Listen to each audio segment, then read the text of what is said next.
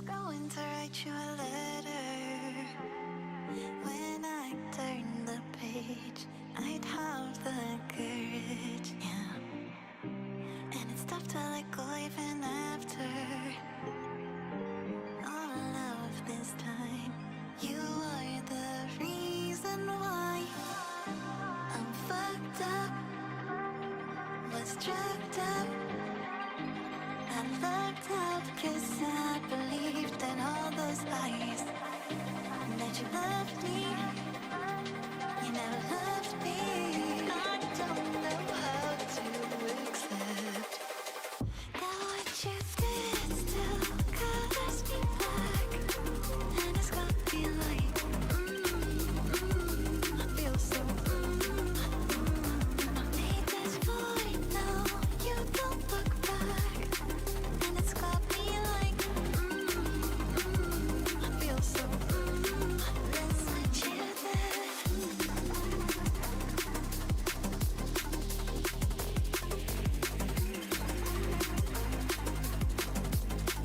Let's let you there.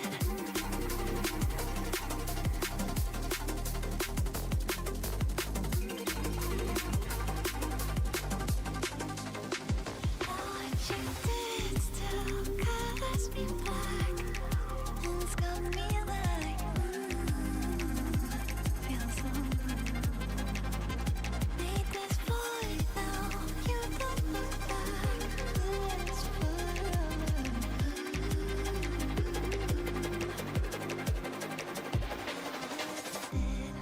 and I still see you smiling when you said to me, don't be a crybaby. And I've been told that you moved now, even though I still feel the echoes. I'm fucked up, and I can't love myself now. I live like I own these lies, and I'm not enough, though you're not enough. Just want to shout it out. That what you did still colors me black, and it's got me like, I feel so, I made this void now, you don't look back, and it's got me like, I feel so, let's want you there.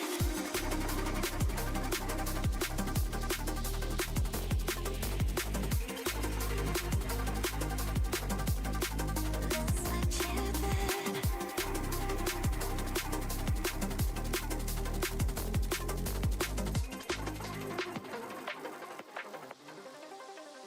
Now what you did.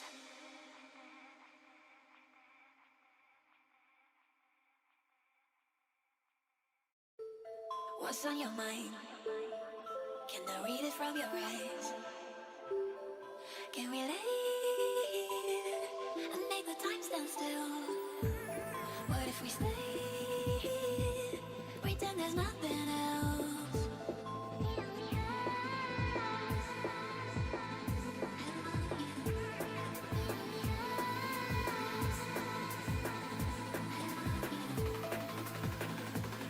What if we stay?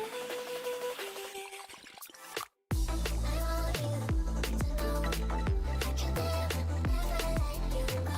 I want you. I want you. I want you.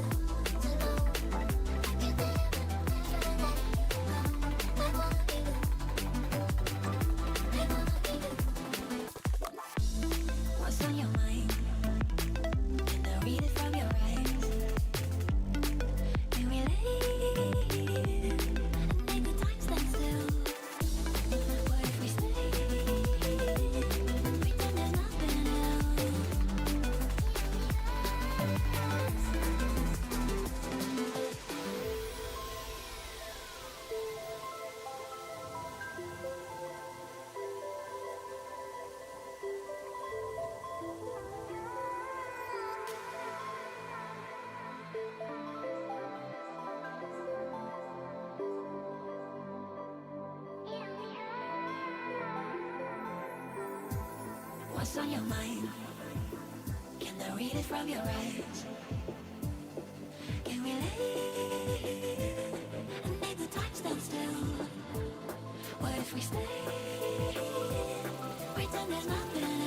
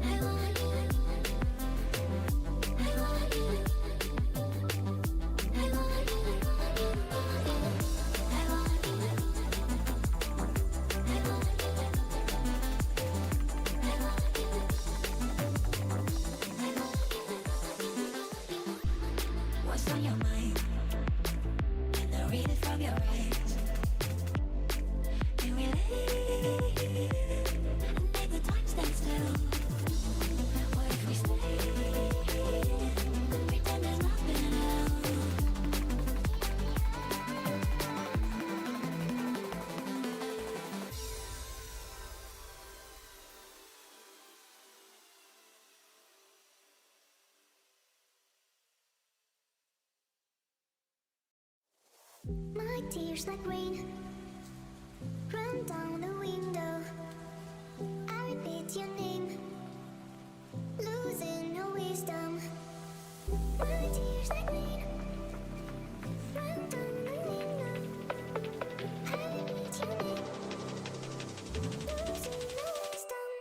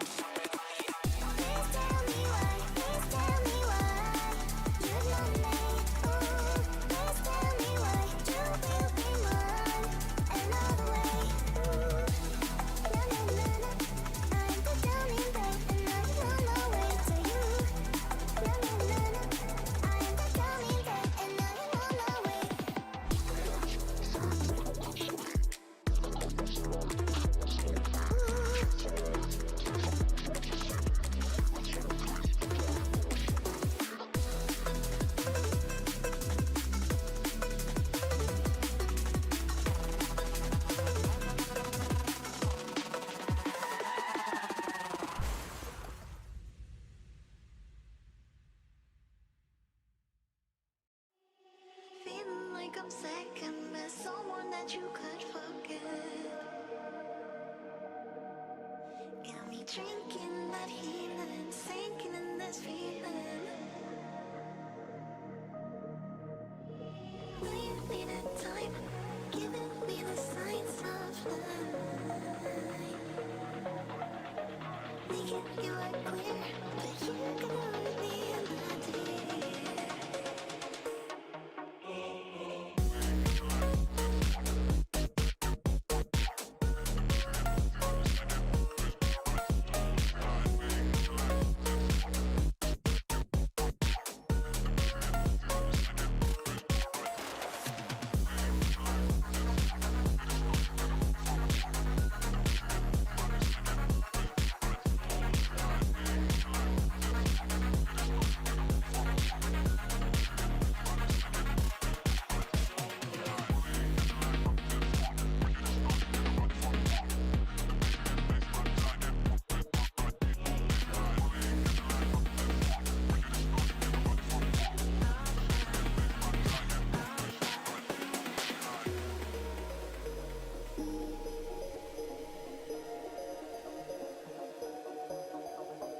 Will you need a time, giving me the signs of life.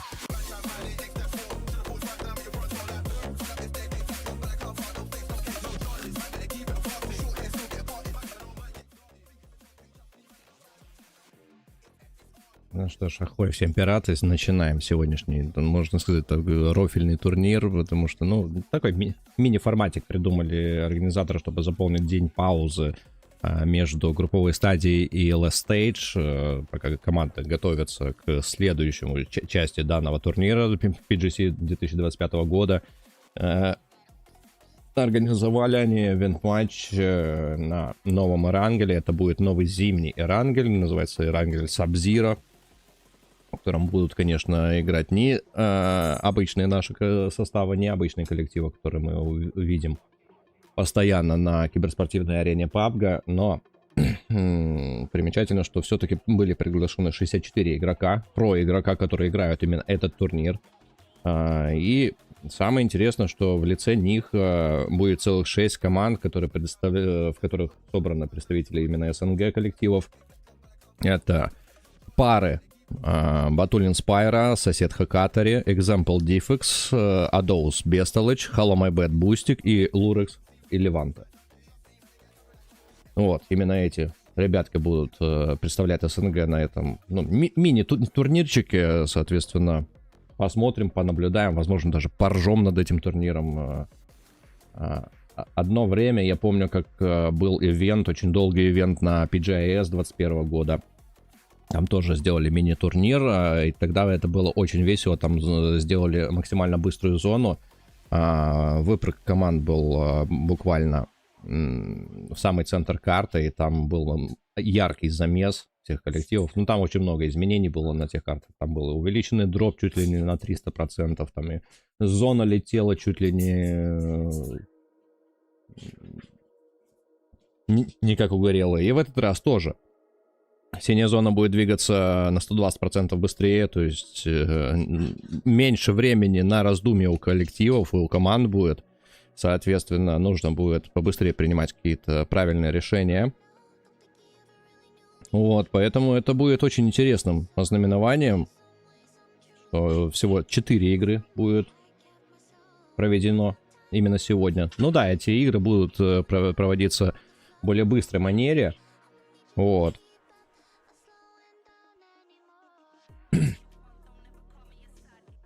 И это обещает быть максимально интересным. По призовому за каждую победу коллектив получает по 14 тысяч зеленых. Плюс за наибольшее количество убийств по истечении всех этих 4 матчей коллектив получает еще 7 сверху. И, так сказать, приз зрительской симпатии, то есть, как организаторы это назвали, это за лучшую командную работу и взаимодействие будет выбираться именно самими ведущими. И еще один коллектив получает еще 7 плюсом, поэтому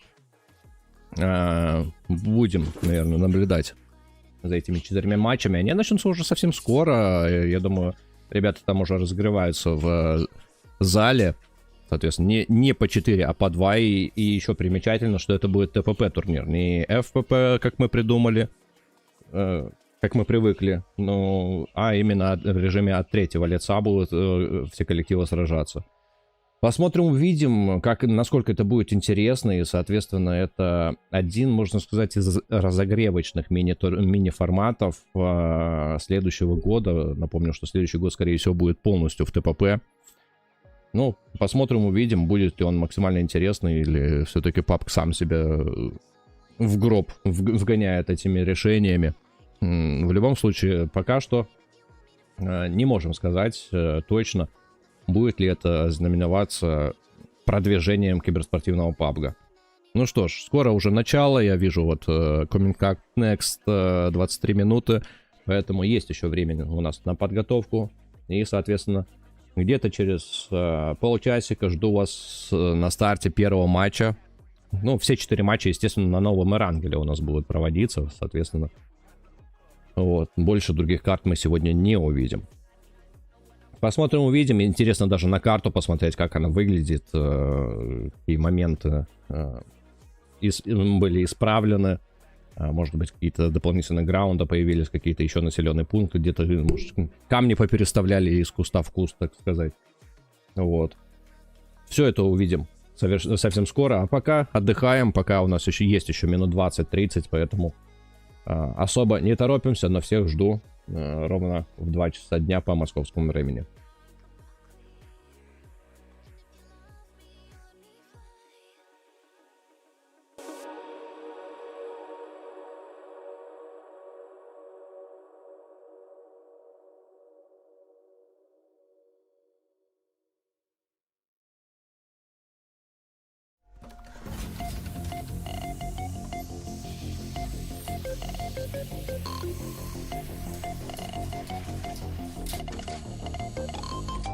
In a world of constant evolution, where the line between man and machine begins to blur,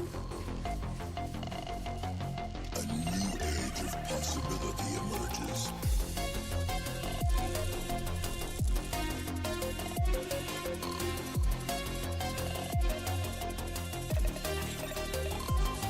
Where humanity is augmented to achieve what was once thought impossible.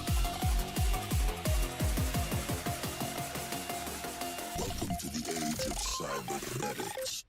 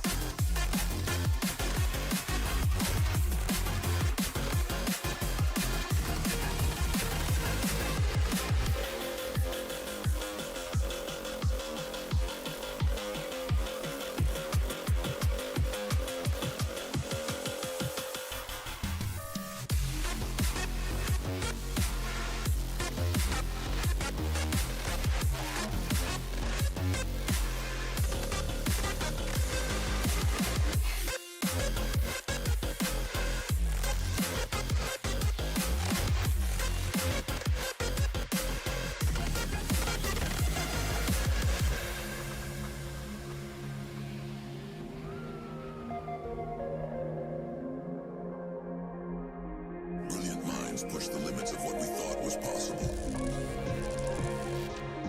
Pushing the boundaries of human potential. Where technology can enhance us beyond our wildest dreams.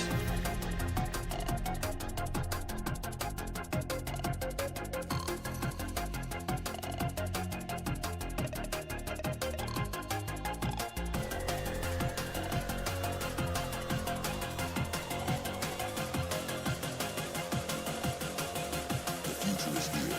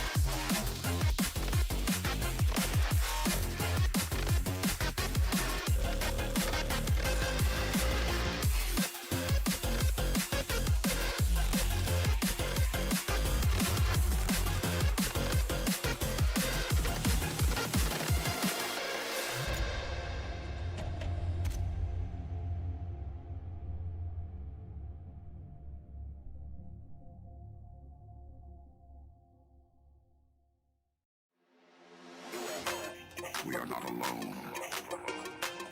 They are among us. As the skies light up, they believe we are blissfully unaware. But this activity by non-human extraterrestrial technology is capturing the attention of humans.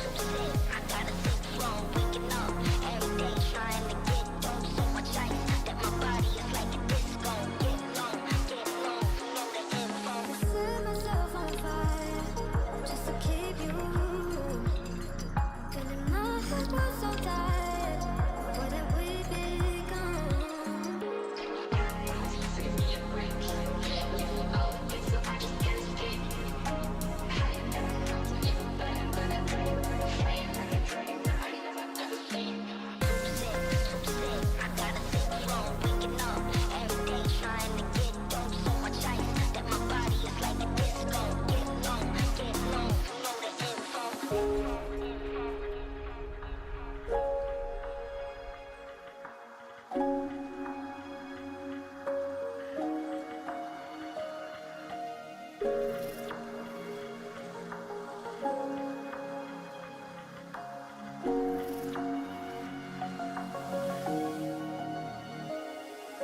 set myself on fire just to keep you warm.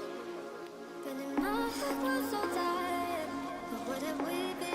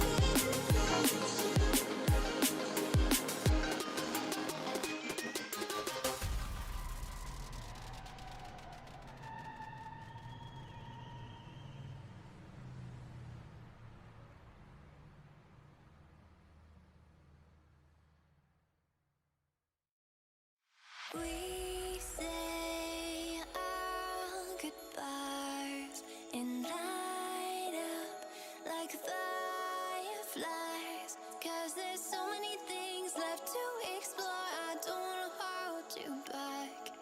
Your heart is safe with mine, and I can't find the words to keep you, but I don't think I want to. 'Cause we're living it up for love, living it up for love. Just keep living it up for love, living it up for love. Whatever is good for you,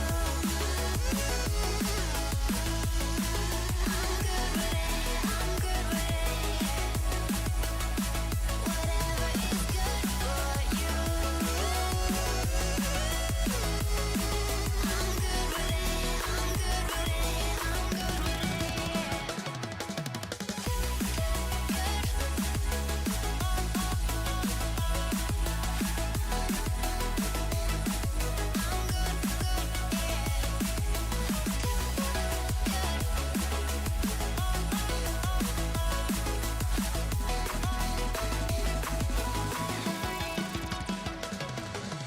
Tuesday, I'm all alone, but then you called my phone. You said, baby, I'm sorry, I'm on the road. I don't wanna hold you back, but I know that you're coming home. I know that you're coming home. I can't find the words to keep you, but I know I don't have to. 'Cause we're living it up for love, living it up for love. Just keep living it up for love, living it up for love. Whatever is good for you, I'm good with it, I'm good with it. Whatever is good for you, I'm good with it, I'm good with it, I'm good with it. Just take my heart and get carried away, get carried away.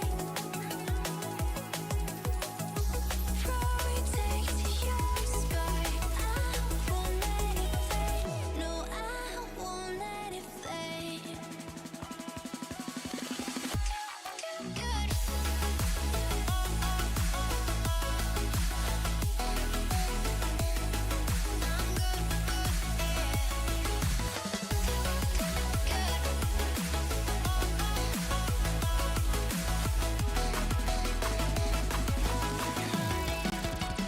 Whatever is good for you, I'm good with it, I'm good with it, yeah. Whatever is good for you, I'm good with it, I'm good with it, I'm good with it, I'm good with it.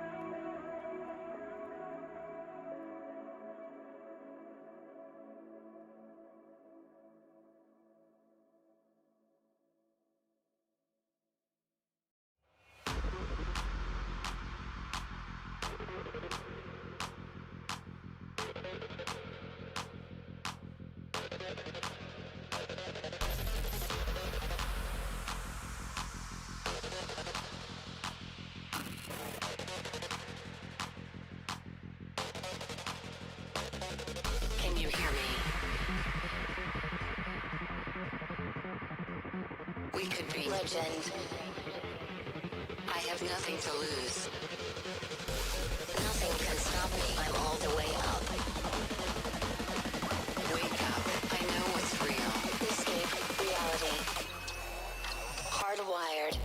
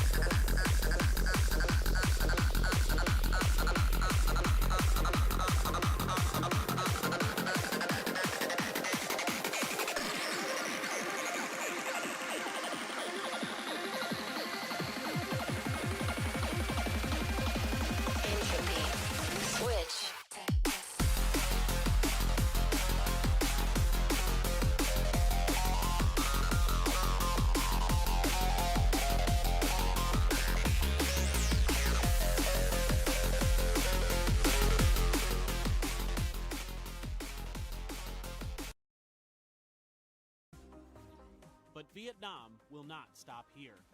After tens of thousands of landings and strat calling, turns into hundreds of thousands, even in Ну что, ребятки, millions. вы готовы, надеюсь? Да, вас сегодня будет относительно немного по сравнению с тем, как происходят стримы именно PGC. На PGC у вас огромное количество. Понятное дело, что вам, наверное, не особо интересно будет смотреть на этот мини-турнирчик, который сделали организаторы PGC.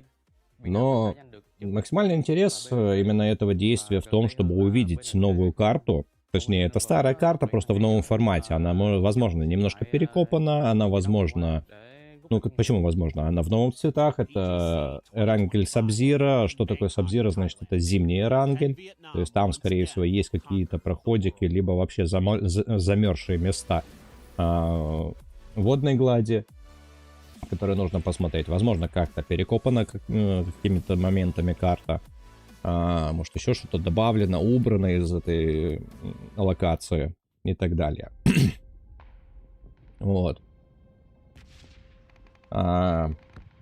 Также будет 16 коллективов участвовать, 16 команд, но теперь уже не вчетвером, а именно вдвоем. По 2 игрока в каждом коллективе будет представлено, и коллективы очень многие будут представлены игроками из разных команд. То есть взять, например, наши СНГ коллективы. Где мой телефон? Вот он, мой телефон. Сейчас посмотрим, где.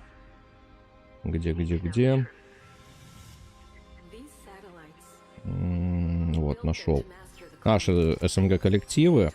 Батулин и Спайра. В прошлом это 2 игрока Twisted Minds. Еще более в прошлом это 2 игрока NLT.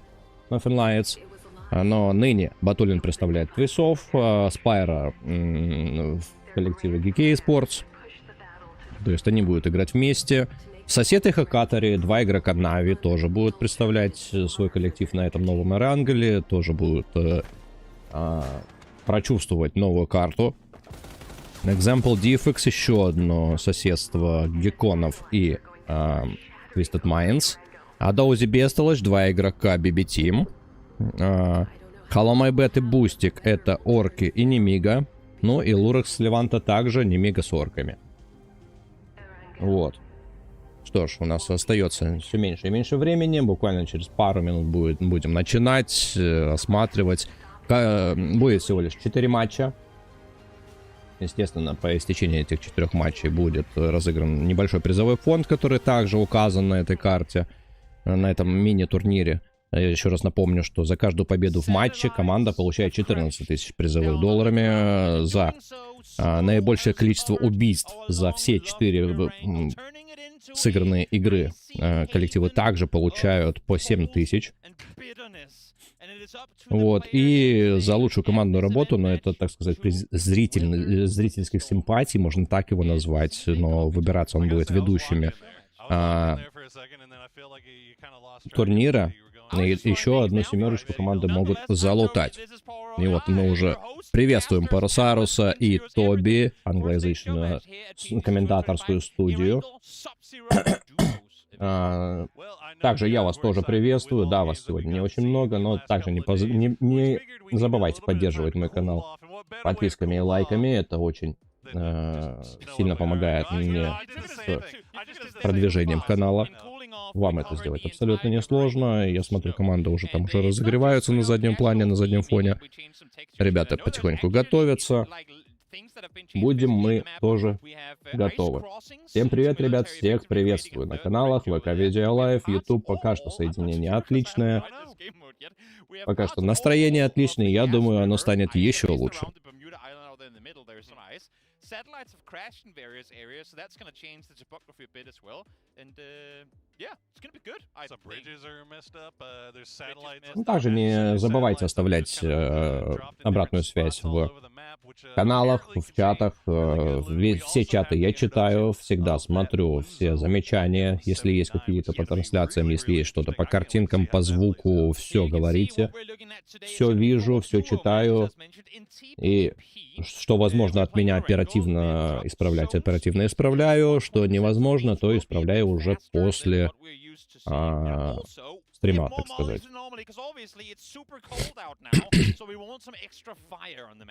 More importantly, for everybody watching at home, you do get that silver G coin box redemption, so make sure you keep eyes out for that. Зона у нас Toby, I'm будет идти со скоростью 120%, то есть карты будут идти намного быстрее. Молотовы спавнятся чаще в 2 раза, соответственно. Раскидочные будет у коллективов огромное количество. Я думаю, это будет максимально интересно. Там будет все буквально гореть из этих молотовых. Ну, я считаю, что это должно быть интересным ознаменованием всех 4 матчей, которые пройдут сегодня. Ну и вот, за каждый матч коллектив у нас получит по $14 тысяч, в случае победы, естественно. Most kills — это самый последний пункт, это 7 тысяч на одну команду, которая настреляет больше всех фрагов за все 4 коллектива. И Friendship Wins — это как раз командная работа, которую выбирают именно организаторы. Это, так сказать, приз зрительских симпатий, который достанется тоже одной из команд.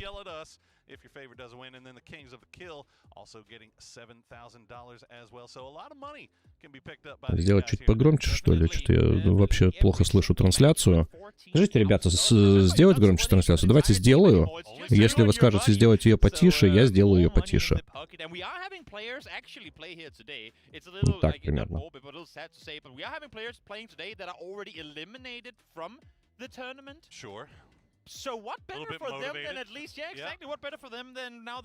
Что ж, скоро начинаем.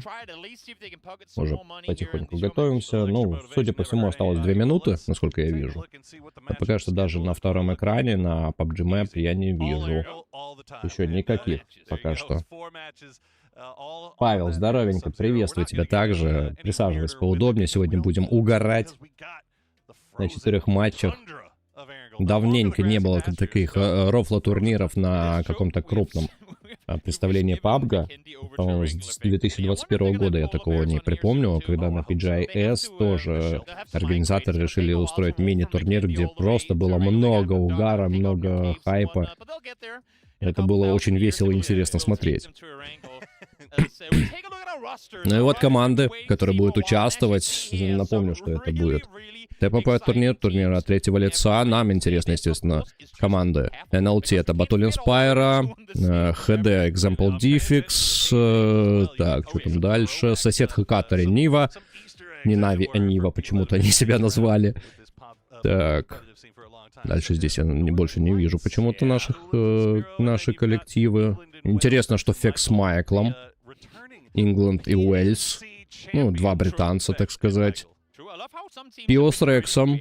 Интересная пара, кстати.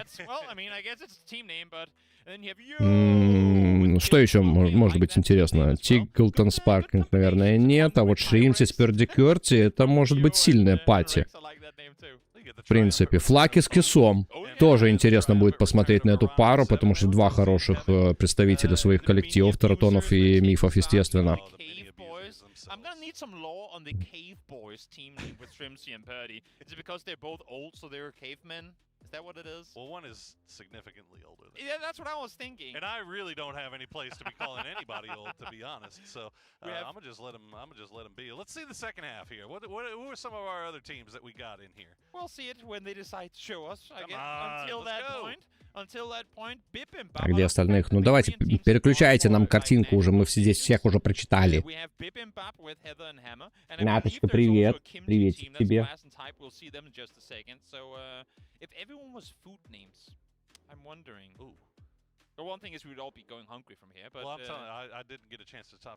Вот вторая часть таблички. Что нам интересно? Это до BB Team. Они так себе и назвали BB Team. Из наших еще до из орков и немиги «Дайте денег» называется. Лурекс и Леванте — это просто рофл, называется «Дайте денег». И Hello My Bet с бустиком то же самое, No Money. Все, угорать начинаем прямо сейчас. Дайте денег и No Money. О, господи. Ну, какие еще команды? Танву с Хаймасом, кстати, тоже будет интересно посмотреть на двух именно классных вьетнамских представителей. Кракен и Синтастика, представители Фурии и Rocket Sports. Это тоже два достаточно хороших фрагера своих коллективов. Курекси с Густавом, я думаю, нет. Что еще интересно? Шен со Спейсманом, кстати, тоже нужно будет посмотреть, как они отыграют. И Спейсман отличный сольник, можно сказать. Шен может развал кабины устроить многим коллективам.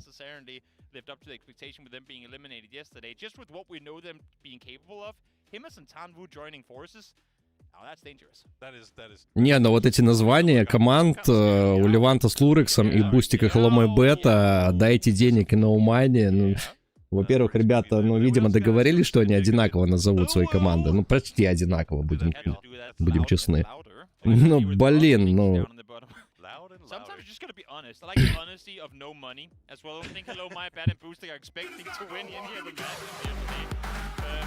Так, это мой. А это что у меня тут? А это что у меня тут? Эй, я аж немножко перепугался. Я думаю, откуда у меня внешние звуки появились, а я же забыл. Аноним. Кто это такой? Кто это такой? Ну, спасибо за 500 рубчиков, но кто это такой? Ну, а ну-ка представься в чате. Спасибо большое за поддержку. Очень приятно видеть, что мои старания не окупаются даром, так сказать. Что вам действительно нравится. И вы готовы даже таким образом поддерживать канал. Спасибо огромное.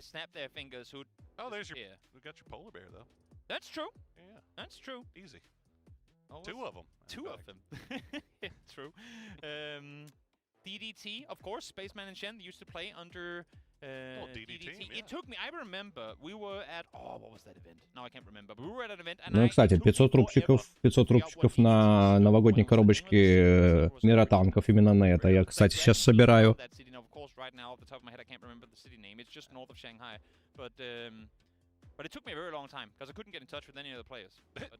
Потому что сам чисто физически не могу их купить уже. У меня как у коллектива Hello My Bet и Бустик, no money, как говорится.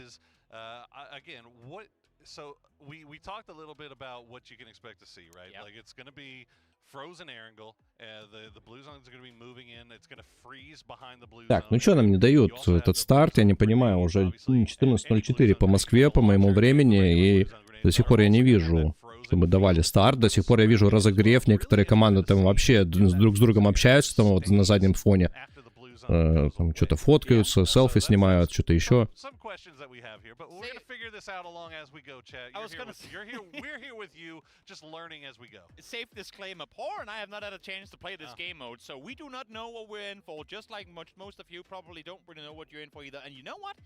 For it being a show match and as fun as it's gonna be, I kind of like that we're going in completely blind. Я уже давно готов, у меня кофе, можно сказать, уже скоро закончится, они еще не начали даже. As much as it's the OG map and everyone loves it, everyone's kind of been wishing it's time for something to happen in Erangel. Come on, it's to figure it out at this point. We need something happening. So maybe if this Павел, ты здесь еще, надеюсь? Скажи, что там, дай обратную связь, что там у тебя под доставочкой-то?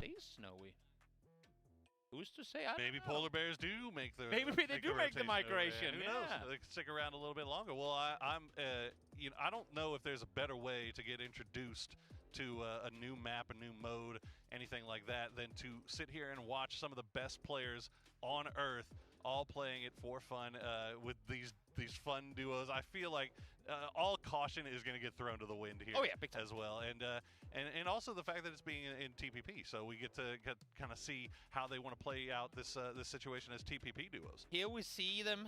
Так, сцену решили не разделять, соответственно, на одной позиции, где играет обычно один коллектив, теперь будут сидеть именно две команды. Ну, естественно, не подглядывать, наверное, друг за другом будут. Ну, хотя бы перегородочку бы какую-то поставили, ну, организаторы, ну, что такое? Понятное дело, что это все по рофлу, ну... Поставьте хоть перегородочку туда, чтобы ребятки не подглядывали, чтобы хотя бы создать хотя бы эффект киберспорта, эффект турнира и сражений, так сказать.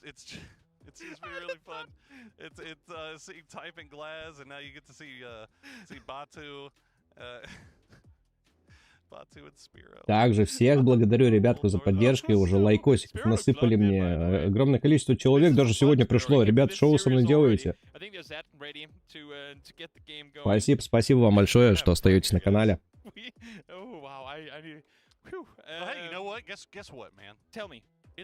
Мы все еще в ожидании. Не дают нам все еще старт первого матча. Что ж, дайте я отойду. Мне нужно это сделать очень срочно. Буквально. Поэтому пару минуточек дайте мне, пожалуйста.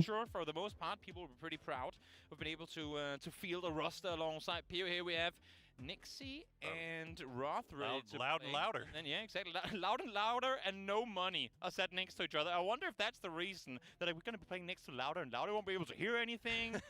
Therefore, it's going to be difficult to really get anything done. But no, what I was referring to before with, as we can see here, obviously the four players sat next to each other like this. We saw it last year, I believe, with Tick and it was Tick and James fighting each other, and they were sat right next to each other too, like sat there leaning over, looking at each other's monitors and whatnot. Hopefully we get a fight in the end of the game between two teams that are sat literally right next to one another. Oh yeah, I was talking to Tick and Sparking, and they're sitting right next to PO and Rex, and they were like, "Oh, we are 100% screen peeking. Of course, that's gonna happen. Course. We're gonna make sure that happens." It's like, so we check it with who we got here? Begapa. And I don't know everybody's faces perfectly, Toby. You gotta learn everybody's faces. I guess so. Well, who was that then? Why don't you tell me? It was Star-Lord and Songyang. Okay, fine. That was Team Old Boy. Yeah, Team Old Boys. We have a few Old Boys rosters here today. Hey, it's Bean. Bean. Bean ready to play alongside his freaks teammate as we get ready to get this one going. Are we actually getting into game now? No, you know what? Oh, that was a casual crisscross into another graphic. Tell you what, Bean and Salute might be a scary team as well. Might be a scary team. That's my only concern for these guys is they're all, I mean, very capable players. They're playing a PGC to begin with, right?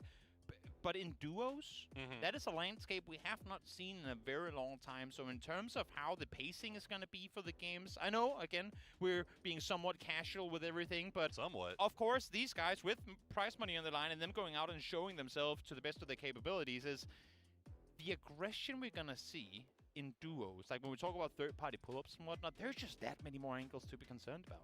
Well, I mean, obviously we talk about these guys that are notorious fraggers and competitive. Well, will they be the same when they're in duos now, or is it? Are you gonna? How will you operate this? Do you operate it as a full aggression, just balls to the wall, or do you just kind of stay back and try to survive till the late game? We'll see. We'll see. But we are going to take a quick break, and when we get back, hopefully we'll get you into the game. So don't go anywhere. We'll be right back. Hello, PUBG and PUBG Mobile fans. Thanks to your passionate, unwavering support, we've been able to grow tremendously on the battlegrounds of PUBG and PUBG Mobile. To give back to our fans, even in a small Так, way, Павел, не было СМС, наверное, нужно смотреть по трекеру. Наверное. Ну, это я могу посмотреть уже после того, как мы завершим сегодняшние наши действия. Вот, гляну, что там с этой отправочкой.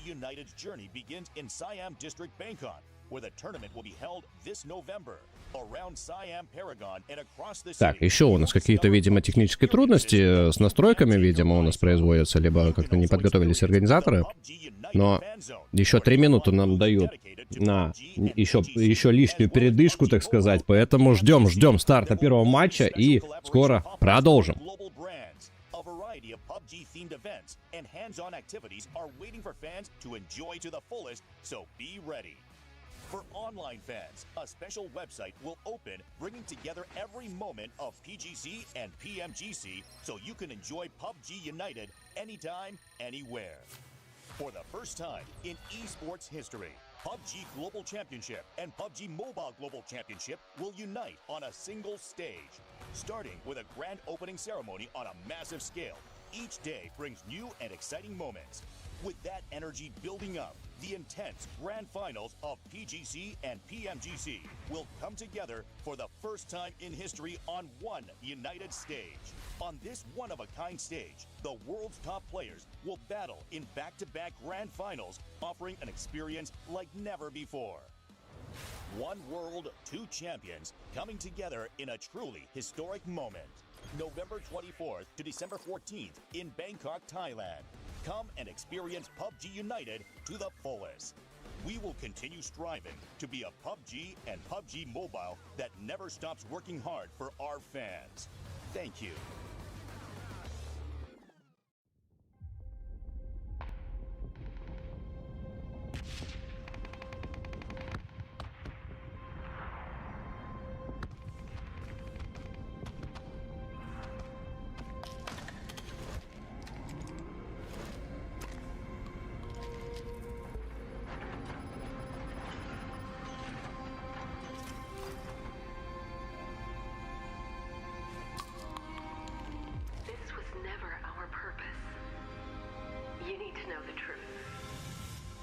These satellites, we built them to master the climate. They told us this was to stabilize the environment. I thought we were helping people, but it was a lie. It was a device for their entertainment. Their grand plan was to push the battle to the breaking point, to make the battlegrounds a brutal, unadulterated slaughter for their entertainment.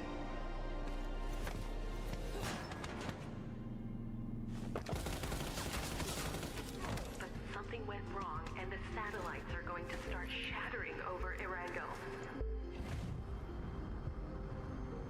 I don't know how long we'll have, but the weather will turn feral, beyond control.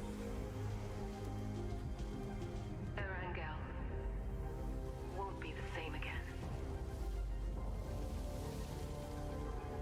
Someone has to stop it before it's too late. Так, пропустил я сообщение. Ронран еще со мной поздоровался. Здоровенько. И тебе тоже присаживайся поудобнее. Не было смс, я уже отвечал. Со всеми вроде пообщался, всем ответил в чате. Поэтому, ребят, не стесняйтесь, пишите. Со всеми готов пообщаться. Если есть какие-то замечания по стриму, тоже можете писать. Я все комментарии абсолютно читаю. Ну, естественно, комментарии, которые неприемлемого содержания, они удаляются. И те зрители, которые нарушают правила пользования чатом, естественно, в скором будущем могут быть забанены. А выход из банов на моем канале только платный.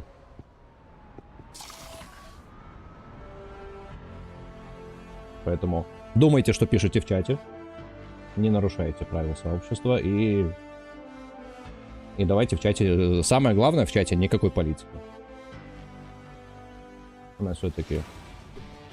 Болеем мы в киберспортивном PUBG не за определенную страну, не за определенную команду. Мы болеем в первую очередь за СНГ.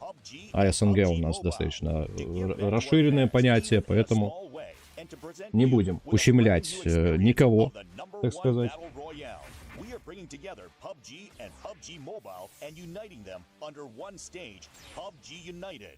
У нас, как говорится, спортивный интерес. PUBG United's journey begins in Siam District, Bangkok, where the tournament will be held this November. Around Siam Paragon and across the city, you'll discover PUBG experiences that you can't take your eyes off.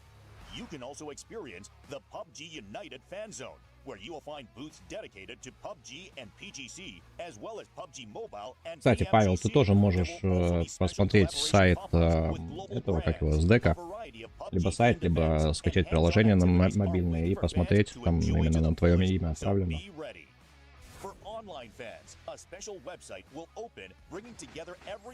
Потому что я прямо сейчас это не могу сделать, но после стрима смогу глянуть. Coming soon, match 1. Какие-то, видимо, все-таки технические трудности у организаторов. И ждем старта. Задержка у нас уже есть. Должны были начать еще 15 минут назад. With that energy building up, the intense grand finals of PGC and PMGC will come together for the first time in history on one united stage. On this one-of-a-kind stage, the world's top players will battle in back-to-back grand finals, offering an experience like never before. One world, two champions coming together in a truly historic moment. November 24th to December 14th in Bangkok, Thailand. Come and experience PUBG United to the fullest. We will continue striving to be a PUBG and PUBG Mobile that never stops working hard for our fans. Thank you.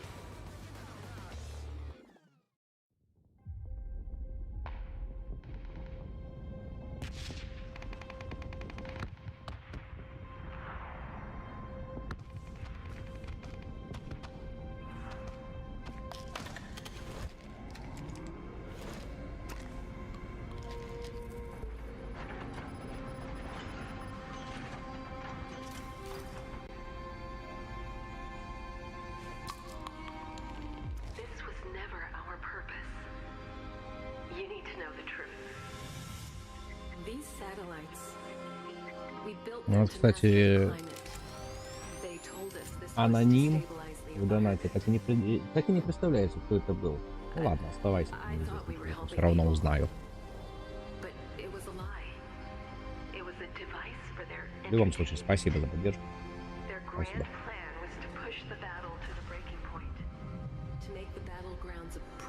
Нечастое такое действие на моем канале, поэтому...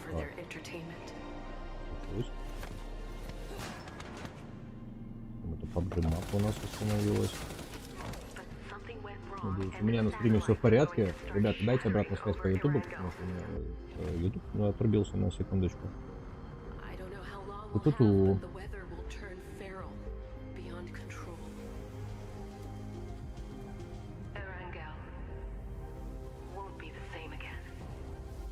Главное, чтобы YouTube не дропнулся совсем, но это будет вообще арки печально.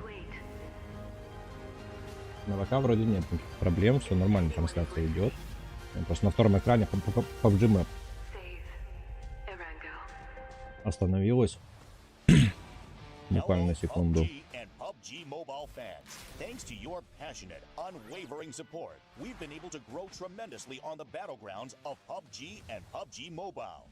To give back to our fans, even in a small way, and to present... Продолжается пауза, поэтому давайте сменим немножечко.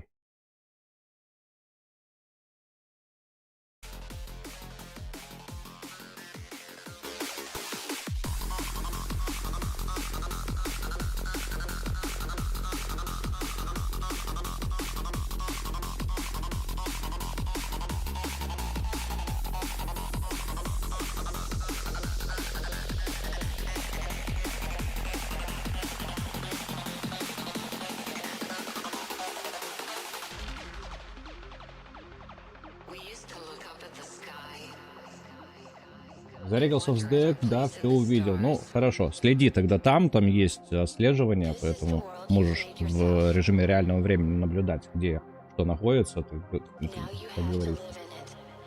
Вот. Ну и надеюсь, уже в совсем скором будущем получишь уже тот девайс, который тебе достался.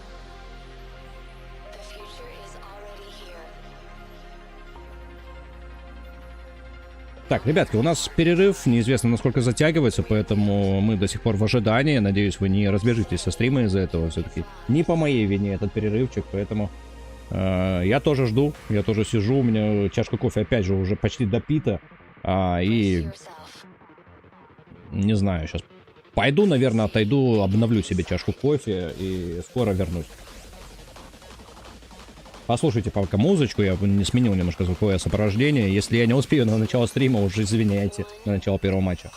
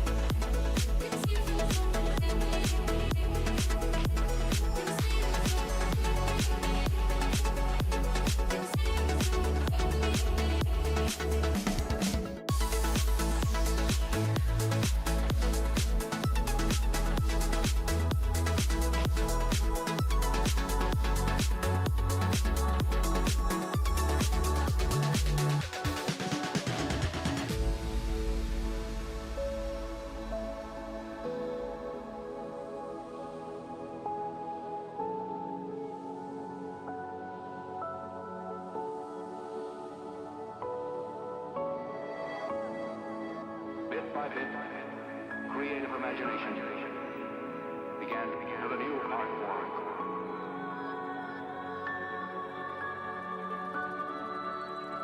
Makes me feel I belong to something.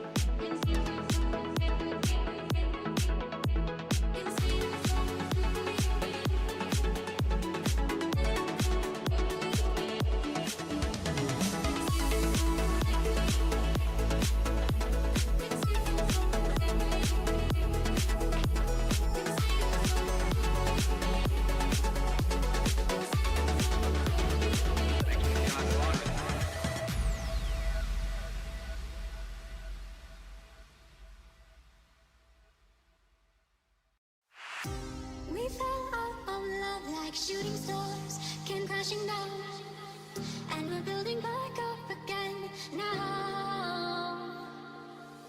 I see your heart, see your mind, see all you hide. I won't let you go, can't let this die. When you lose yourself, I'll be right beside you. I see your heart, see your mind, see all you hide. I won't let you go, can't let this die. When you lose yourself, I'll be right beside you.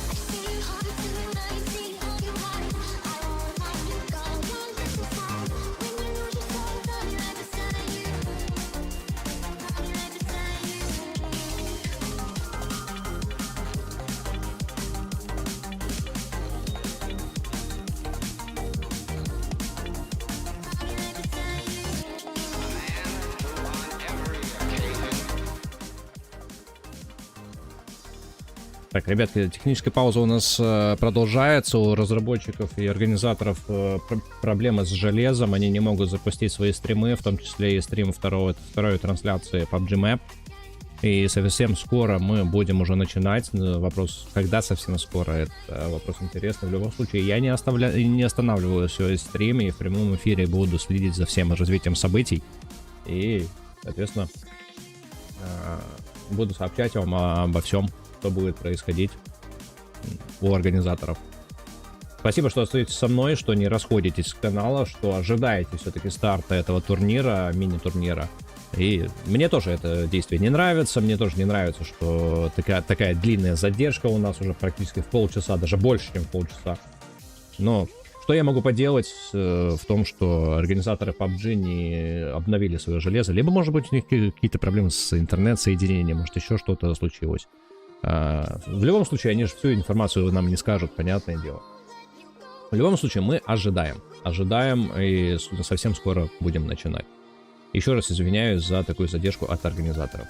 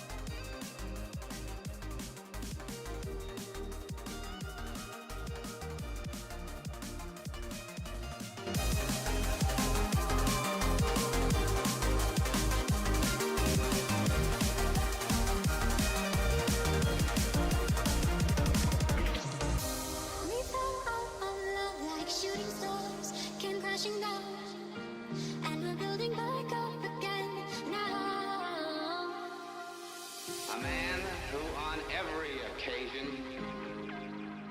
has given the best that he has. I'll be right beside you.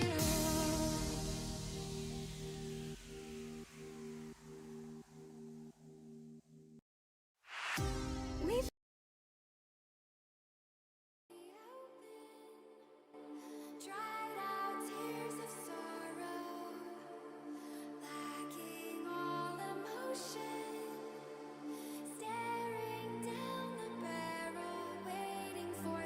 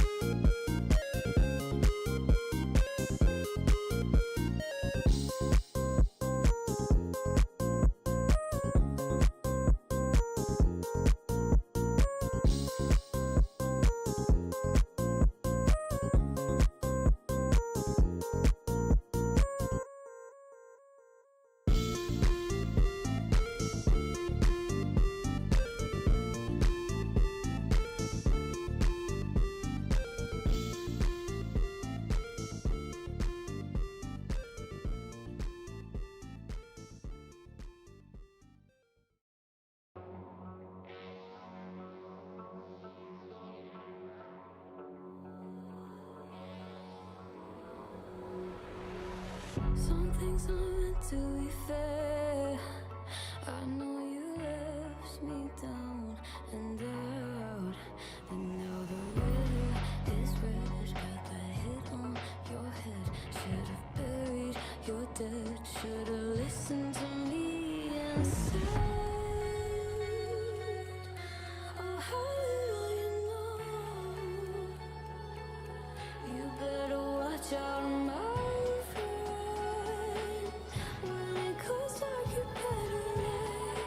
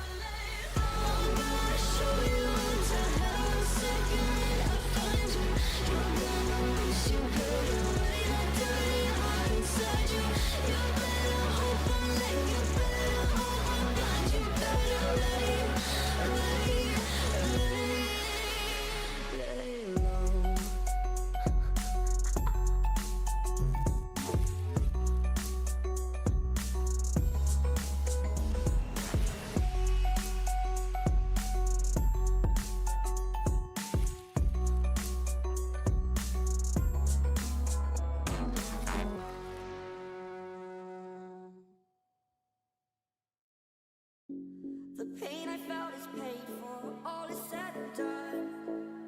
Oh, I am restricted, fixed upon the web. I need to kick the habit that my mind is breathing in. Wake out, I've got to see.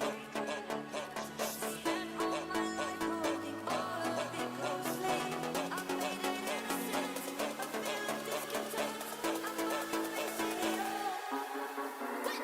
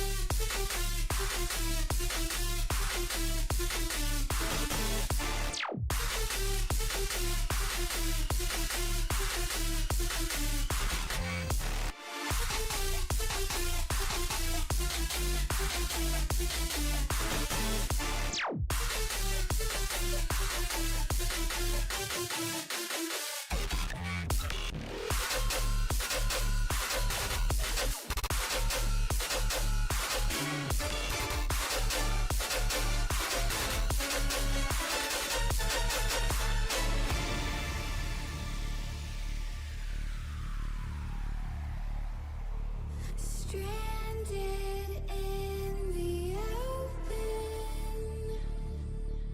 dried out tears of sorrow,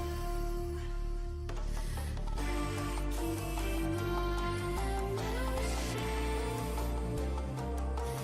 to a new tomorrow.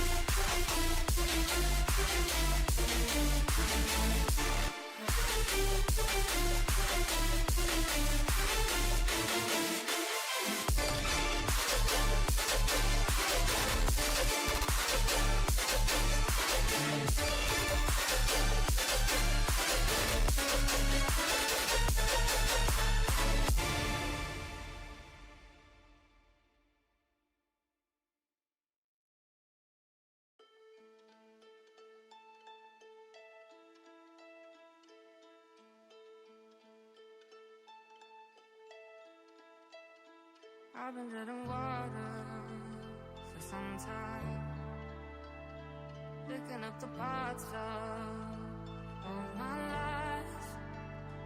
Didn't get to solve it this time.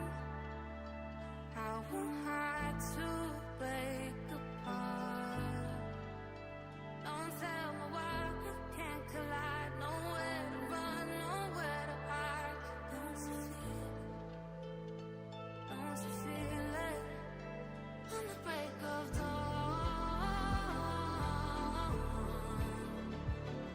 I'll follow you to carry on. On the break of dawn, I'll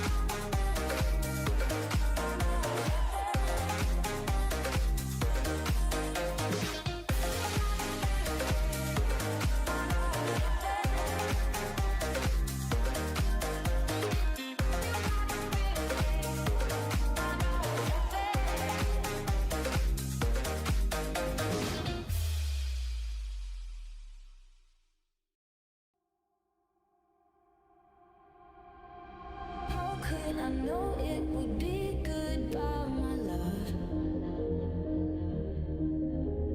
When did the close of forever come, my love?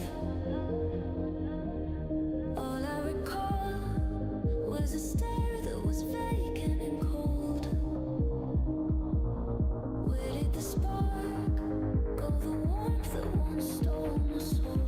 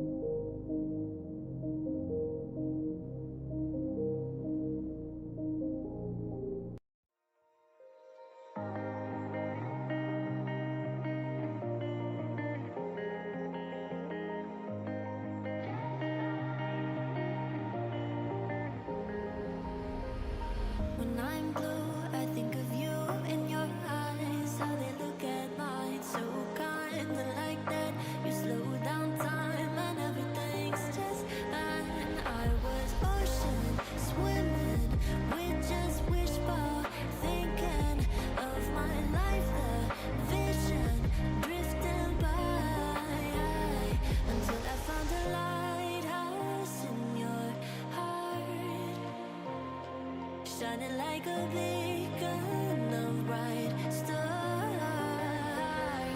I was in a life for wandering far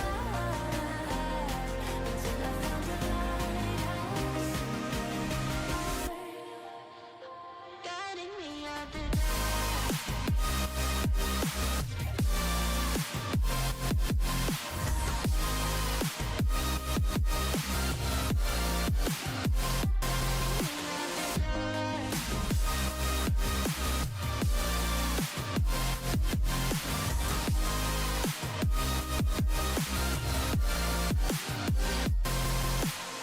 when I'm scared, I send a flare and you're here in a flash. When I ask, oh dear love, where did we come from? You say the light is on. I had the will and mission, but the wrong position. I was open, praying for a sign until I found a lighthouse in your heart, shining like a beacon of bright stars. I was in a life for wandering far until I found a lighthouse guiding me out the dark.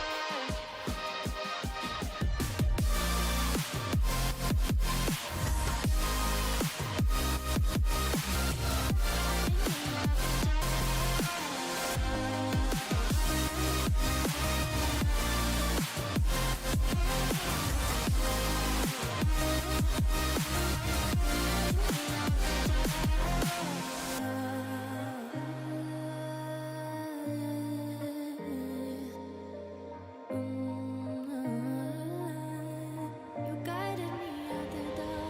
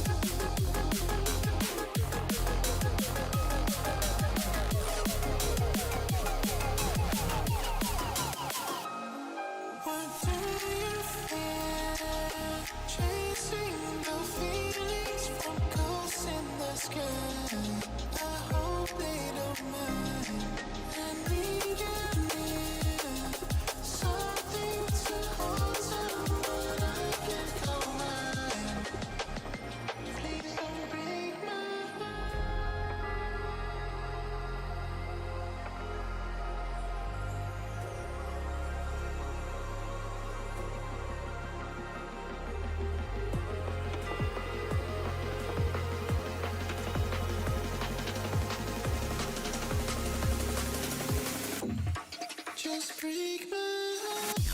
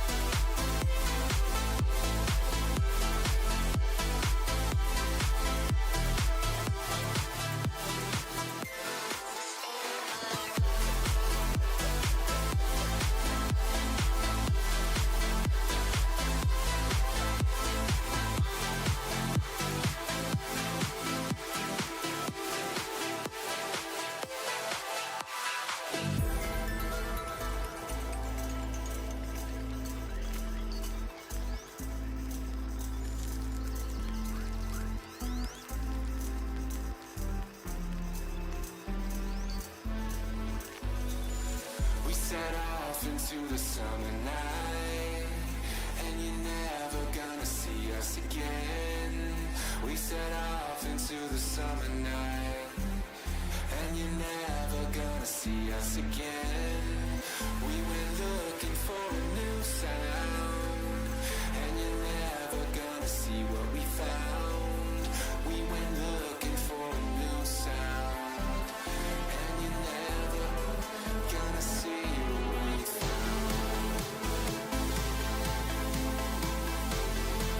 And you're never gonna see what we found. And you're never gonna see what we found.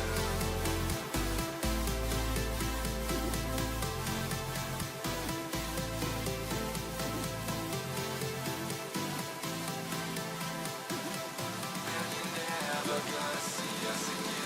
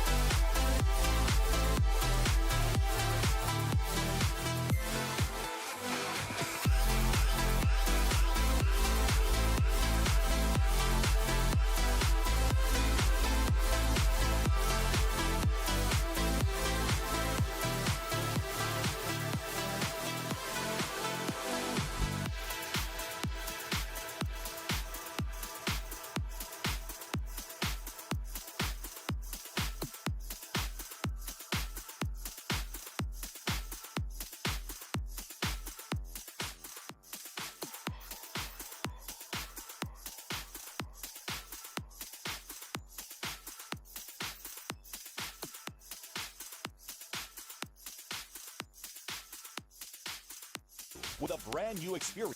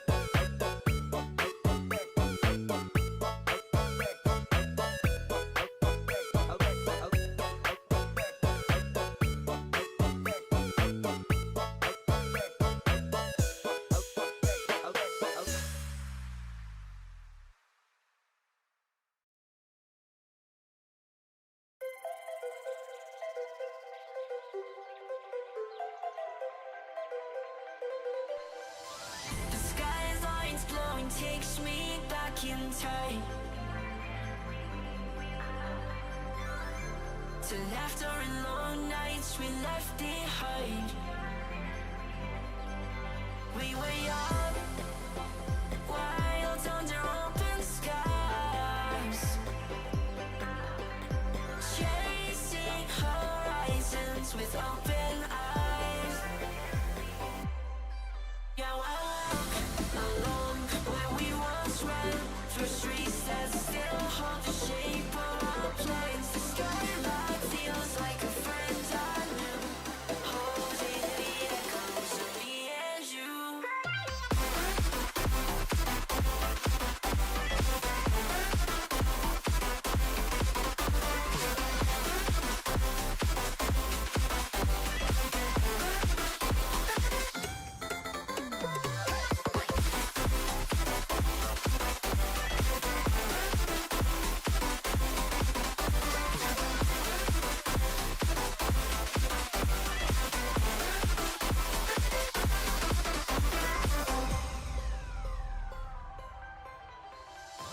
The skyline's glowing takes me back in time, to laughter and long nights we left behind. We were young, wild under open skies, chasing horizons with open eyes. Are you ready?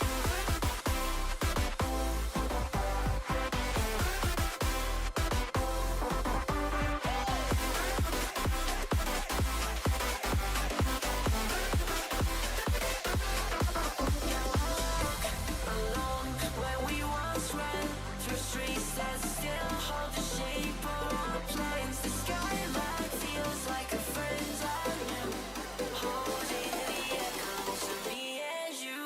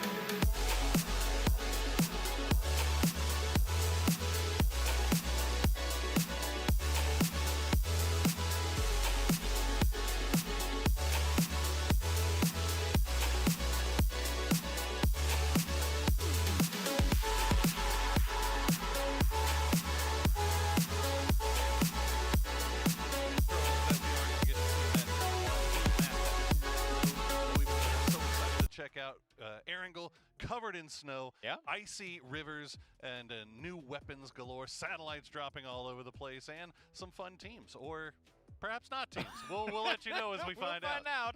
Because, yeah, we'll find out. And as you alluded to, new weapons, yes, we do have... Так, ребятки, еще раз всем доброго времени суток. Что-то нам решили все-таки дать комментаторскую студию, но я смотрю коллективы, там на заднем фоне все скучают, заскучал и я здесь, но я просто не знаю, чем себя занять в это время. Я уже допиваю, по-моему, 6-ю чашку кофе, жду все старта матчей. Я смотрю, все игроки тоже в своих телефонах, не могут решить проблемы. Я уже знаю проблему. Со слов Андрея Бестолочи, игрока команды BB Team, у них проблема с потерей пакетов. Они не могут наладить нормальную работу патча, на котором будут играть. Это совершенно новый патч, это тестовый патч, соответственно. Организаторы его не продумали, не просмотрели. И сейчас в кратчайшие сроки они пытаются решить все свои трудности. Вот, и как они быстро решат эти проблемы, ну, это неизвестно, но видно, что вот Xwood скучает, Кис вообще сейчас уснет, по-моему, вместе со Скапи.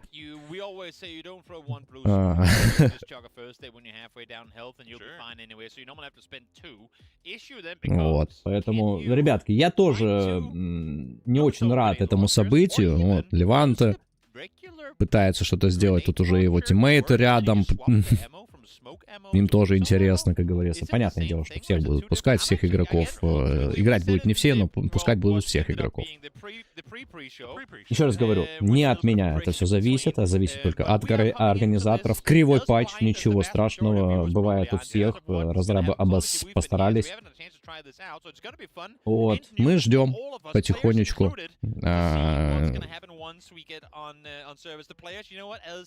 Frustrating as delays can be and have been here, it's actually been kind of fun seeing all these players. I mean, the language barriers, whatever there might be, seeing all these players walk around to each other's booths. They were stood all behind Pio moments ago, sat on Twire looking at old VODs. Like we were talking. Ну, ребята там вот шутят уже, там Хакатори соседом, там Спайр рядом с Дифексом и Экземплом, все наши ребятки там рядом.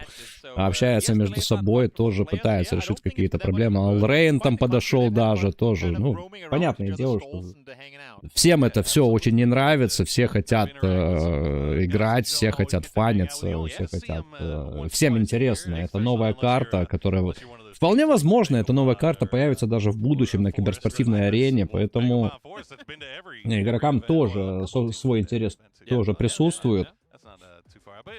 Вот.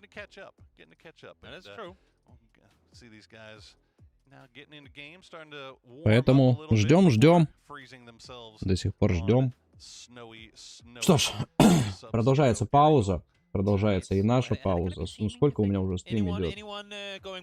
У меня трансляция уже идет 2,5 часа, и до сих пор 0 эмоций, вообще ничего, поэтому...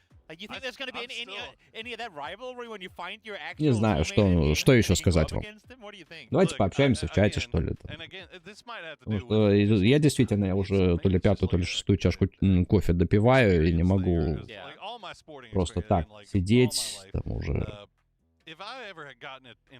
Отходил много раз от компьютера. О, я смотрю, Кикстарт вместе с Пио там тоже развлекаются, видимо, видосики на ютубе тоже смотрят. Или шорты где-то. ВК Видео Лайв, Ютуб, давайте активизируемся в чате, давайте тоже пообщаемся с вами. На любые темы можете писать абсолютно любые сообщения. Хотя бы как-то разбавим это все ожидание.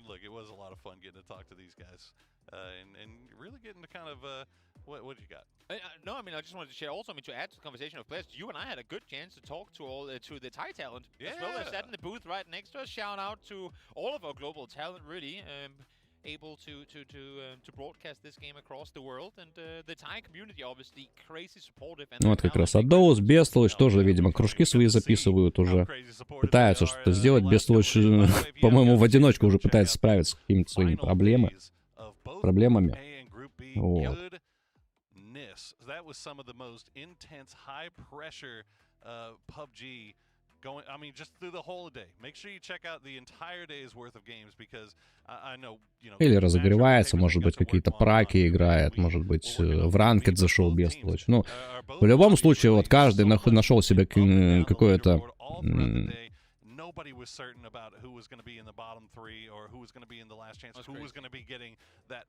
назначение, так сказать. Кто-то с кем-то общается, люди ходят вокруг там.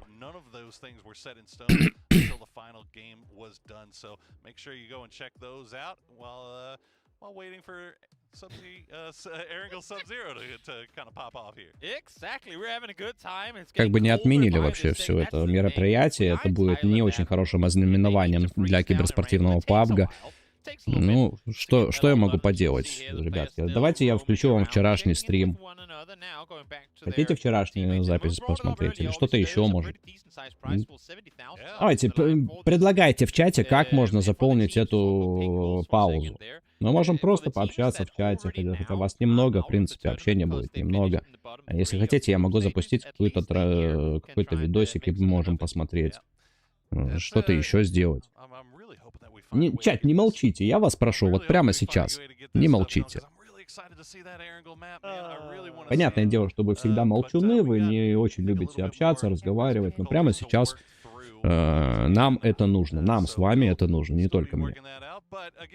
Make sure that you do get a chance to go and watch those final 2 days of the group stages. Make sure you get a chance to go in there and check out Sub-Zero Erangel, because it is going to be everything that we've seen about it so far makes it look like it's going to be a lot of fun. You know what? You came in here to watch PUBG, and if you haven't watched those games already, watch them right now while we're waiting to get this thing on the road, because they were great, and this is going to be fantastic as well. Watch ours first. Ours were cooler, and you had you can watch whichever one you want. Nonetheless, we're going to go to сырный break, суп. and hopefully Это, наверное, we'll be back when вкусно. we have the issue solved.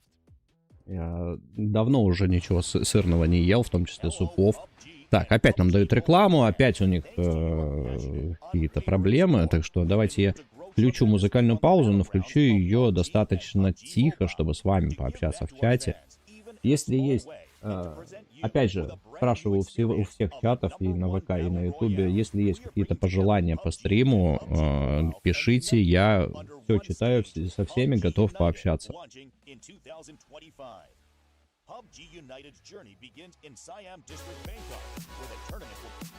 А сырный суп, блин, господи, это, наверное, вкусно. Я сейчас сижу наполовину голодный, потому что я такой человек, который не завтракает обычно. Я с утра встаю, я пью только несколько чашек кофе, и все, я просыпаюсь. Потом в обед что-то там поклюю, я обычно вечером открываю холодильник и жру все, что там найду. Только к вечеру у меня там и завтрак, и обед, и ужин 3 в одном, как говорится. Вот. Но как только я услышал про сырный супчик, что-то мне немножко покушать даже захотелось.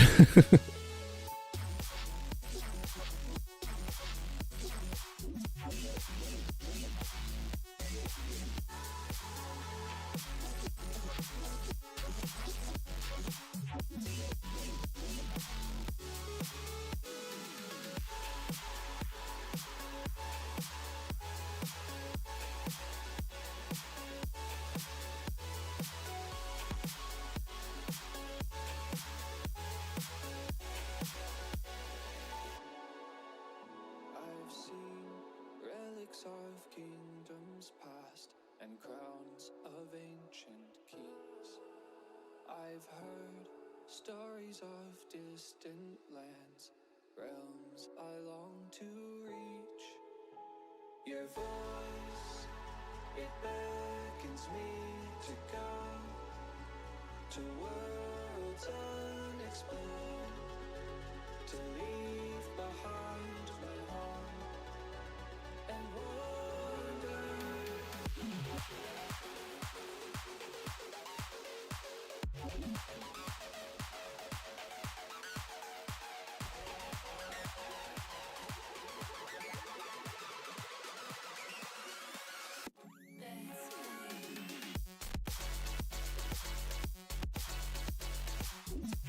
Так, я смотрю, чатик тут не особо активный, все-таки у меня сидит. Еще раз повторяю, тем, кто, возможно, только что присоединился, можете предлагать свои идеи, как можно заполнить эту уже достаточно продолжительную паузу, которая почти 2 часа уже идет.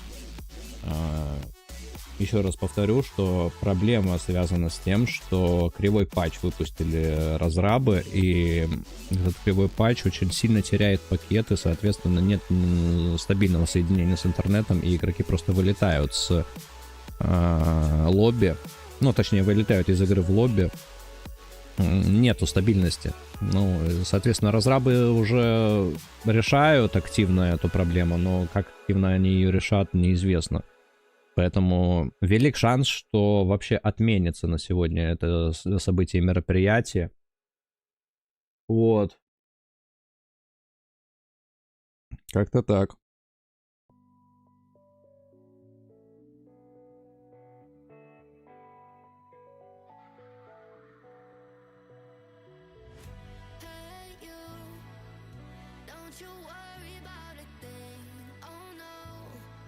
Походу в паб не завезли программистов. Ну, видишь, я всегда говорю в тот момент, что ну, достаточно распространенная фраза, что разрабы обосрались. Ну, давай буду прям, так сказать. Сейчас есть такое выражение «разрабы постарались». И я сам придумал «разрабы обос постарались». Вот. В любом случае, это действительно не так, потому что разработчики действительно стараются выпустить именно качественный контент. Ну да, бывают какие-то что-то недоработки. Везде такое случается, в любой игре, в любых начинаниях все бывают проблемы. В том числе с потерей пакетов или еще с чем-то, поэтому мы от этого мы ни от чего из этого не застрахованы.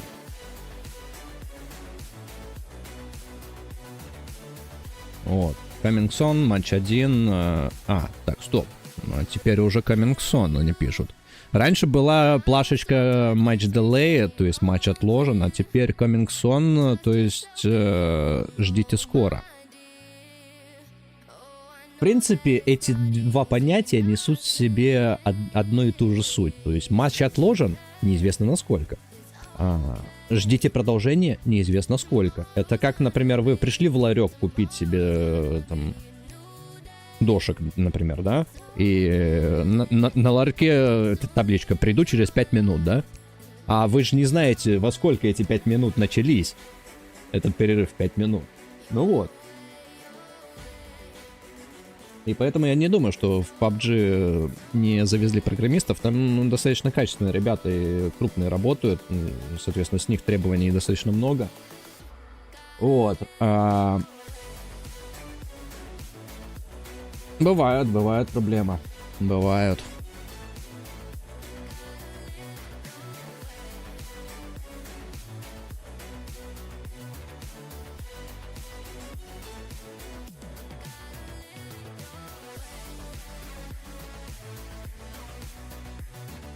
Я тут уже смотрю телеграм-каналы всех участников, но пока что, кроме видеосообщения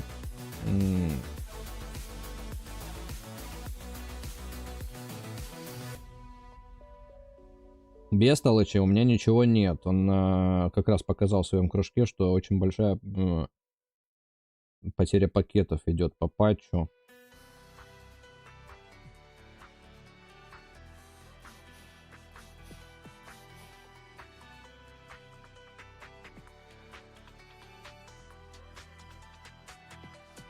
Больше пока никто ничего не пишет, кстати говоря. Вот все молчат. Спайра молчит, Батулин молчит, Хакатори молчит. Я вот подписан на их телеграм-каналы. У Хирозана тоже ничего нет. Не знаю, на официальных пабликах той же Немиги, Нави, Virtus.pro и так далее тоже никакой информации нет.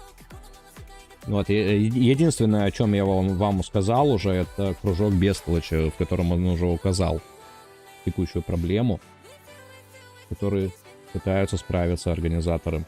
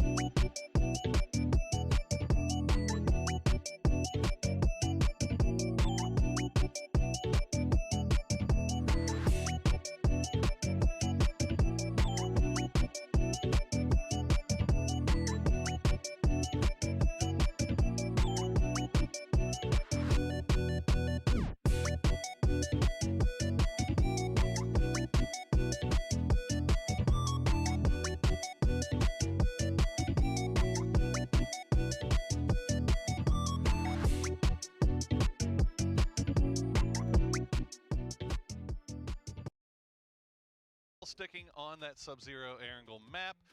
However, it's going to be only 32 players. And then what else do we got? We had the Friendship Awards. Yeah, that's a difficult one solo. That one's we're changing that a little bit since obviously there is no friendship amongst solos. So that is now going to become the MVP award. And then we also had the King of the Hill award, which is basically going to be most kills. Whoever gets the most kills, and if they tie, they split the prize. You know what? Easy peasy. That seems fair. Yeah. 6 players will tie and they'll walk away with a great. No, I'm kidding. but yeah, that's the where deal. we're at. And with that said, hopefully soon we will get into it, because as much as we talk about it, now we've had the breaks, talk to the players and whatnot, I'm getting more and more excited to actually see what this game mode has to offer. Because the times that we've seen change come through in Erangel, there's been some that's been mentioned, but more often than not, there's been a lot and very impactful things as well that kind of went under the radar. Sort of a, you only know once you go out and explore the map yourself. So curious to see if we have some big map changes coming in with it. Yeah, I mean, there's a bunch of different things that they've changed on this map based on the lore of the event that has happened to make Erangel end up being so snowy. So we'll keep track of those as we go throughout the day, and we'll see if we can spot out anything. And if you guys spot anything out too, you make sure you type it in the chat. Let us know. Let everybody else know what it is that you spotted out, because we're all in this together, guys. We're all in this together. We are. We're sat here with you guys, waiting for these games to hopefully kick off. And we can lean over and look at the players. Look how ready they look. They look really ready. I'm going to give it like a solid 3 out of 10. But some of them are sat headsets on, ready to go. The others kind of roaming on. But I am seeing players now being ushered back to their seats. People are running across the backstage here as well. That's usually a good sign that we're about to get things going. Yeah, anytime you see people dressed all in black running back and forth, that's actually a really good sign. So, yeah. Yeah, so I'm assuming that we'll get in there. I'm actually curious now if it was you and I, Toby, if we were a duo that had now been forced into playing as solos, would you be there to provide me with coaching behind me as I'm going through the map and telling me what I should be doing, where I should be going, what I should be looking for? I mean, you definitely need it, but my coach track record isn't that great. So I don't know if you would want me in as a coach. Nonetheless, I would be there, if anything, for moral support and to laugh at you when you mess up, obviously, because that's part of my job as your co-caster. But yeah, no, I think I would. What about you? Would you be there supporting me all the way through, or do you just go home and? Absolutely not. No, you're in this on your own, buddy. There's an MVP award at stake here. Fair enough. And by God, fair enough. I would be trying for it here as we see a little bit more international looking here as we try to figure out where. The thing is, we're watching all this happen. I was gonna say, can we please have a cameraman on the other side, because we need to know. They're all laughing together too. They're locked in. You know what? They're watching our broadcast right now, going, "Ah, look at those old fools. They're just set up there being roasted on the camera." Could be. Yeah, it's. Well, I did see a number of them having. They were kind of checking each other's drip. And checking this. Hey, they look. By the way, Rex's birthday. Yes, sir. Happy birthday, Rex. Happy birthday, Rex. How old do you think he has turned today? 21. Chat, what do you think? Not a day old. Let us know. How old is Rex now?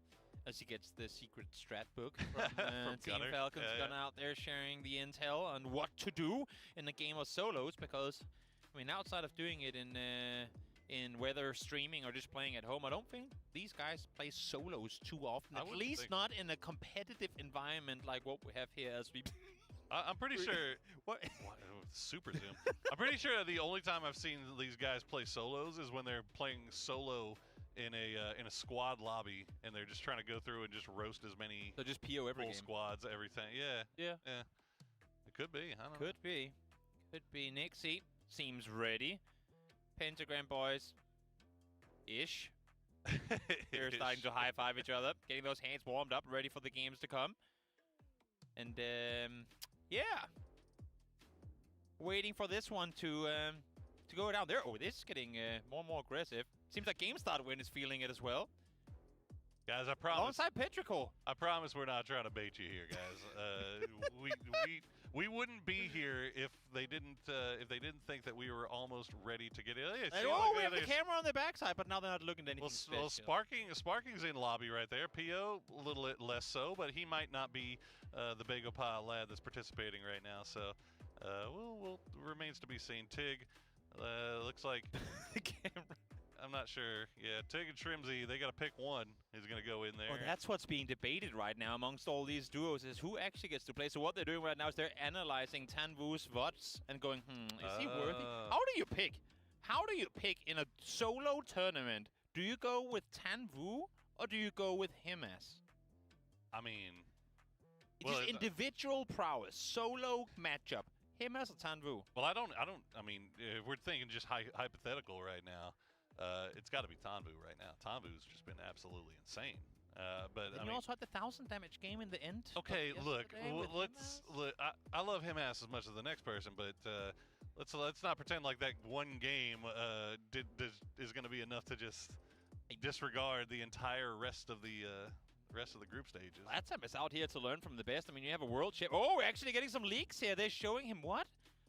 It's replay footage. Okay, we're looking back at the VODs of tournaments past. What is Type up to? Who knows? That is a good question. Just being happy. He knows. He is being happy, it seems, as Nixie's still roaming around.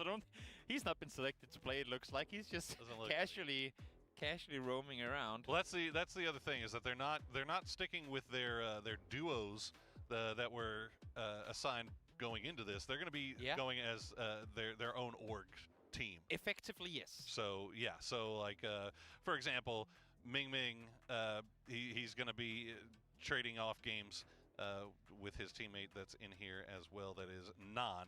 So you know, they just basically had to pick amongst themselves, right? So yeah, so you know, Batu will get one game, and then the next game will have to go over to example. So yeah, that's how it's going to be. That's how it's going to be. Correxy, you know what? The fact that they're sitting actually getting warmed up now, Correxy looking as serious as ever, it's a good sign. Same thing happening here. Douchey getting warmed up. Best of luck, chilling a bit. Hello, best of luck. How are you doing? He looks very pleased. He doesn't seem too thrilled. Very pleased. Glasses being adjusted for Snakers. Headset on. Active game moding engages. Yeah, I mean, you know what? I'm starting to see that. Okay, we're actually about to do this on these phases. Looks like they're getting starting to get into it here. So you see, looks like Rello's going to get the game 1 nod, and Roth will be right behind him supporting as Fex and Michael, no longer teammates now, bitter rivals on the field of solos, the frozen field of solos. Yeah. I mean, at this point, everybody already had their setups all done, so you know. You're gonna end up sitting directly next to an opponent, it looks like. That is true. We were talking about headphones are going in. We were talking about screen peeping before. Imagine now, it's gonna be even better. We are getting word that we are just moments away from getting into this, so let's hope that sticks true. That we will, in fact, be seeing this. Because as you're saying, you're sat next to an opponent. Is there a little peripheral vision usage? You know, those screens, they are, unless you're directly in front of them, they're kind of hard to see. So hopefully that won't be the case. And even if it is, who cares? Exactly. Oh, we're getting the classic zoom out of the camera. Does it mean? I love it. I think it might mean that we are, in fact, headed to the snowy Erangel for the first time in PUBG Esports history. Oh boy, if you guys stuck around, thank you so much, first of all. And second of all, enjoy, because we've got the snowy, iced out plane already crossing in, and you already get to see a couple of unique features just on the overhead of the map here, Toby. Yeah, we get the ice passage making Так, я только хотел заварить себе очередную чашку кофе, но все-таки начинают у нас организаторы, наконец-то справились они со всеми проблемами, посмотрим сейчас на обновленный Эрангель все-таки, поэтому давайте быстренько все своим экраном, на чем вы смотрите, телефон, планшет, компьютер, телевизор и так далее. И мы начинаем. Первый уже у нас есть. Что у нас по разлету?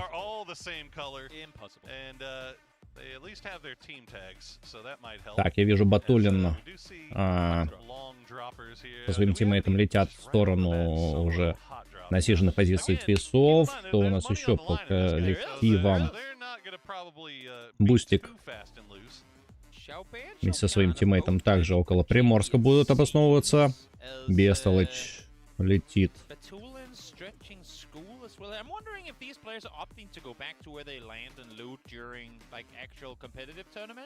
Дифекс. Я не понимаю, почему они так разлетаются. У них же другие коллективы, другие команды были. Сосед уже убил Спаркинга, кстати.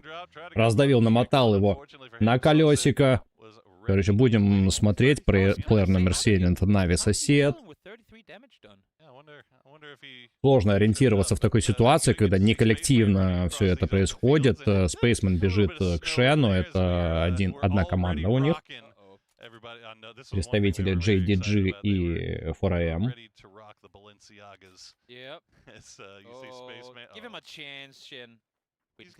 Так, а если у меня PUBG Map? А ну-ка, PUBG Esports, обновим. Немножечко, да, PUBG Map даже запустили. Ух, справились совсем. Настрою эту трансляцию. Ну, кстати, первый на сосновку у нас падает, а я не вижу Сабзира и Эрангеле. Что изменилось? А что изменилось в этом кастом-матче?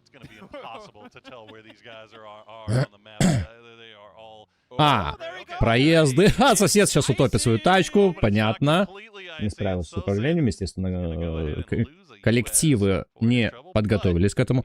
Я вижу, проезды небольшие замороженные появились на переправах по речке, например, которая идет от Георгополя к Ясной Поляне, либо в позициях, где происходит переправа между основным материком и Сосновкой. Там тоже, скорее всего, будет несколько каких-то проездов.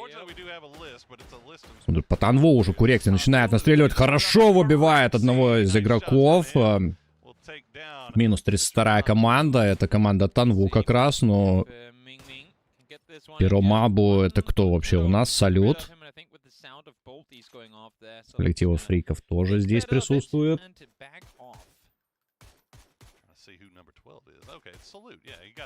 Питер Роуд Мабу это, скорее всего, Минг. Поставился он немножко под прострелы Салюта. Хайсаки также пытается что-то противопоставить игроку фриков. Ну, конечно же, Хайсаки, вьетнамский игрок, может попробовать справиться с данным игроком.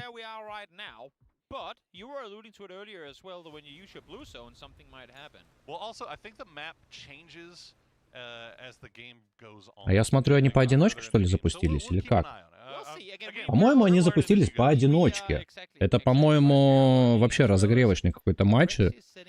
Хотя написано event матч 1. А почему они так странно-то распрыгались у нас? Потому что вроде бы говорили, что по двое будут играть ребята.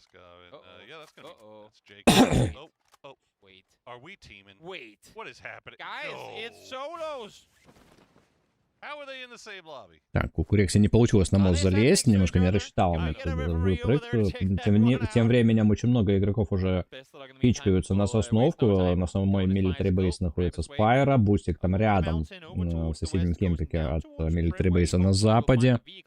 Так, а Салют под Сурфаустом пытается сейчас кого-то предотвратить, возможно, какую-то засаду где-то делает. Курекси не теряет надежд, и второй раз также у него не получается залезть на мост. Хочет он все-таки устроить засаду на этом восточном мосту.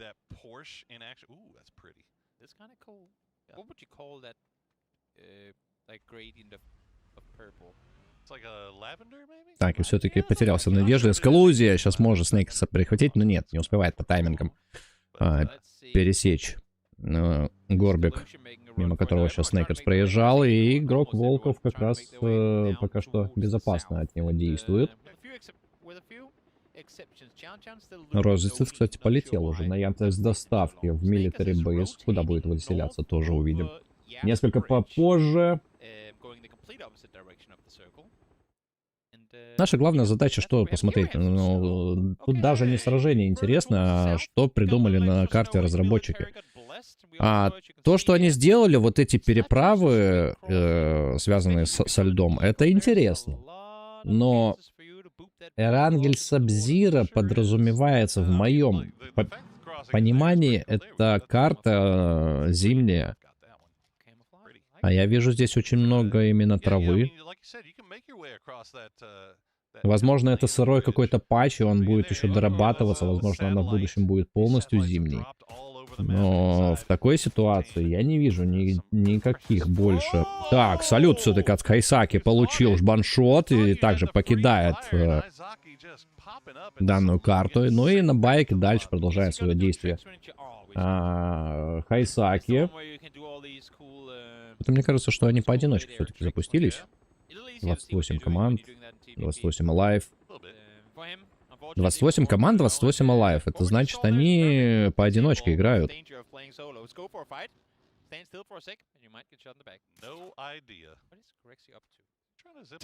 Курекси что-то пытается...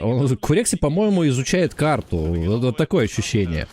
Так, РБН тут очень хорошо страдает от двойки игроков, который переселяется как раз по воздуху. Так, а Курекси все-таки хочет залезть повыше. Ну, хочет он именно с высоты как-то работать. Производить разведочки. Курекси, ну, японс-батон, ну. То на мост его не удалось забраться, то теперь на верхотуру этого здания. Где он сейчас находится, Курекси? Видимо, какие-то новые позиции придумали для команд. Нет, нет, это гора Новорепки, это стандартный спот. Домашний спот для Фанпаншон, держу в курсе, так сказать. Летит Розус. Куда он у нас вылетает? Где он летит? А, он примерно над Military Base у нас сейчас парит, но здесь огромное количество ребят уже скопилось, поэтому если сейчас кто-то посмотрит в воздух, то Роза туда не поздоровится, так сказать. Спейсмен со Шеном. Так, или все-таки они по двойке играют? Я смотрю, Спейсмен, Шен — это одна команда. Вот, сейчас, секунду, я немножечко, пока собака гавкает, заберу. We have Ming coming in close here as well, so 3 solos getting very, very near one another. Well, that is bold from Exquilisa getting up on the high ground. He's going to get Haisaki low. He's going to win the 1v1. And Maru, or Ming rather, is going to go ahead and finish him off immediately. So right place, right time there for Mr. Ming. Yep, able to get himself another point. We obviously do not have a leaderboard, at least not right now, as Shen continuing. Так, ну обнаружен был все-таки Розас. Это двойка игроков китайского коллектива сейчас будет его пытаться пресечь его посадку. Ну, пытаются они как раз таки наваливать со своей птички, но пока что не залетает патрона. Розас тут пока что засейвился в будочке. Поодали от их пролетов. А те до сих пор летают. Зона, напомню, она убыстренная, она очень быстро идет, поэтому поторапливаться нужно абсолютно всем ребятам, которые сейчас, их огромное количество за зоной сейчас бегает, в том числе и Леванте, в том числе Батулин с Спайра. Дифы, кстати, был обнаружен бестолочью. Так, а Кракен поставился по трело. Так, тут бразильцы тоже страдают от американцев.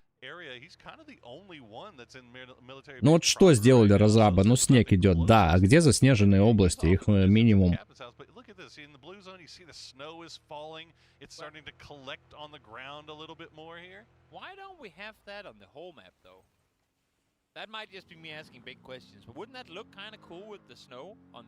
Абсолютно минимум заснеженных областей. Я вижу всего лишь одна переправа примерно в центре между мостами.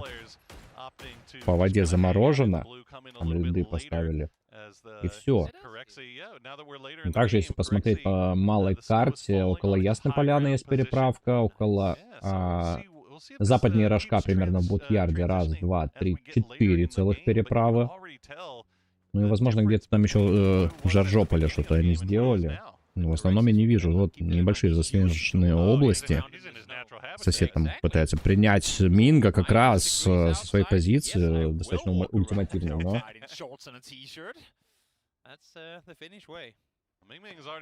Пока нет у него достаточно приятных прострелов. Минг все-таки очень хороший хайлайтер сам по себе и может и ответку соседу там прислать.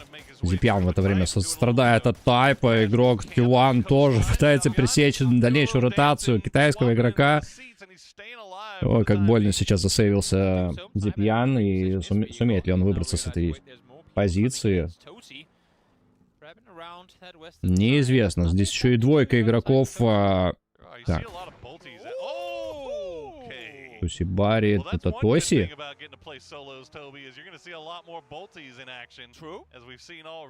Подождите, Батулина вижу, а где Спайра? Бестолочь вижу, а где Адоус? Вот я не понимаю, что сейчас, это разогревочный какой-то, либо просто проверочный матч они запустили. Вот что сейчас случилось? Поэтому посмотрим, увидим на будущее. Потому что круг у нас смещается все больше и больше на Сосновку. Теперь уже понятно, что всем игрокам нужно смещаться именно на Малый остров. В самом круге сейчас находится Розестед, Спейсман, Бустик, кстати говоря, Рела с соседом. Тебе и там же.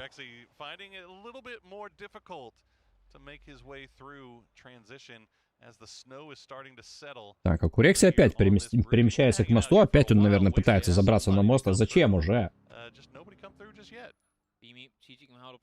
Там уже синька, или он просто ждет, засаду готовит. Но это будет не зря засада, потому что сразу два игрока несутся в сторону западного моста. Ой, западного, восточного, извиняюсь. А Бестолочь, кстати, находится в районе западного. Там большее количество игроков скоплено. Туда несется Левант, и там уже абсолютной близости к нему Батулин на БТРочке катается. Тоси решает вплавь перебраться к себе. Сейчас, кстати, поставится. Снейкерс на ноге буквально влетает в его позицию, но услышал его к себе и сразу перестреливает его. На реакции хорошо срабатывал китайский игрок. Так, у Бустика гости. Рела подкрадывается как раз в его позицию. Бустик попытается, конечно, его выкурить. Естественно, от третьего лица проще ориентироваться ребятам. Они могут, не поставляя себя какие-то позиции, прочекивать.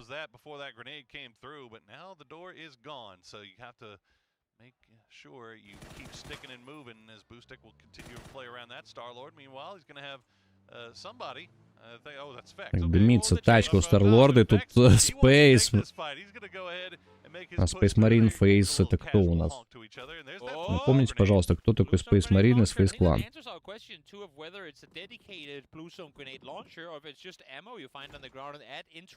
До сих пор душат друг друга Бустик и Риэла. Чем закончится их противостояние, тоже максимально интересно. Потому что и тот достаточно хорошо, грамотно действуют в отношении друг друга. Бустик, кстати, выпрыгивает с здания, предиктует он врыв в его позицию от американского игрока.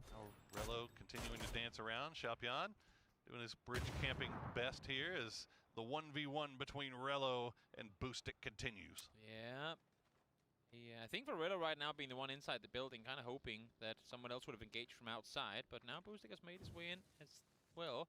As I guess 1v1s in this particular case is the perfect, like who is the best individual mechanical player.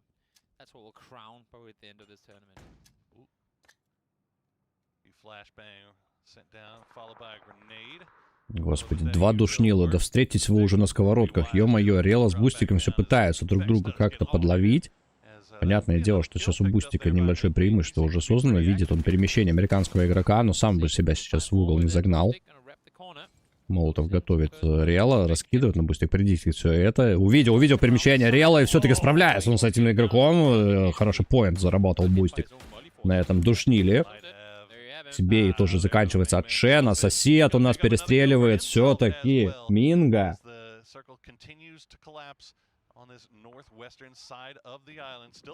quite a few players out in the blue, but Tulin's doing his level best to do a little running around here. Так, Тоси теперь мансует вокруг будочки от Батулина. Нету у Тоси как раз Панцерфауста, чтобы пресечь дальнейшую ротацию игрока Twisted Minds. Сенг Янг пытается догнать зону, которая очень быстро у нас идет. Очень быстро идет синька, поэтому максимально быстро нужно принимать решения любым игрокам. Как раз в спину Розестаду и Курекси. Своих двоих пытается проникнуть дальше. Сенг Янг. Курекси, кстати, подставляется уже под эту засаду от Розестада, которая до сих пор выживает в своей засейвленной будке, где его пытались выкурить, кстати, двойка игроков китайского коллектива.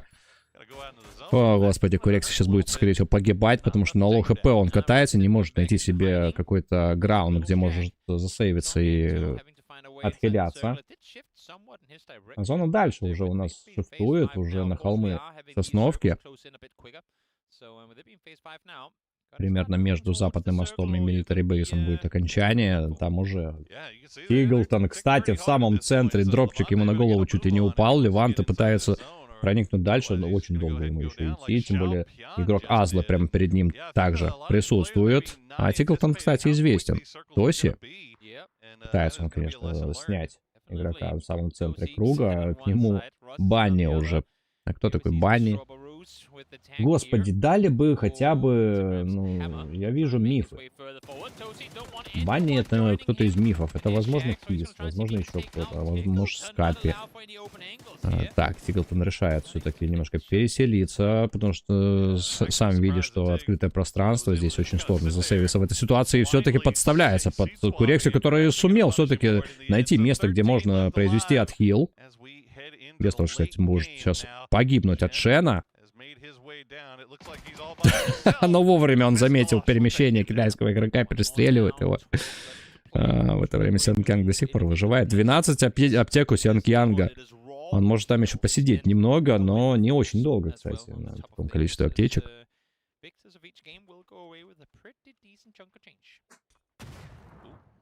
Так, Старлорд на своей дымящейся тачке будет, возможно, сейчас погибать, потому что Бестолочь пытается предиктить его перемещение хаешками. Скапи Банни. Банни это Скапи, я понял. Запомнили, закрепили. Засекьюрили, так сказать. Так, Батулин пытается хотя бы кого-то передавить. Он единственный на БТРке там катается. Роза теперь пытается улучшить свою позицию. Прям в спину соседу ползет. Но в спину Роза то идет Сенг Янг. Сосед первый. Нет, сосед хорошо с разворота работает по Розе. Дальше нужно еще спину ему посмотреть, потому что Сенг Янг там же находится. Курекси катается. Скапи также катается прямо по зоне. Господи, туда же сейчас приедет Батулин, и это будет очень неприятно для данных игроков, потому что более ультимативное транспортное средство у Батулина находится. Так, все-таки от Скапи у нас заканчивается. Уже дымится его БТРка, нужно как-то уже предпринимать какие-то попытки засейва и, возможно, даже отремонтировать ее, потому что очень много патронов влетело в это транспортное средство. Бестолочь сейчас будет погибать. Нет! На лоу хп остается, и все-таки Хаммер не добивает. Бестолочь в это время получает, с другой стороны, от Леванта, который синьки работает, но заканчивается все-таки Бестолочь для Тоси. Леванта сам погиб от синьки. То все-таки выиграет в этом кастом-матче. Бусти, кстати, один из тех, кто может закончить свою пользу эту игру.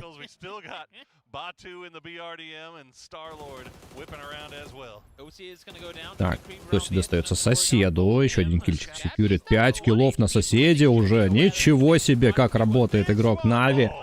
Скапи достается все-таки Бустику. Наши СНГ игроки нормально сейчас справляются пока что с данной ситуацией. Батулин пока засейвился. А чинит ли он БТРку? Покажите нам Батулина. А, Старлорд пока что пытается проникнуть с позиции Бустика, но тут его тоже аннигилирует с данной карты. На 7 хп у нас остается. Нужно по-быстрому вкалывать в себя аптеку. Сосед, Батулин и Бустик. 3 СНГ игрока в финалочке.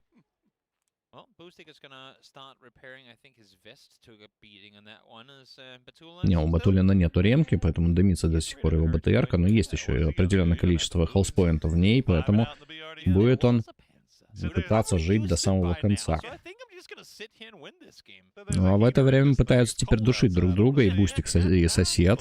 У соседа больше всех киллов, Шен там по дамагу номер 1. Дает себе смоки на проход сосед. Пытается сейчас переместиться поближе к своему противнику на Бустике, который хорошо предиктит всю эту ситуацию, но все-таки хорошо раскидал смоки сосед и пока что перемещается поближе к своему противнику.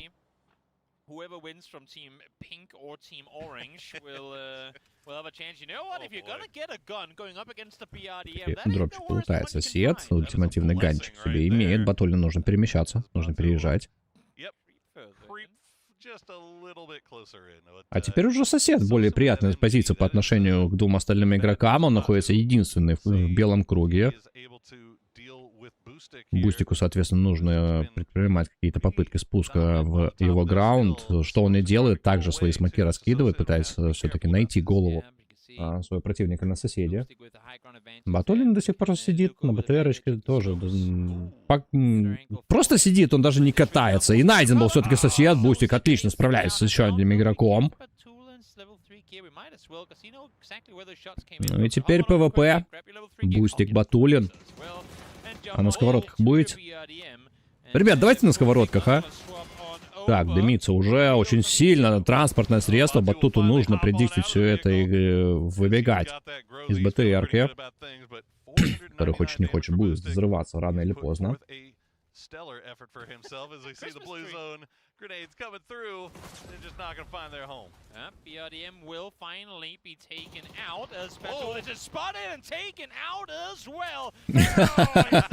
Смеется Батулин, которому не удалось все-таки перестрелять Бустика. Ну что, поздравляем. Первый кастом матч закончился в пользу игрока Тиморчит, то есть нашего СНГ игрока. Ну, я так понял, это просто какой-то разогревочный, потому что, ну, не двойками они сейчас играли. Тут большинство ребят вообще сидят вокруг разных мониторов. Я вот смотрю, Пио не было, очень многих ребят не было. Это просто, видимо, проверяли настройки, которые они изменили. Все-таки починили этот патч, который не работал целых 2 часа. И сейчас, скорее всего, будет уже дан старт уже нормальному турниру, мини-турниру. Очень сильная задержка в 2 часа. Ну, такое себе. Кстати, first drop на Эрангеле Сабзира. Видим промокодик на экранах, поэтому вводим его, ребята. Заходим в игру, нажимаем redeem код и вводим этот промокодик. Там количество активаций ограниченное, и получаем себе приятные бонусы на ваши аккаунты.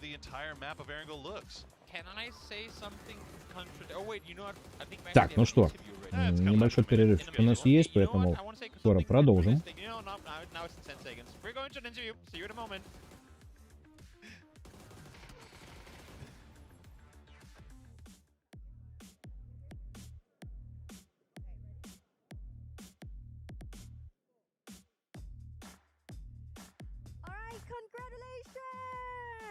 Battlin, he is the first chicken dinner for second. You're second? Yeah. Oh, he's not the first. All right, so let's start with it. Here, because today is the first map. Okay. So, as the map is new, so I would like to ask about the features that is started today. Yeah, so first feature, I felt like when I'm outside of the circle, blue zone, like I felt like cold. The sound of winter. Yeah, something like that. That's the first feature. Okay. So, what's the experience that you would like to share with someone who haven't had that experience before? Wear the cold sweater or something. Yeah, weather is cold. Also, blue zone grenade, like this this small gun, like, but with Buzon, it's pretty interesting to use. You should try. Okay, so as today, you're already the first one, right? The chicken dinner. I don't know. Maybe I'm the winner. Yeah, because good for me in this case. You get the interview here, so that means you're gonna be the winner. Oh, okay. Botulins! All right, so here we are. This is the first experience that he shared with us. So let's cheer who's gonna be the chicken dinner for the second match. Yeah, good luck. What an interview with our not winner Botulins, but nonetheless great to hear from the legend once more as we continue this show match. I'm excited to see the next group of players come in here and get to see a little bit more of the map. We got to see some of the good features of it this time. Yeah. We got to see that crossing of the river into the military island. I think the fact that it was on a military island circle to start off with kind of allowed us to see some of the changes that were done on that military base in particular. True. And to continue the point that I never got to make off of when we went into that interview, as much as I never liked the snowstorms or the blizzards on Vikendi in competitive, for this theming, for this particular like it would fit, game mode, I'm like, give me a freaking tornado filled up with snow and just throw them out there. And have the players be, now that you can parachute at any time, jumping off something, have the players be yoinked into the air and come flying back down. I'm all for it. Of course, it's not going to be done for today because, well, the devs are quick. It's not going to be that fast. Get on it. Get on it. You got polar bears. You got 3 more games left. Polar bears, let's tornadoes, get those in there. snowstorms. Bring them all in. Of course. For today exclusively. Why not? Well, I'm pretty sure Boostic won game 1. Not 100% sure on that, but Tulin said he got second. So no, it was a great game. It was a great final at the end there. Now the BRDM play a little scuzzy. Spaceman and Shen doing a little bit of duoing there. We'll have to keep a close eye on them. They're not getting wag MVP. our fingers. Not getting MVP. Definitely not getting that MVP. Not our votes. Anyway. Not from us. No, we stand rules over here. But. I'm waiting. Hopefully, we get everybody into this game and we'll get this lobby going here quickly and show you guys another round here on this snowy New Erangel. It's going to be a good time, no doubt about it. I mean, it's... I'm trying to think whether there are any other areas now, because we obviously, it was primarily, if not near exclusively, focused in on Military Island. I didn't get a chance to look at the map enough to see if there was anywhere else in the map where like big changes had been done, similar to the ice pathing we have down towards the south. There was, out in the fields on the southern side of Gatka, a big chunk of snow and ice there as well, so maybe they have added an area into that map. And also, I mean, as we normally see, when there are these event modes on maps, parts of them, not always all, because I don't think Erangel's gonna stay snow forever, but parts of that structure tends to stay in. So there are those areas around Gatka that have kind of become dull, I feel like, over time. If they now get, just a couple of containers, a bit of trench here and there, maybe making snow drifts, making a little fun area, yeah, making a little bit more dippy around that. But I know also that Stalber, I think, has seen, or not Stalber, Stalber. Stalber, I think, has got some changes on it as well. Got there in the end. And then one of the bridges, I know we saw Corexi kind of playing around on the bridges, but one of the bridges I know supposedly has gotten hit by a satellite, and there's a big chunk of it missing. Now, we didn't see it really in that first game, so I'm hoping that maybe we get to see it in the second game. So that means that must be then the Milta Bridge, right? Because Corexi was all over the Western Bridge, and there wasn't a whole lot going on there. Yeah. So we would imagine that's the case, but as we said coming into the show, we know we've seen as much now of this map in snowy conditions that you guys have. So we are with you on that one. Yeah, just waiting for the players to get ready. We can actually, I don't even have to look over my shoulder. I can just look into our PGM. They're all stood around whose PC right now? I'm seeing Elrain. Does Navi really need a coach for solo games? What are they doing? Oh, they're doing interviews. Fair enough.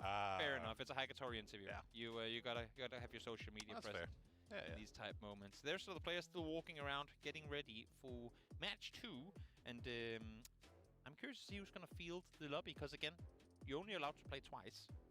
So are they going to stick with the same guy? Maybe for Boostic, he just won. Does he want to stay and play one more? Stay with the hot hand? Miss out the last 2? Or do they swap him? That's a good question.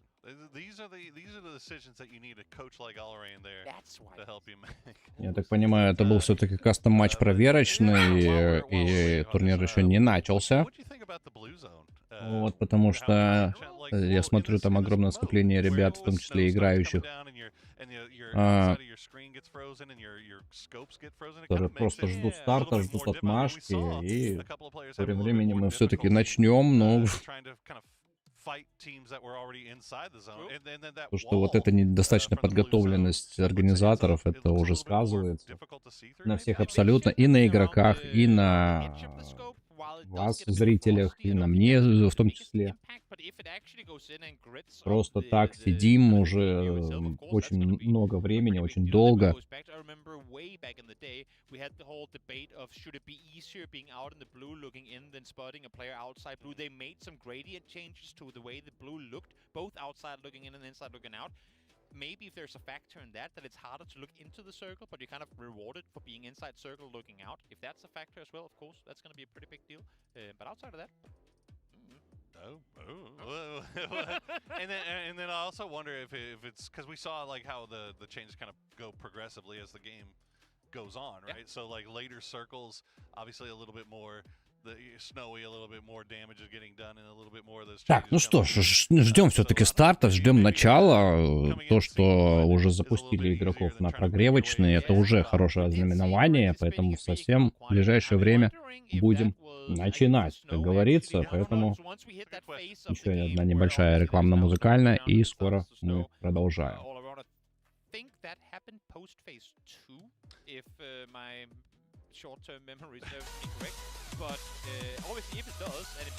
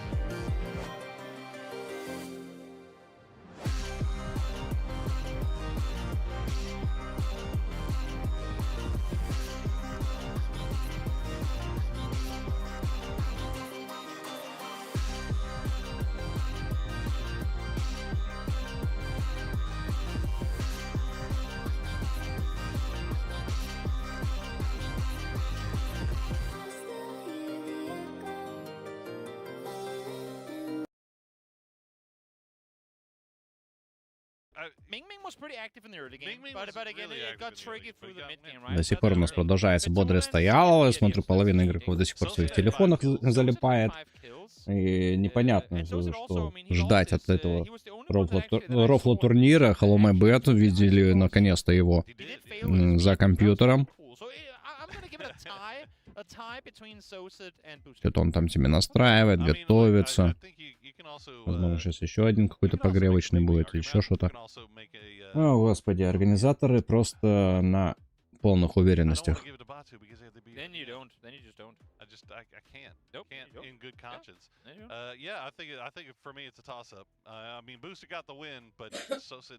Got the kills, but Boostic also did like 600 damage too, so yeah, it's tough. It's tough to not go with him.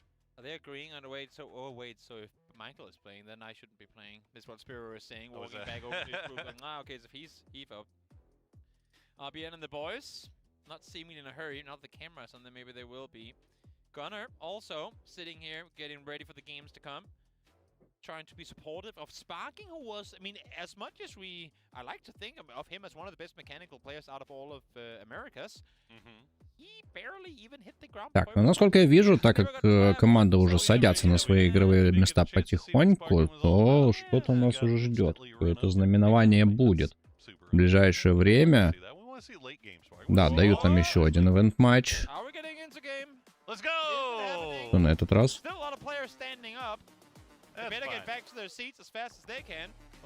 32. Матч 2. И опять 32 игрока из 64. Почему так? Непонятно, что происходит в этом турнире. Ну, потому что обещали нам драку 64 игроков, высаживают второй раз подряд 32. Что такое? Что случилось? Что с лицом, как говорится? Ну, естественно, сейчас уже другие игроки. Сейчас уже Доус, например, из наших. Лурекс.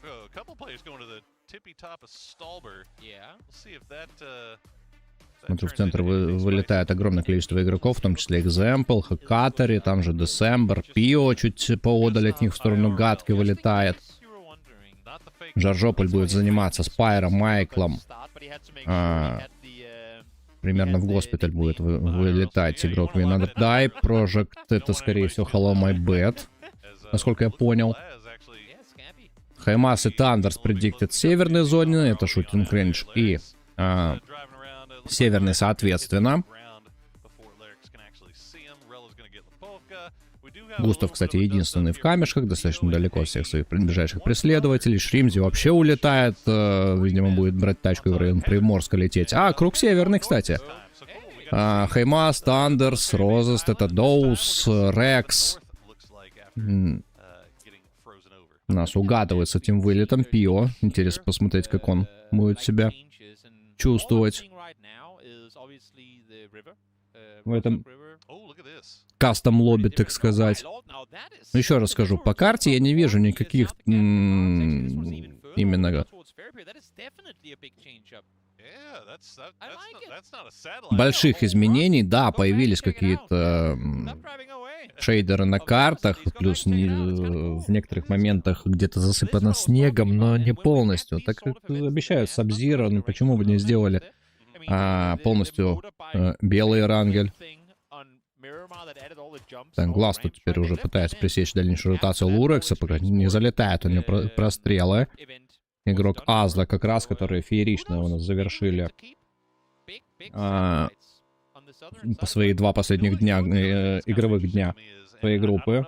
Соответственно, вышли из грязи в князи, потому что по итогу первого дня они были топ-16, по-моему, коллективом. И потом просто дали жару на 2 миромарах и поднялись достаточно высоко.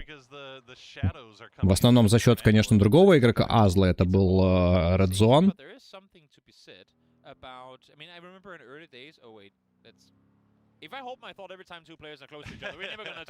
Гизера тут пытается проникнуть поближе к центру белого. Где он сейчас у нас двигается? Сейчас узнаем по карте. Не вижу я Гизеру. Абсолютно не вижу. Это очень неудобно сделали, потому что, ну, во-первых, не 64 игрока мы видим прямо сейчас, всего лишь 32. И при этом они на карте отображаются одним цветом. Только за счет их никнеймов как-то можно распознать каких-то игроков. Тот же вот он, DNF, это игрок DNFrix Heaven. Его мы можем узнать, но у некоторых свои никнеймы, которыми они пользуются только в личных, так сказать, связях. Вот Банни Скапи. Ну, понятное дело, что это Скапи. Project Mac это, скорее всего, Hello My Bad. Гизера, кстати, я наконец-то увидел, он в районе шутинг рейнджа сейчас у нас спрятался уже. Клорис. Игрок The Expendables на велосипеде пытается также куда-то ближе к центру у нас сейчас проникнуть. Ну, удастся ли ему это сделать? Десембр. Фига себе! Трюкач на Десембре. Чуть не утопил свой байк, но... Так. Сейчас себя еще угробит такими мувами и полетами. Не хватает ему лута, соответственно, поехал на долут в соседний ангарчик. Это происходит на береговой линии, неподалеку от Сосновки, поэтому это очень далеко от Белобезопасного. Там же рядом с ним Хакатори. В домашнем споте для Нави, так сказать. Синтастика. Где-то у нас там по северному берегу как раз летит, занимает какие-то позиции на дальнейший розыгрыш данной карты.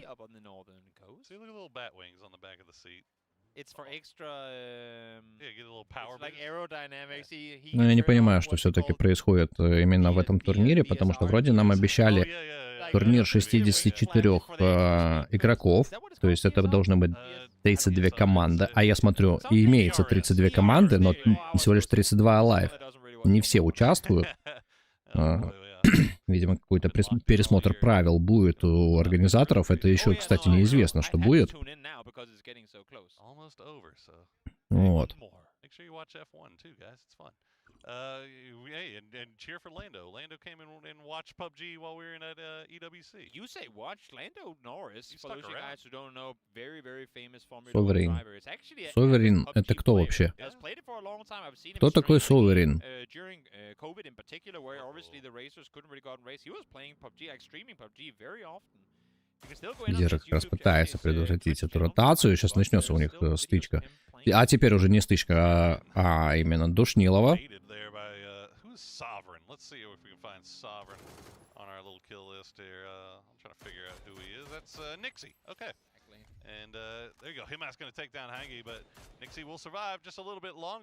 Говорят, вроде нам англоязычная комментаторская, что это Нигзи. Ну, давайте поверим им, что Sovereign — это именно Нигзи. Игрок Virtus.pro, кстати.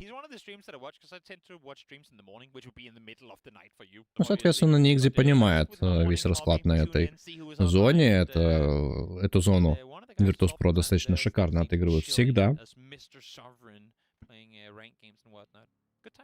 Гизера пока что достаточно аккуратно действует по отношению к нему и всем остальным. Синтастика пытается там Майкла пострелить издалека, но не залетает у него прострелы. При этом Майкл как раз на севере до сих пор у нас катается, не может найти себе место для остановки, так же как и Адоус, который пытается проникнуть поближе к центру белого круга, пересечь всех остальных конкурентов. Что за зоны? За зоной Шримзи до сих пор между Приморском и Кварио у нас находится. Иксвуд на починках до сих пор сидит. Пио из Фейрипира уже приближается к его позициям. Десембр уже подъезжает к ленточке белого круга. Лерикс до сих пор еще с Мильты даже не выехал.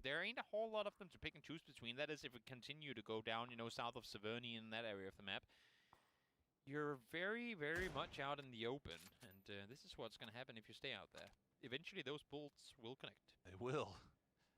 It's not often that we get to see these guys play bolties either, as you see Heaven doing a little bit of a peak battle there with Mr. Bean.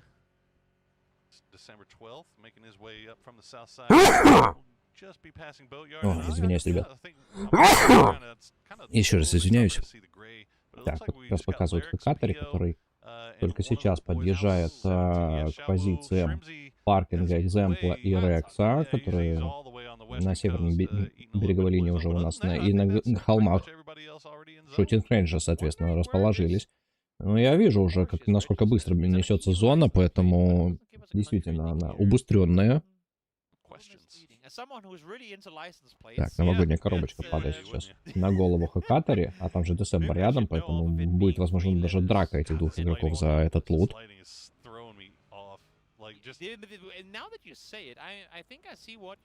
It's coming from the north right now. So you see these long shadows, and it's just making things just. It's like an uncanny valley type thing where it's like I know this, but I recognize this, but it's like slightly different. Мне уже понятно, что на шутинг рейндж у нас уйдет вся зона, и, соответственно, холмы шутинга это будет окончание. А Доус, кстати, там под прострелом кого-то из игроков не заметил, кого экземпл пытался пресечь ротацию Десембера. А Хакатари все-таки удается залутать дропчик, там достаточно неплохо для него. Так, это как раз-таки Минг пытается насесть на голову Адоуза. Тут, конечно же, будет всю эту ситуацию контролировать, пытаться там ответные прострелы давать по данному игроку. И хороший залетает, кстати, практически наполовину столба здоровья по Мингу. Красивый прострел от Адоуза мы сейчас увидели. Так, Лурекс сейчас может, кстати, подставиться, потому что хейтер. Так, хейтер с одного граунда контролирует. Розыста здесь сейчас может подловить орка на Лурексе. Но Лурекс понимает, что это место может быть занято, не пытается пропушить данную позицию. Просто разведку у нас производит. Розыста тоже не развивает никакие... Ох ты, как промазал у нас Рекс. Панцерфаус буквально никуда он отправил, но отличный, хороший зажим от Рекса по Адоузу. Ну и, соответственно, капитан Биби покидает данный матч. Не сумел ничего противопоставить против точной стрельбы Рекса. Эксвуд себе Яндекс.Доставку, я смотрю, заказывает. С починок он только сейчас будет вылетать. И как плотно все игроки там у нас находятся. Как же плотненько они располагаются как раз на холме. Скапи заканчивается для Минга. Сам Минг был перестрелян Десембером. Тут уже у Лорела с Майклом начинается борьба за место под солнцем в самом шутинг-рейнже.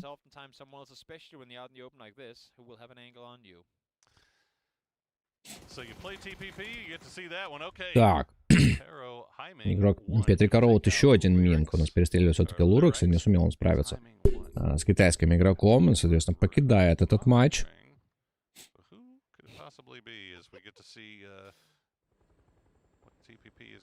Ну, вот Эксфут у нас только сейчас вылетает.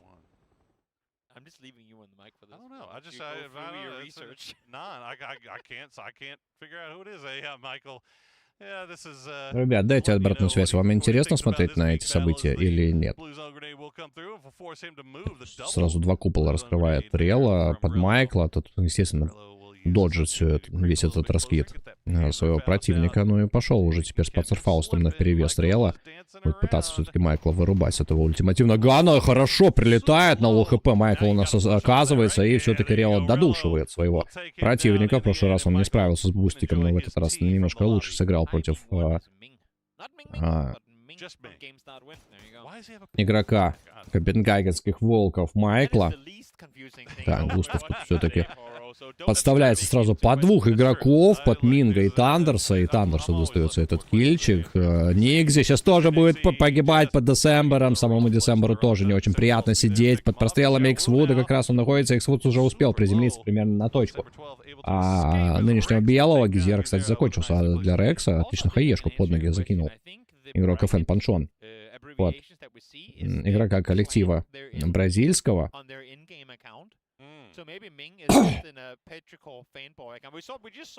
Так, Пио тоже хочет подраться, поэтому бежит уже он на ноге драться с Десембером. В это время Глаз у нас подстреливает Хевана.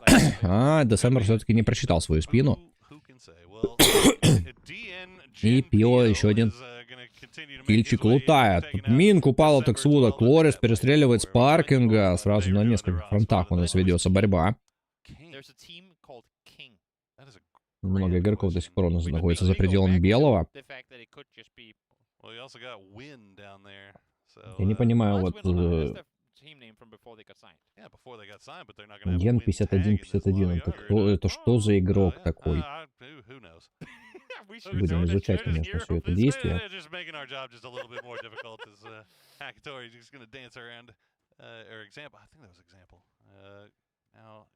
Хакатори на разведке, он разведывает как раз информацию, есть у него как раз таки инфа по местоположению Рекса, пытается он проконтролировать его выход из здания.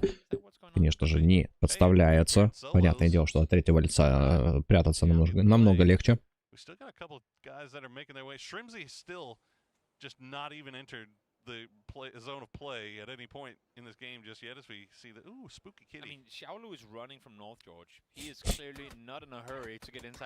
Так, смоки тут душат, Иксвуд хорошо подцепил пиво, кстати, на опыте Иксвуд очень хорошо, грамотно сработал, видимо, увидел гуляющего пива около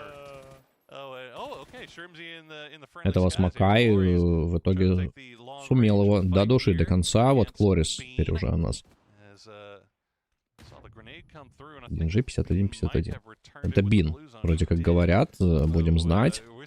Глаз теперь тоже пытается дать прострелы. Хороший прострел от глаза по Бину. А там ему в спину все-таки еще работает до сих пор Клорис. Еще и Розестед имеет шансы подстрелить данного игрока. Глаз еще и по Клорису пытается тоже какие-то прострельчики давать, но самому Глазу тоже нужно улучшать свою позицию. Бин троллит абсолютно всех. А Шримзи, кстати, летает на птичке. Не решается он пока что снизу работать всем остальным. Он пытается давать какие-то прострелы, какие-то хэшотики раздавать со своего летательного транспортного средства. Приближается уже к шотинг-рейнджу, будет, конечно, дальше проводить разведку уже сам для себя.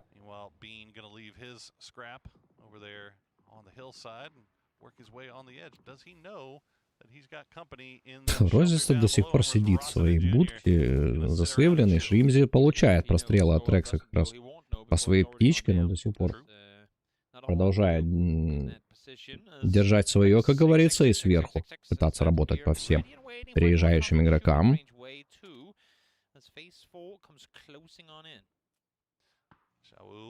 Как бы не словил он сейчас маслину от кого-то, потому что хедшот и все, это минус Шримзи сразу.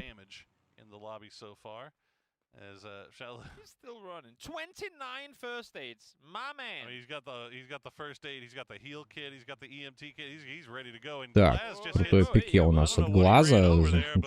Спотыкаться начал его УАЗик и попытался как раз Бин пресечь эту ротацию от данного игрока. Хаймасу тут очень больно прилетает от Спайра. Правда, есть ответочная от Хаймаса. Не такая болезненная, конечно, но все-таки тоже неприятная. Там еще экземпла нужно не проспать Хаймасу себе в спину.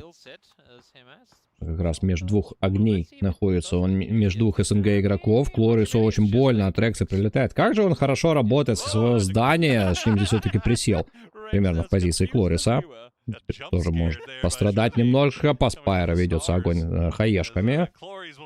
Так, Клорис все-таки достается Шримзи. Хаймас закидывает все-таки хаешками Спайра уже до самого конца. Глаз пытается выживать под прострелами Рекса. Ну, буквально ультимативная позиция у игрока Фанфаншон.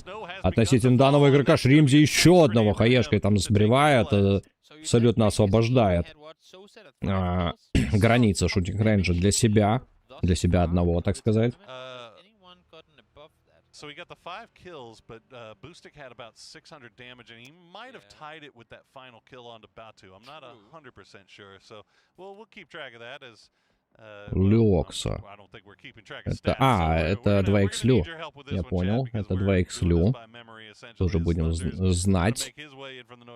Тандерс пытается улучшить тоже свою позицию, но тут места все уже заняты. Здесь сложно будет Тандерсу что-то предпринять. Тем более в спине у него сидит Иксвуд. Иксвуд видит его перемещение и тоже сейчас подловит его, скорее всего, на его ошибках. А Тандерс очень сильно сейчас ошибается. Уже было несколько моментов у Иксвуда, чтобы попробовать его перестрелять. Дает он все-таки прострелы. И хорошая хаешка как раз под машину. И все-таки освобождает он пока что себе проход. Дальнейший круг. Что мне там написывает? Так, Лю все-таки не выжил, экземпл, эту ротацию от китайского игрока пресекает. Еще одного там подстреливает. Господи, экземпл, что ты делаешь? Вместе с X-Wood'ом как раз улучшает свою позицию экземпл. Синтастика сейчас хакаторы будут пытаться не пустить его в дальнейший круг. Здесь очень сложная ситуация для всех этих игроков. У нас Роза достается в зоне. Не решился он выйти из своего граунда.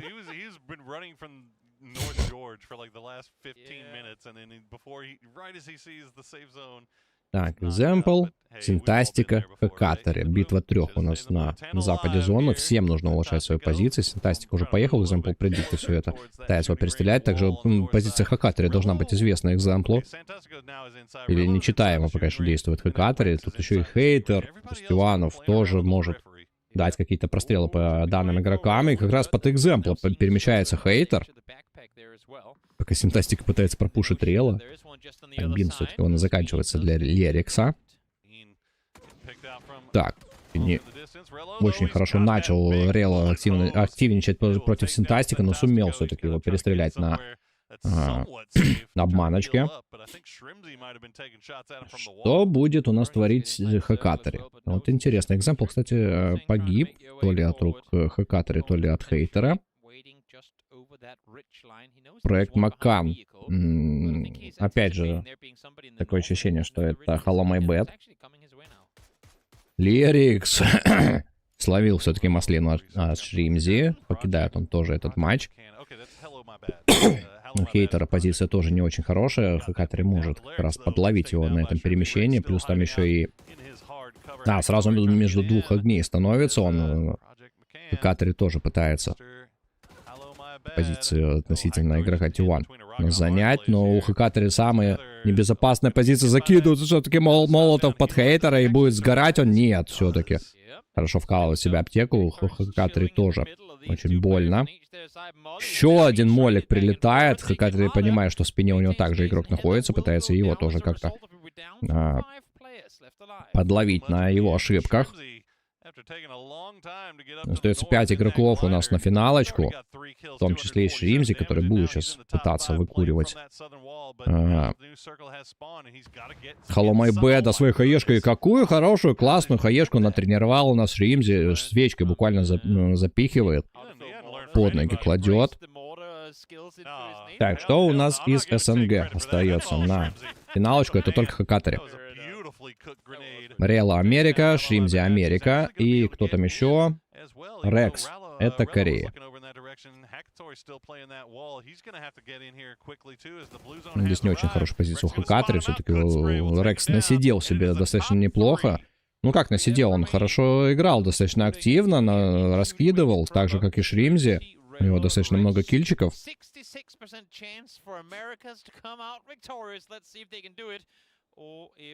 Beast of a player, Rex has something to say about it. I mean, I like those odds, but Rex has been pretty disgusting. And he's got a nice little wall to work with, but he is going to have to get inside the zone. But we saw what Relo did to Michael. Пытаются подраться сейчас Релу с Шримзи, как бы это не было ошибкой, потому что в третьем пати в них все-таки Рекс сможет попытаться что-то противопоставить, а Рекса нельзя себе в спину запускать, так как должны быть представления у каждого из игроков, что Рекс, если он сам себя спустит с поводка, то его уже не остановить.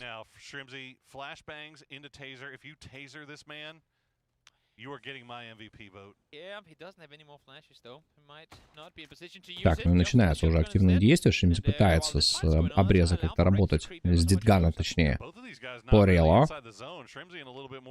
Понятное дело, что Шримзи будет контролировать, у него более выгодная позиция сейчас относительно своего американского визави. Здесь такое огромное количество смоков у нас уже присутствует на Шримзи. Все-таки был найден Рело, есть ответка как раз, в третьем пати все-таки пошел Рекс в атаку на американского игрока, и теперь будет пытаться выпушивать хаешками его. И все-таки находит своей хаешкой Рекс. Security Chicken Dinner. Побеждает он в данном матче. 4 кильчика на... Так. Что у нас Рекс там выдал? Нам, конечно, не покажут никакую статистику. Это все-таки рофельный турнир. Ну и понятное дело, что на расслабоне играют все игроки, поэтому не стоит заморачиваться насчет того, за кого болеем. Тут просто, как говорится, спортивный интерес. 4 килла. 4 килла у Рекса. Также у Шримзи тоже 4 имеется. Я смотрю, Релок 3 настрелял. Полностью мне не показываю на эту табличку, поэтому не могу посмотреть статистику всех абсолютно игроков. Вот.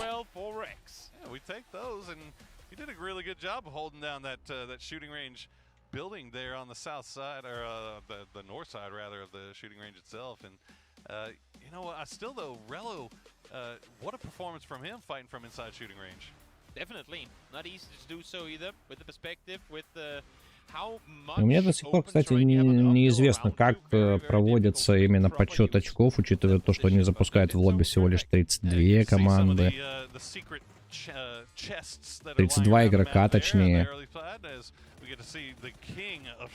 Ну, как это все действует, я не понимаю. Второй дропчик. Кстати, заходим в игру, нажимаем redeem-код, либо на сайте игры, вводим то, что вы видите на вашем экране, и получаем приятные плюшечки.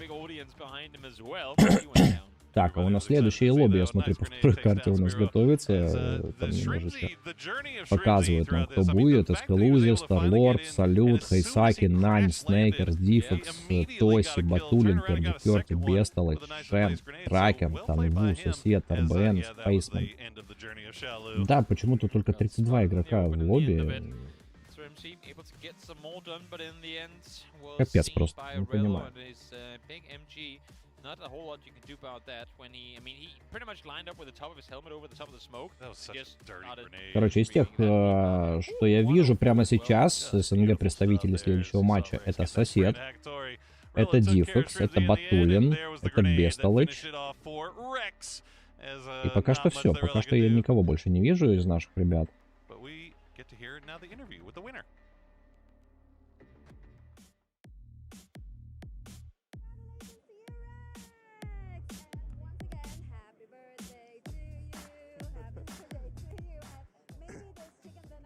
Так, а что, у Рекса день рождения сегодня, что ли? Сейчас я это уточню, кстати.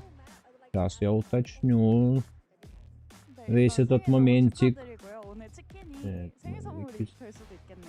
Да, включись, ты японцы городовой.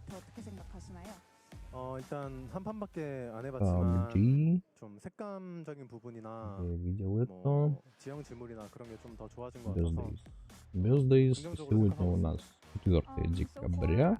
Have just played once, but the colors in the map and the features are updated in a positive way, so I think it's a great change. So is there any features that he like or impressed? 혹시 특별히 좀 인상 깊었던 지형 지물이 있을까요? Да, сегодня день рождения у Рекса, кстати. Игрока Фэн Паншон, поэтому давайте поздравим его. И мы тоже. 못 떨어진 그 부서진 그런 그 부품 잔해들에서 파밍도 할 수 있고 언패가 좀 생긴 게 긍정적으로 좀 생각하고 있는 것 같아요. In the west part of the map, I remember there was a Так, что мы знаем на данный момент? 2 матча у нас уже свершились, остается еще 2 матча увидеть. Скоро мы это все увидим, поэтому делаем небольшой перерыв, скоро продолжим. И опять же, у меня есть непонятки насчет того, как подсчет очков у них ведется, почему они запускают всего лишь 32 игрока из 64, почему лобби такое укороченное, какие правила все-таки, потому что они не дают нам абсолютно никакой информации. Вот. Поэтому небольшой перерыв, ребятки, скоро продолжим на 3-м матче.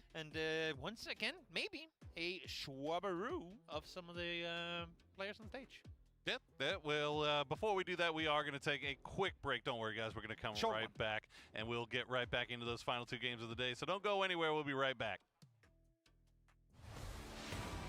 Hello, PUBG and PUBG Mobile fans.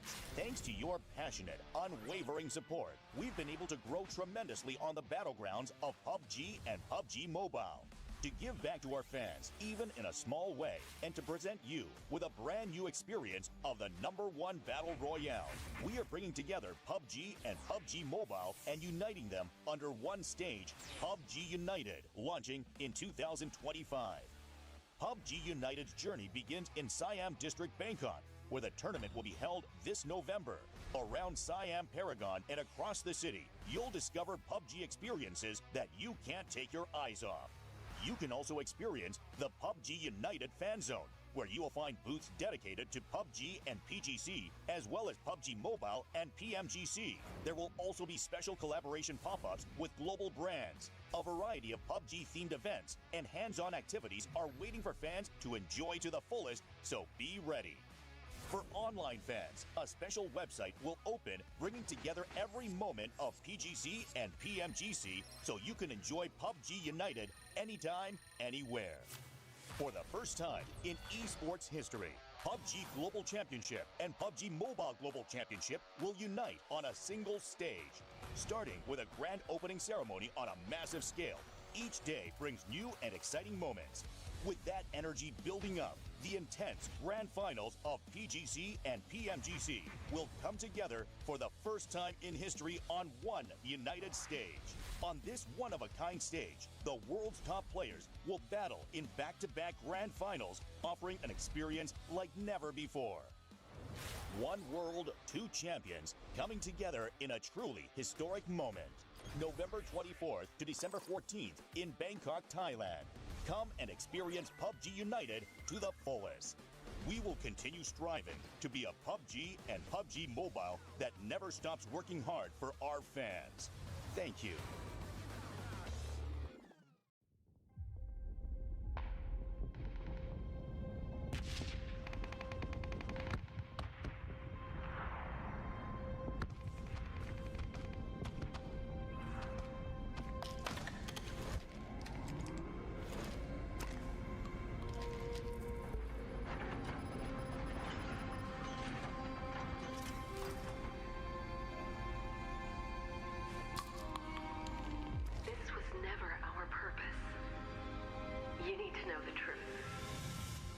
These satellites, we built them to master the climate. They told us this was to stabilize the environment. I thought we were helping people, but it was a lie. It was a device for their entertainment. Their grand plan was to push the battle to the breaking point, to make the battlegrounds a brutal, unadulterated slaughter for their entertainment.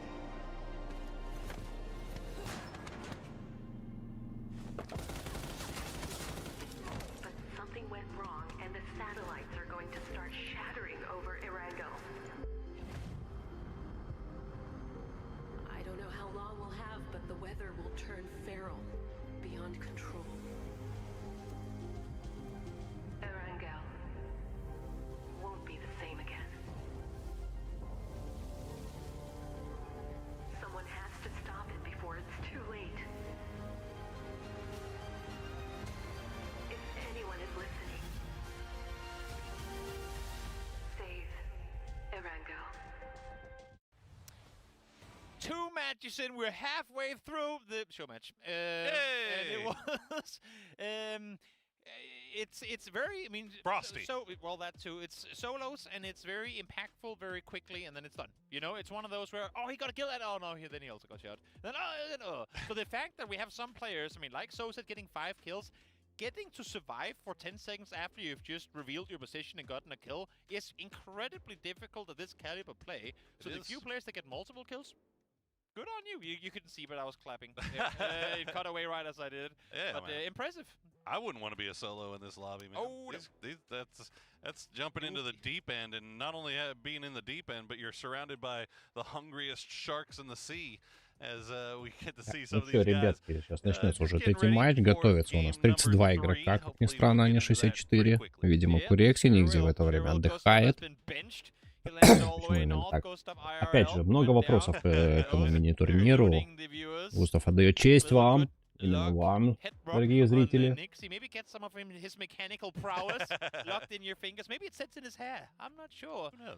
Много вопросиков по этому турниру у нас, потому что, ну, очень непонятно насчет правил. Что правила были известны до этого, но как все-таки играется, это все непонятно абсолютно.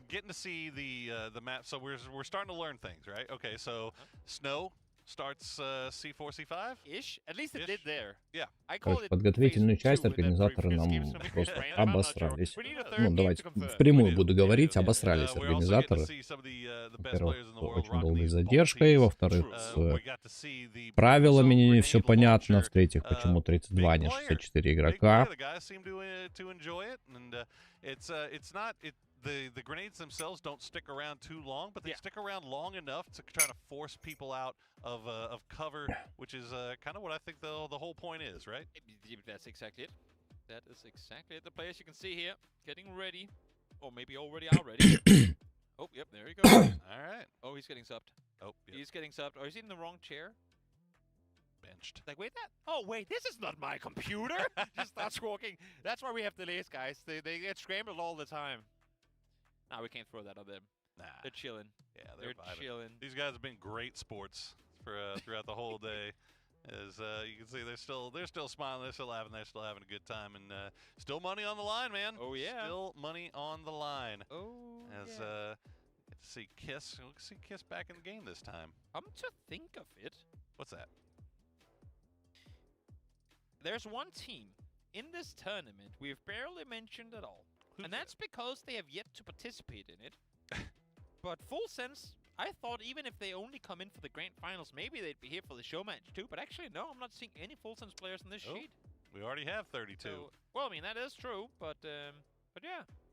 So, you might get straight to grand finals, but we're not inviting you for the show match. They get to skip out on the fun stuff. They get to skip out on everything. Yeah. Even the flight. Yeah, even the flight. Because, well, yeah. Looks like Tiggleton will be back in. So, all you Tig fans out there in the chat get to rejoice. But we saw his teammate Shrimsy kind of put on a pretty big show. He's got a lot to live up to off of this one. Top 3 performance. Boosting, of course, our game. Ну, кстати, Бустик, победитель самой первой карты. Там финалочка 3 СНГ представителей у нас была, помним. Мы этот момент завершения матча от Батулина, соседа и Бустика, где Бустик все-таки переиграл всех своих противников. И дает нам старт третьего матча. Эрангеле Сабзира, матч номер 3 из 4.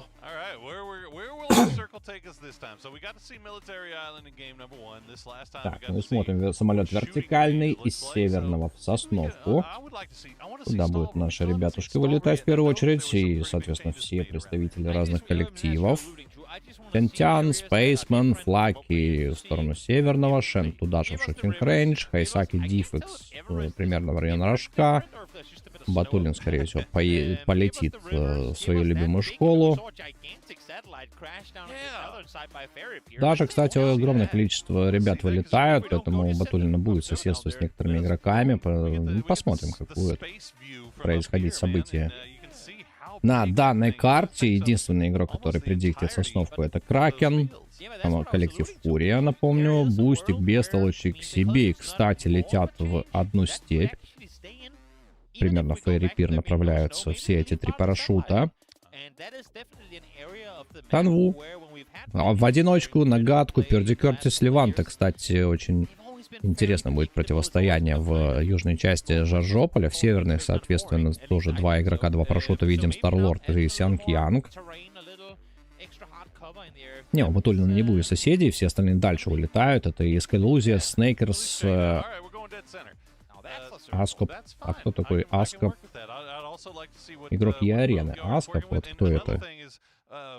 Интересно. Они по своим никнеймами играют, под игровыми. Не под киберспортивными.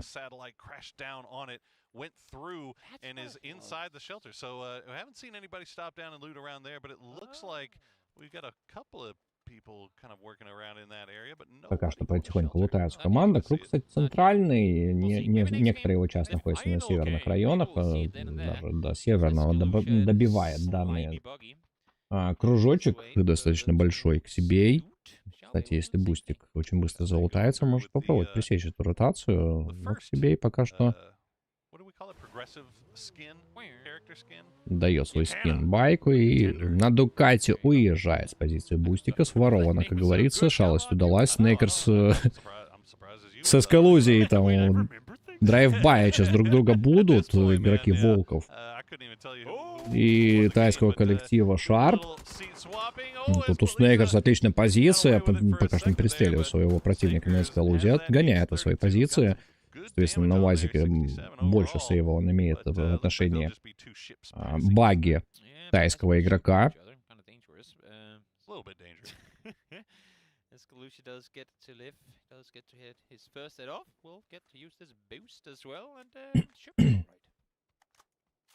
Так, смотрю я по карте, примерно к Батулину сейчас несется Леванты на своей тачке, будет занимать позицию в районе полей Рожка, Бутьярда. Что-то, мне кажется, именно туда будет направляться финалочка нынешнего круга. Тентян уже свалил, кстати, северного, залутался, видимо, и уже несется, улучшает свои позиции. Хайсаки тоже переезжает. У нас через один из мостов к востоку от Рожка. Вот оно, перемещение Леванта, как раз на ваших экранах. Секьюри сейвит пока что тачку, чтобы не дай боже. Поршек, кстати, у Леванта Поршек, это новое обновление, новый патч, естественно.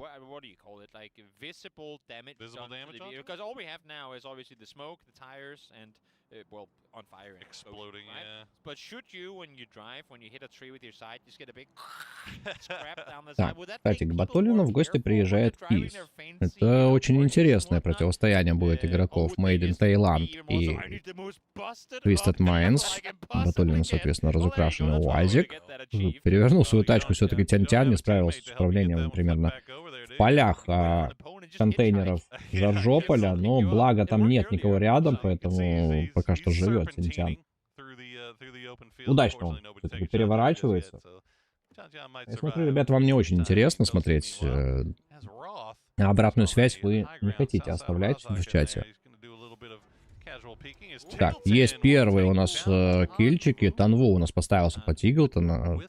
И подловил он игрока. The Expendables. Так, имеется уже представление, какую Кис закидывает Батулину. Вот как он выцелил эту щелочку. Как же красиво Кис сработал, попрятавшимся Батулину. Ну и, соответственно, минус Батут, минус игрок Twisted Minds, минус СНГ игрок на данной карте. Сейчас еще и Леванта может подставиться под эти выстрелы.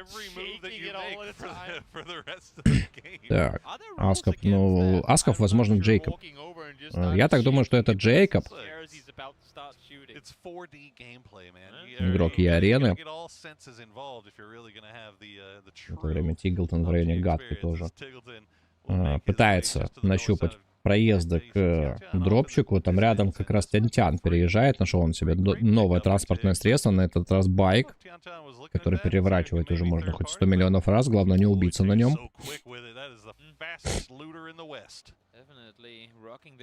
Быстренько пылесосит этот дропчик. Тиглтон не уезжает обратно. Тянь-Тян, кстати, проспал. Опоздал он по таймингам, чтобы посмотреть этот дроп. Ох ты, на этот раз БТР-ка у Бустика. Теперь он будет троллить всех остальных. Он один из последних, кто въезжает сейчас. Белый безопасный, до сих пор за белым. В районе Сталбера находится Спейсман. Севернее его находится Флаки. Примерно в районе камешков. Около призона у нас до сих пор катается Салют. Курекси, Шелтер, Мильта где-то там тоже производит свой залут. К себе не торопится. С Приморска. Кракен до сих пор на Сосновке что-то там крутит, мутит. А Тянь-Тян все-таки находит прострел по Диглтону. Тут все-таки высаживается с тачкой и пытается дать ответочные прострелы. Как раз-то вот Гана, который он нашел. Ну, есть корячок еще и у Тянь-Тяна. Попытается он, конечно, выбить Диглтона, но нет регистрации стрельбы.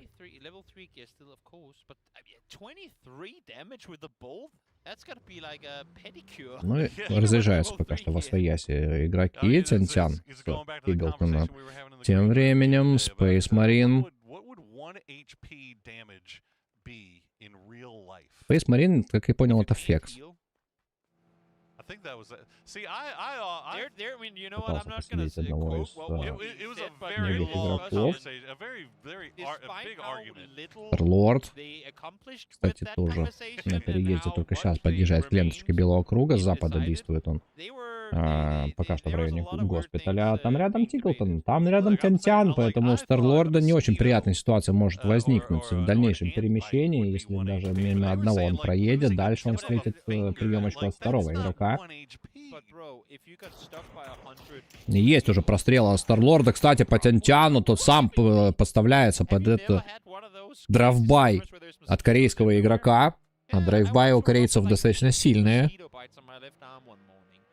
Поэтому вынужден Тянтян сейчас смещаться, улучшать свою позицию. Сам пытается дать прострелы на перемещение корейца. Не проспать бы еще Тиглтон. Ну нет, Тиглтон уезжает с тех позиций, я вижу по второму экрану. Уже на северной территории выезжает через мост в северный Жаржополь. Так, Спейсмана на Сталбере кружочек-то ушел, и он ставит себе Яндекс доставку. В это время Флаки нашел себе летательное средство и уже перемещается ближе к центру белого. Уже залетел он в этот кружочек.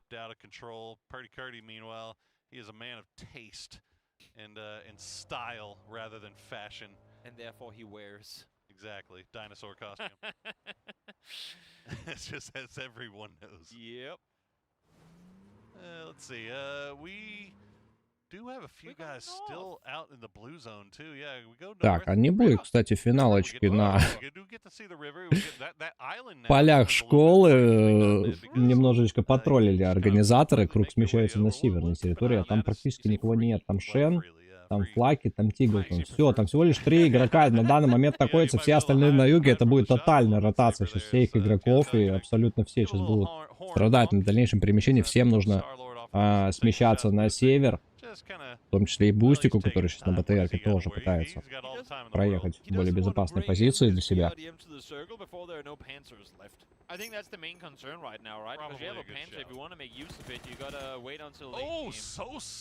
Сосед. Какие, кстати, отличные прострелы драйвбая по роту, который, ну, да, сейчас будет очень много киллов на этом перемещении, на этой тотальной миграции разных игроков. И я смотрю, уже большинство переехало на северной территории. Сейчас будут драки, конечно, за позиции. Их будет огромное количество. Тиглтон! Что ты творишь-то, господи? Подставился под него Нальни. Это точный выстрел от американского игрока. Как же он кладет прямо голову. Тайп тоже поставился под Тоси. Не сумел он все-таки засейвиться в позиции другого игрока. Соответственно, игрок Генджи оказался сильнее в данной ситуации. Снейкерс уже в засаду от Шена у нас пытается заехать, но все-таки Шен в более приятной позиции по отношению к нему находился и перестреливает еще игрока американского.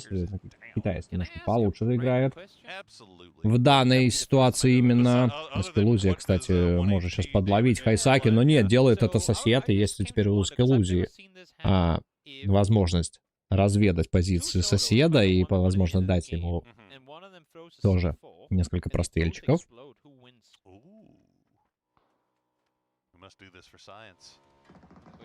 Ой-ой-ой-ой-ой-ой, как же неудачно у нас Фекс попытался пересечь эту переправу и споткнулся его байк.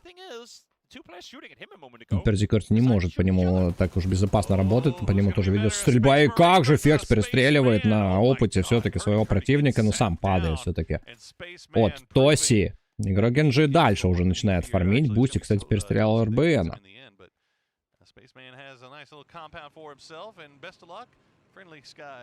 Бестолочь летает тоже на птичке, тоже пытается собрать информацию, высадиться где-то пока что нет у него возможности. Видит под собой БТРочку Бустика. А Бустику дальше нужно будет в сторону шутинг-рейнджа смещаться. 5 зон у нас находит на север, на те же холмики, но в этот раз не в сам шутинг-рейндж, а немножко южнее его.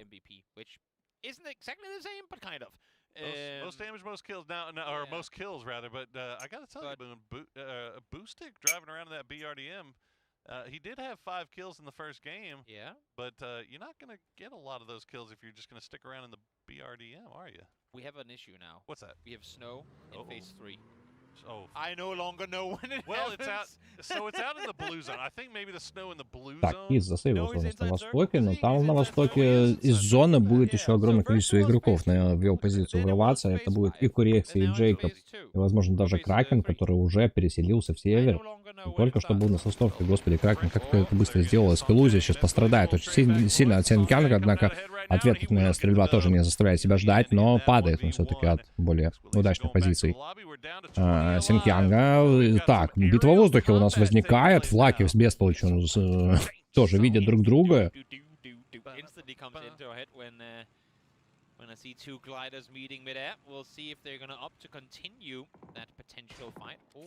Хаммер пытается пристреливать всех переезжающих вокруг него игроков. Там же Шен засейвлен до сих пор в той же позиции, не пытается что-то противопоставлять остальным игрокам. Тем более понимает он, что прямо над ним топает игрок Азлы.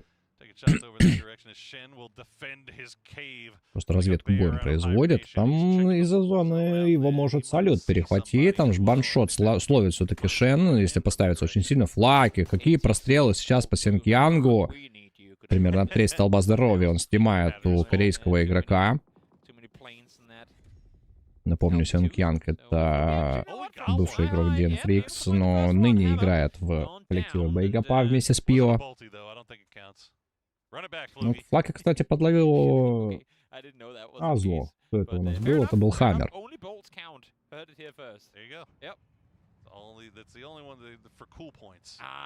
Так, Бустик засейвился примерно уже в центре. Ну, практически в центре нынешнего круга. И круг, кстати, шифтит в его позицию. Может он на своей БТРочке продолжать свое участие дальше. Гис отгоняет от себя абсолютно всех, в том числе и Старлорда, который на дрейфбае пытается найти сейчас хотя бы какие-то кильчики. Также позиция Сенкянга Кису известна абсолютно. Сенкянг сам пытается как-то какую-то информацию играть, собирать вокруг. Бестолочь все-таки сел на своей птичке, и теперь у Флаки небольшое преимущество с воздуха имеется по стрельбе по данному игроку. Тиглтон тоже пытается высадить на перемещение, но влетает он как раз в позиции Киса, который хорошо доджит, кстати, эту ситуацию. Пытается дать ответные прострелы. У самого Тиглтона тоже позиции нет. Здесь абсолютно ровная плоская местность.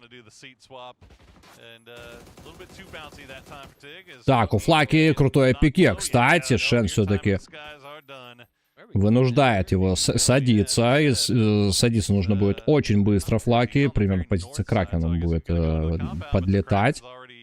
Здесь будет драка теперь бразильского тайского игрока.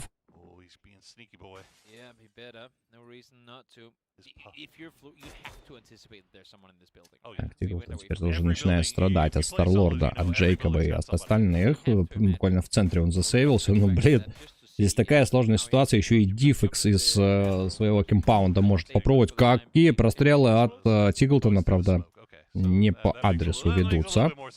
В ответ от соседа он тоже пару поинтов получает. И все-таки Джейкоб в спину ему приходит, закидывает на хаешку.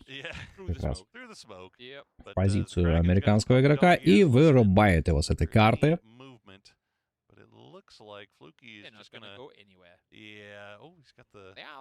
Так, Флаки до сих пор не знает, что здесь засейвлен еще игрок Фурии. Кракен до сих пор не топает, не дышит, не подставляет себя под эту информацию. Но зона-то накрывает эту позицию. Так.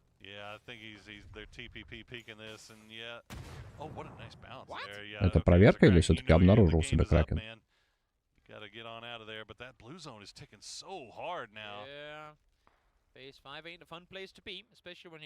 Так, сейчас многие игроки будут страдать. Здесь очень сложная ситуация по местоположению всех игроков. Леванта поставляется под соседа. И дальше продолжается у нас, начинается стычка все-таки Кракена и Флаки.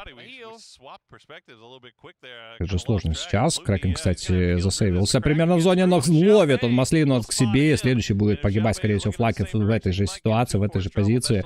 Бестолочь пытается перестрелять сейчас и перекидать Джейкоба. Есть информация от себе по Курексе, который прячется за своей тачкой. пытается все-таки засейвиться в своей позиции. Тянь-тян, кстати, достается соседу тоже плюс поинт. Там сосед, кстати, фармит. Очень хорошо фармит со своей позиции. Где он находится? Он находится на юге. Ему тоже нужно улучшаться. А к нему на ноге уже смещается Тоси. Дальнейшее перемещение соседа под большим вопросом сейчас будет. К себе и все-таки подставился под горячую руку Киса. Какие же он кладет! Вы посмотрите. Так, что случилось-то? Что с регистрацией, Кис? Так, Флаки все-таки подловил Шен. Отличную позицию он занимал все-таки по отношению к драке Кракена и Флаки.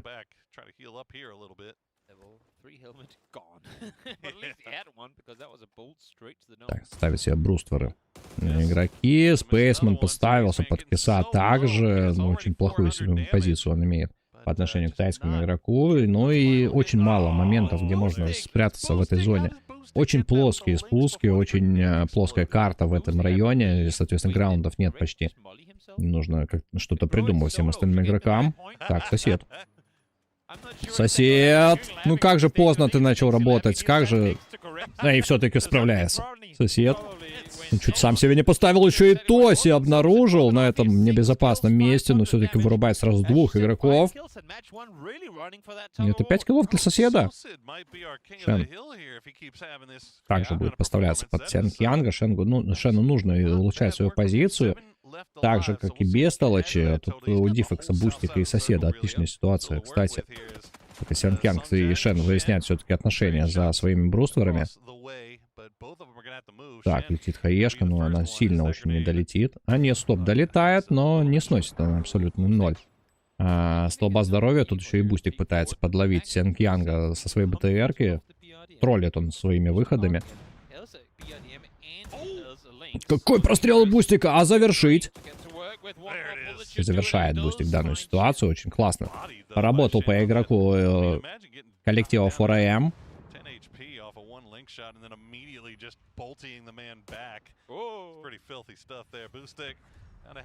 Бустик тролль.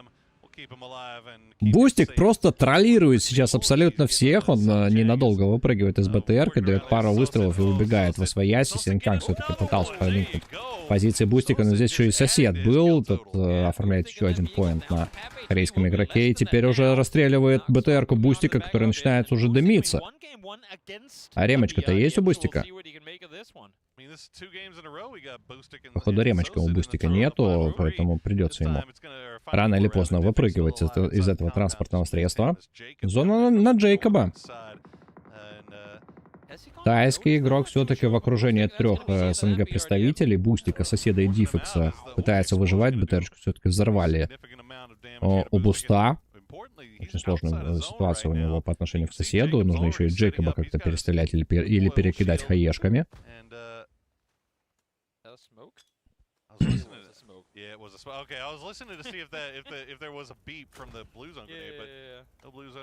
Раскидывает смоки Бустик, пытается отсейвиться сразу от 2 игроков, и от Джейкоба, и от соседа.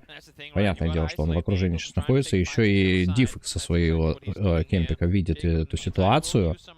Пола раскрываются, Джейкоб как раз закидывает, Бустик все это доджит и предиктит. Не понимает местоположение соседа до конца. Но тот все-таки спалил этот локоточек, который торчал из смока. И все-таки Бустик покидает на 4-й позиции эту карту. Сосед... Господи, как же фармит сосед. Будет посмотреть количество киллов этого игрока.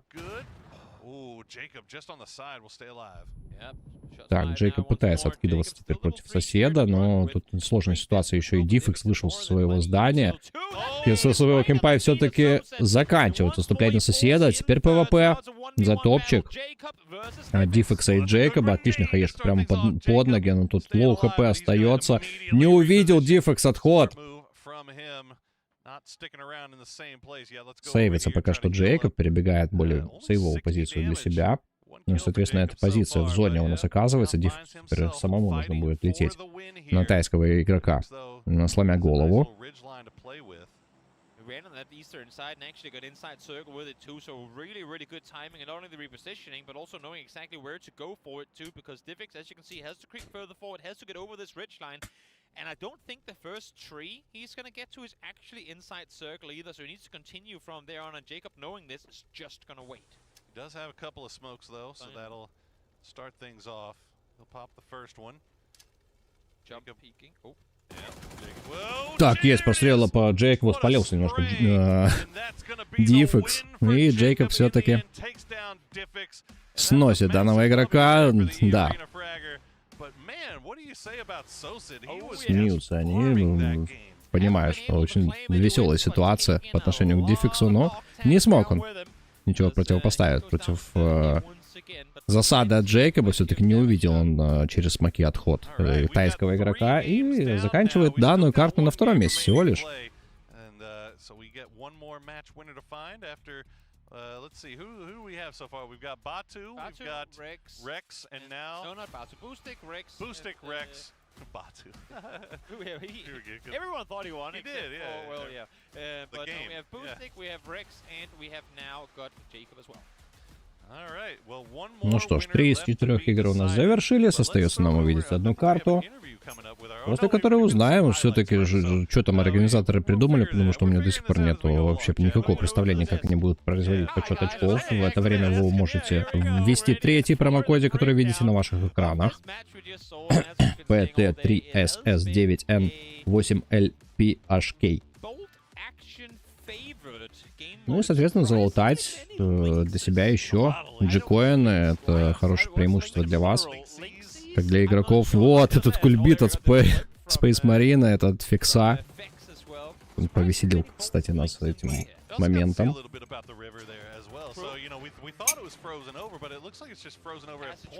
Так, ну что, небольшой перерывчик, продолжаем. Скоро завершение, скоро последний матч. Поэтому далеко не расходитесь, скоро продолжим.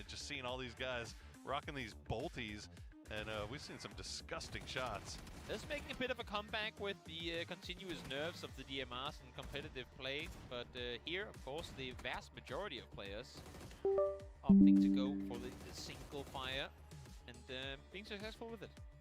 Yes, indeed. Oh yeah. Even the observers thought he was going to win. They had a cameraman there ready and waiting already. Yep.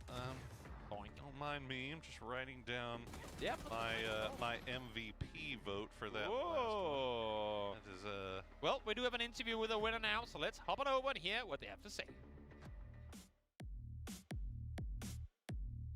And we're here with Jacob. He is our third chicken dinner winner. So right here, I would like to ask him. So maybe it's gonna be in Thai first.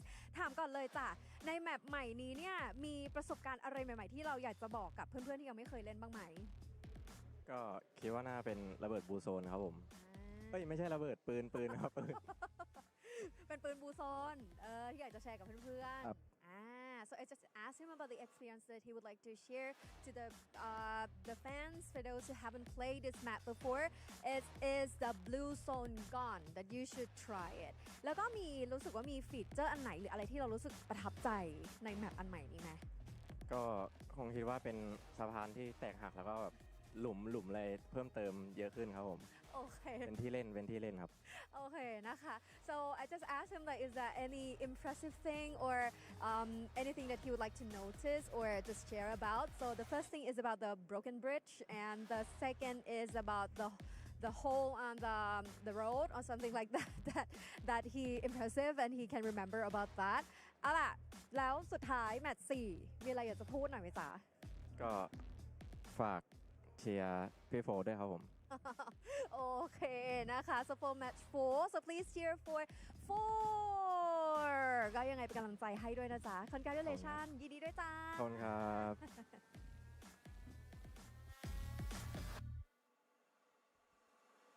Thank you, Mr. Jacob. Yeah. Nice win for him too, and it wasn't an easy road by any means. Actually, it might have been for him. I think he had did like do less 60 damage coming into the final kill. Okay. So as far as roads go, for the players in that one, probably the easiest road to a win. He's a pacifist.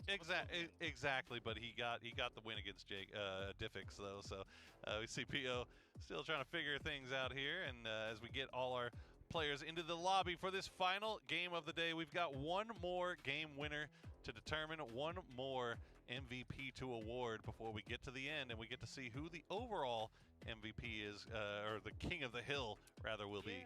And remember, I mean, one thing that I kind of forgot about up until right now is the fact that, yes, we talked Sosa and Boostic, but they've also played 2 out of 3 games. They don't get to play the final one, so any chance, any shot they had at becoming the MVP of this this show match, they have already done. They're finished. They can't do no more. I believe I just saw Sosa still in his chair and Hackatory watching. I'm like, guys, no account sharing in the show match. Just because Sosa is feeling it doesn't mean you can allow him to play Hackatory. That's, no, we gotta, well, we take the rules Ну что, ребят, последний 4-й матч скоро у нас уже начнется. Я смотрю, некоторые игроки уже настраиваются.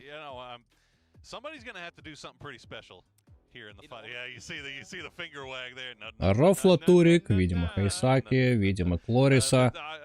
Коллектив из Вьетнама у нас тоже сформированный тут. Из игроков 2 коллективов, The Expendables и Anyone's Legends. Также стак 2 игроков, Генджи и Дэн Фрикс тоже присутствует. Having now been you alongside with me, having been in this scene for, well, ever since the beginning effectively, seeing how with more and more global events coming around, these players are starting to become real friends with one another across regions. We see the guys from Latin, they're hanging out with the boys from Vietnam. Так, не дают старт последнего матча, последней 4-й игры. Самолетик будет лететь у нас из липа в ту сторону Куори. Почти горизонтальные, так сказать. Большинство игроков, конечно, до своих стартовых лоспотов долетят. Но их стартовых лоспотов, они будут разлетаться сейчас буквально по-своему, не разлетаться по карте очень сильно, скорее всего. And it's also fun to get to have these event, the match type days where they can be like laid back, relax, and you're not. Что у нас по разлету? Адоус примерно позиции Мильта Пауэр. Там у него есть, кстати, еще 2 игроков. Там будет драка сейчас на Мильта Пауэр.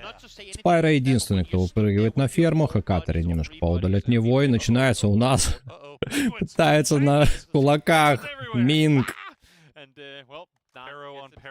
перебить Наня, но тот все-таки нашел ган и все-таки сносит первого игрока. Также Хэнги первые, подбина подставляется, но очень быстро сейчас производятся первые 2 килла.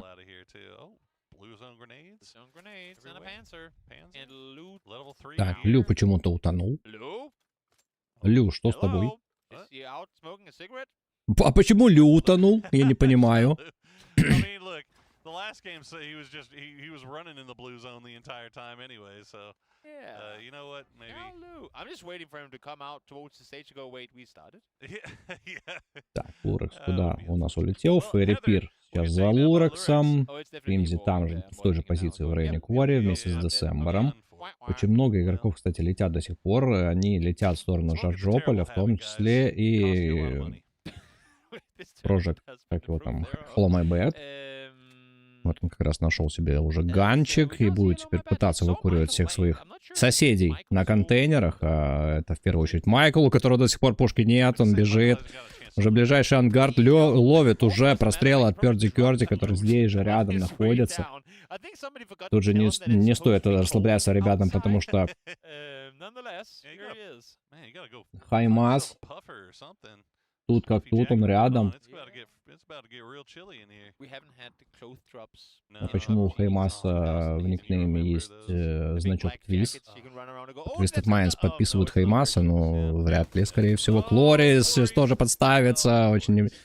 Очень плохую позицию он выбрал для перемещения в рожке, и все-таки Хевен сносит его. Со своего окошка Хакатори пытается улучшить сейчас свою позицию. Ближе к центру сейчас в район починок вырывается Хакатори. А там рядом с ним уже Иксвуд. Он в самих починках у нас находится. Пио здесь же рядом. Рекс тоже примерно в центре у нас расположился. Экземпл на стандартный лутспот. На школу у нас падает. Знает он этот район как свои 5 пальцев. It's just throwing me. I can tell you're having a really hard time with it. It's throwing me off so much. It's just so weird.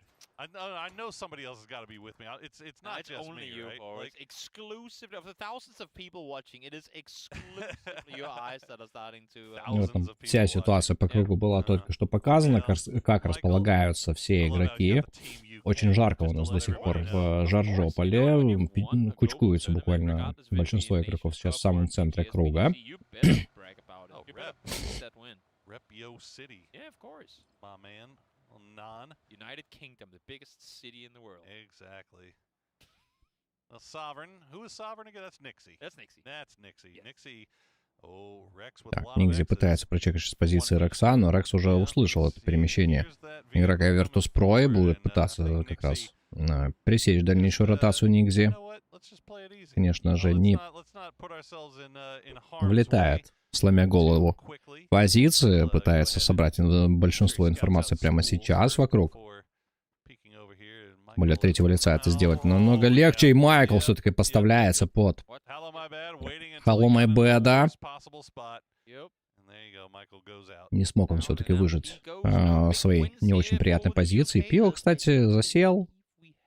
Собирает информацию, ползая на втором этаже. Тут отличные позиции у него по отношению к тому же Рексу, который засейвился в ангарчике, либо остальным игрокам вокруг. Найн сейчас может поставиться очень сильно под Бина, и тот все-таки пристреливает своего визави на китайском игроке. Игрок PTK Road также покидает данный матч. И так, Xwood тоже сейчас пылесосит дропчик, который падает буквально ему на голову, но нужно не проспать. Ему сейчас Кис на ноге сюда приходит. Естественно, Xwood уже готовы его встречать. Видел, он слышал, точнее, перемещение тайского игрока. На лоу хп Кис сейчас может откиснуть один хелспоинт у Киса. Как ты выжил? Вкалывай аптеку, придурок.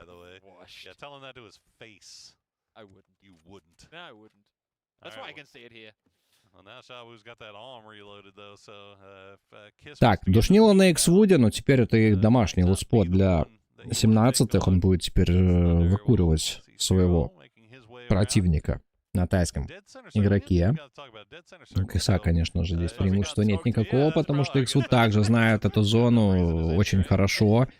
Бин пытается с прочеком проникнуть все-таки дальше. Белый безопасный.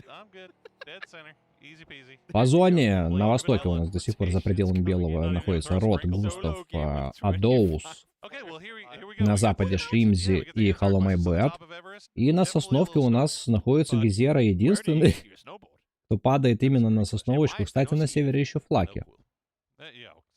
Все остальные в пределах белого круга, либо уже в лобби. Так, ну провожает пока в своем прицеле Бина Кис. Ух ты.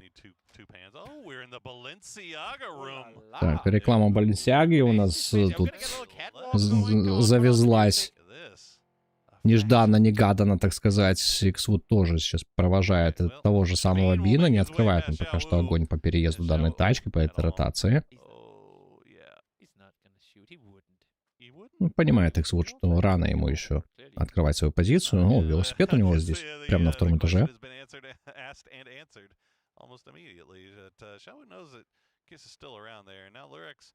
Лурекс нашел себе граунд. Ну, тут Десембер прямо рядом с ним тоже пытается какую-то разведку произвести. Так, Найтин был ник здесь все-таки Бином. Заехал тут ему прямо на голову, перестреливает он игрока Virtus.pro. Так, позиция Лурекса известна Десемберу, и теперь дело пахнет керосином, но у него отличный прострел, как раз вместе с гранатой. Десембер отлично справляется с Лурексом. И игрок Орчит покидает тоже последний матч. Так, ведется теперь стрельба от Пио в позиции Десембера. Пытался он дать этот нок на перемещение китайского игрока. И не было регистрации стрельбы, поэтому пока что выживают оба этих игрока. У Пио тоже позиция отличнейшая на, конечно, сбор информации в первую очередь. Рекс в это время тоже провожает Бина. Почему-то Бина провожают в своем прицеле очень многие игроки, и никто не торопится начинать стрельбу по нему. А Доус, кстати, птичку себе нашел и уже летит в сторону белого безопасного. Там, кстати, прямо перед ним в районе Восточного моста засейвился пока что Спайрон. На самой ленточке белого он пока что пытается выживать. Шримзи на этот раз без птички. Он уже подъезжает в позиции починок. Нужно занять правильную территорию Шримзи. Спайра уже открывает огонь, кстати, по перелетающему Адаузу. Пытается дать какие-то хотя бы минус-поинты по птичке.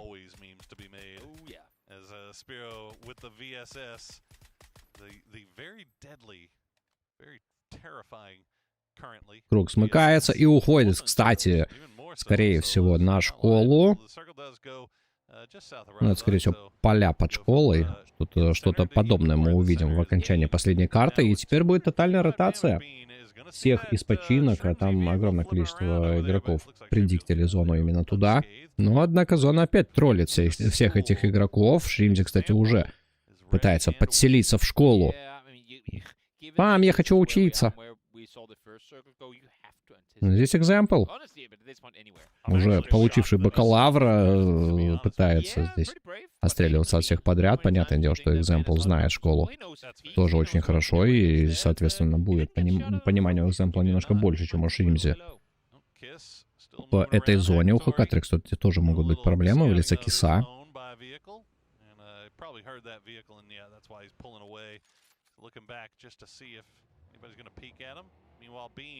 Collecting a little bit more loot off of his latest quarry. 3 kills now for Bean as he is having a nice little start here. Oh yeah, making his way to safety.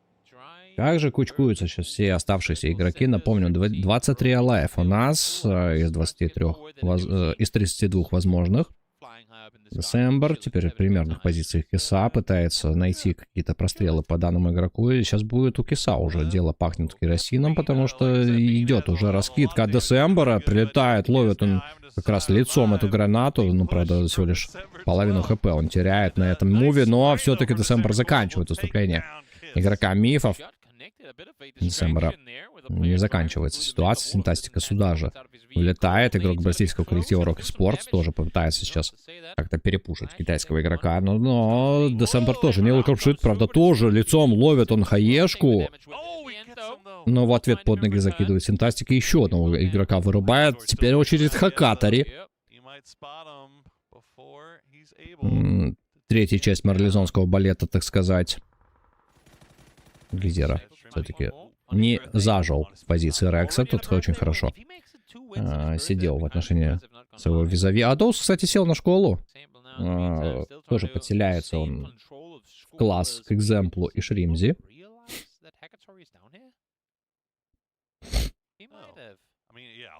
Хакатри засейвился пока что в небольшой будочке над школой. Прямо над ним пляшет сейчас Десембр, тоже разведая информацию. Это все на юге. От общак у нас происходит. Домашний лос под Twisted Mice, напомню.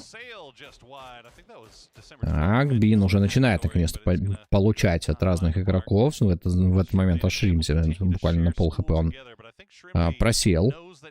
Нужно теперь принимать в себя лекарственные средства, как-то сейвиться где-то, возможно, в каких-то граундах.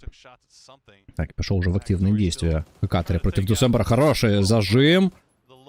Сносит он буквально треть столба здоровья, но пока что доджит весь остальной раскид. Десембр.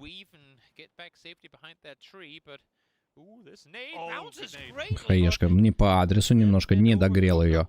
Хакатри пытается теперь Десембр как-то утекнуть с данной ситуации. На лоу хп буквально один патрон. А еще одно колесико Хакатри сносит Десембр. Ну, достреляй ты его уже наконец-то. Наконец-то. Пошел зажим у Хакатри. Не мог он справиться с ним очень долгое время. А Доус пока засейвился на крыше, где сейчас активно топает Шримзи. Так, Яндекс доставка. От Холомай Беда будет он выселяться где-то в районе школы. Также Пердикарди тоже себе заявил Яндекс доставку примерно с позиции Шотинг Рейнджа.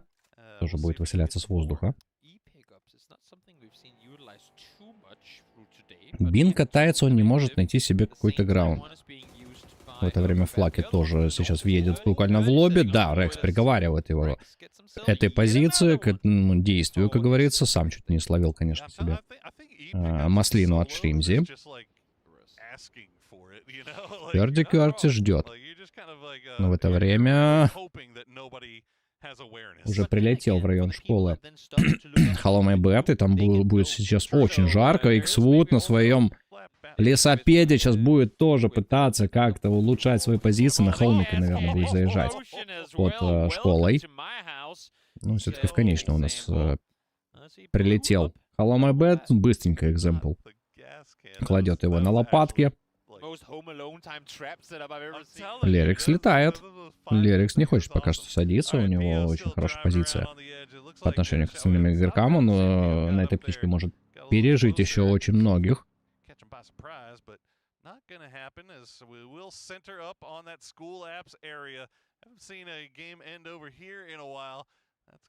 Господи, как же сейчас кучковаться будут ребята в районе холмов Рожка, либо вот этих полей школы. Как же это будет сложно. Как же сейчас уже напичканы общаги. Экземпл, кстати, уже, я вижу, переселился в один из домиков общак. Уже скипнул он дальнейшие драки школы.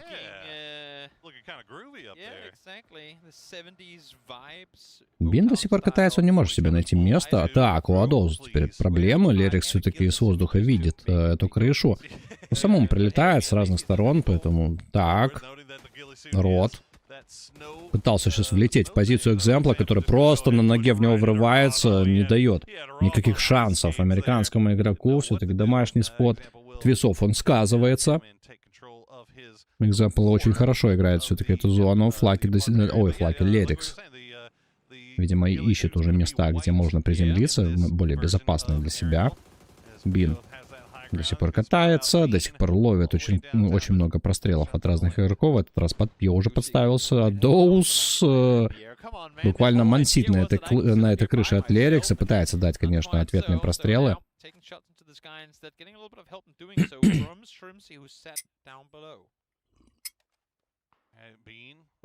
Подсеялся, потому что Бин раскидал смоки, чтобы не сбрили колесико его тачки. Ну, тоже сложная ситуация у Бина. Да, можно на этой позиции еще попробовать выжить небольшое количество времени, но под пиво сидеть очень долго, это очень опасно для него. Лерикс уже получает еще и от Хакатори с другой крыши. Также Хакатори видит перебегающего Адоуза. Тоже неприятная ситуация двух СНГ представителей разных команд. Это, соответственно, представители Нави и BB Team.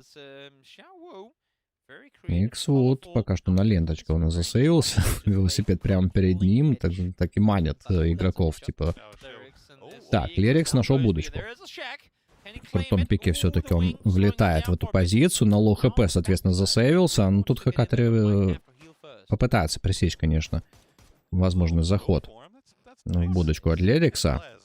Поэтому без смоков, как говорится, ты ничего не сделаешь. Еще и Глаз из коллектива Азлы пытается предпринять попытки его сбрить, но все-таки заходит. Так, у Иксвуда не летит стрельба. Бин до сих пор выживает, буквально, не знаю. Перекрестился, что ли, Бин перед этим матчем. Теперь Пио нужно лететь. И... Как Бин с разворота хорошо кладет Иксвуду. Жбан-шот с зажима. Так, у Бина ситуация ниппель, у Пио ситуация ниппель. Хевену и Спайра тоже нужно перемещаться в поля. Так же, как и Густаву. У всех остальных, в принципе, неплохая позиция по отношению к остальным. Ну, есть еще места, где можно подсейвиться. Те же здания общак, которые некоторые из них свободны. Но граундов нет в этой зоне абсолютно, от слова совсем.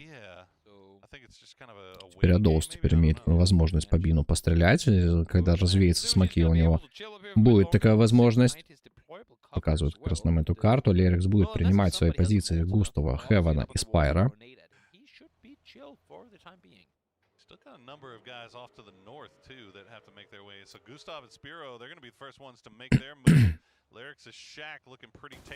Так, есть информация по переезду Спайра от Густава. Также имеется информация по Лериксу, который до сих пор сейвится в данной будке. И у Бина тачка уже сжигается Адоузом, но работает он в ответку очень неплохо. Господи, тачка накрывает Бина все-таки. Очень больно ему прилетает от нее. Лерикс падает. Густаво, кстати говоря, Спайра перестреливает еще одного игрока. Лерикс, соответственно, тоже падает с позиций игрока Pubg Esports. Экземпл теперь Спайра будет принимать, так же, как и Хакатори, то есть позиции у него нет. Дальнейший выезд из этой будочки у Спайра, в принципе, заказан уже. Так, сложная ситуация сейчас для всех, кто будет выходить из школы. Это как раз один из них, Адоус. Там же идет Пиош, Римзи и Глаз. В том числе Спайр с Хеваном. Они все сейчас будут страдать от всех, кто находится в общежитиях. Такие общаги имеют преимущество по отношению к белому кругу, так сказать. Соответственно, шанс для Пердикерти, Хакатори, Хаймаса и Экземпла сейчас аннигилировать всех этих игроков. Рекс у нас стирает все-таки Шримзи, Пио достается Адоузу. Спайра очень больно переезжать. Пердикерти пытался сейчас дать какие-то прострелы. Все-таки на лоу хп Спайра проникает в позиции Перди. Пока что сейвится он в своей позиции у Глаза. Небольшие проблемы тоже возникают. Очень больно ему сидеть. За камнем прячется Хеван под прострелами Адоуза. И Спайра все-таки справляется с Пердикерди, отыгрывает он позицию американского игрока и все-таки сейвится в бывших своих домашних позициях. Помнит он, конечно, как с Твисами он занимал именно общаги. Очень сложная ситуация у Глаза, куполами его отгоняют. Тут так же, как и Рекс, тоже будет, скорее всего, погибать, как и Хеван. Адоус перестреливает первым Глаза, сам погибает от Хаймаса. Прострелы все-таки Собчак присутствует у остальных игроков. Ну что ж, осталось двух тополей у нас снести. Это как раз Хеван с Рексом. Кто из них первый погибнет? Они еще и друг друга пытаются перестреливать. У Рекса очень сложная ситуация. И все-таки Хеван душит эти смоки. Рекс погибает. На топ-6 остается 5 у нас игроков на доигровку 4-го матча. Ну, Хеван раскидал себе смоки, но сможет ли он сейчас безопасно проехать в позицию Экземпла? А тут уже греет гранату, кстати, на возможный заезд.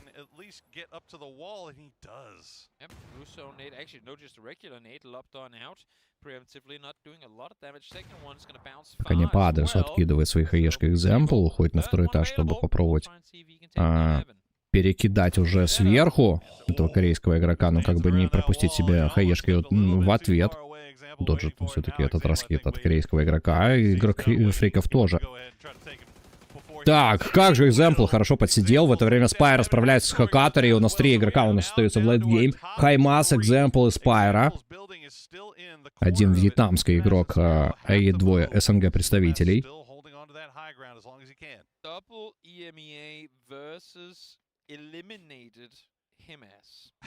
Так, зона благоволит Экземплу. У него есть зона, где играть, соответственно, кружочек на уголочке дома еще останется. А вот у Спайра и Хаймаса нужно будет составлять себе какие-то проходы, дымит он на кошке Экземпла, чтобы тот не давал прострелу в его проход. С другой стороны, контролирует Экземпла Хаймас. Ну, тот пока что дожит весь раскид в его сторону. Спайра пытается предотвратить отход как раз Хаймаса с его позиции, раскидывает купола. Правильная ситуация, кстати, со стороны Спайра. 2 бывших тиммейта одного коллектива, ныне играющих по разные команды, это Экземпл и Спайра, естественно, понимают эту зону как свою домашнюю. Купола еще раскрываются под Хаймасом, и очень больно ему сидеть в данной ситуации. Понимает, что дело пахнет керосином для него, пытается откидываться всем, что у него имеется. Головой, буквально лицом он встречает хаешку от Спайра, и Экземпл все-таки перестреливает его, нашел он эту голову. Так, а что будет теперь между 2 бывшими тиммейтами?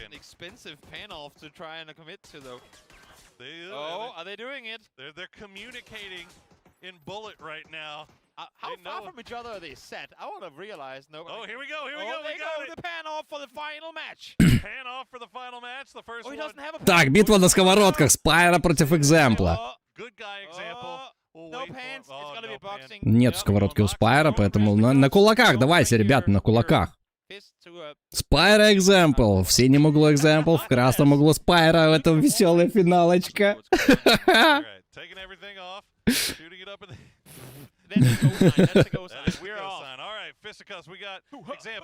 Так, и пошла драка, у нас пошла жара, обмесят друг друга, ребята. И кто выиграл? Кто выиграл? Ноумани? Ноумани 5 киллов. Кто выиграл? Экземпл или Спайра?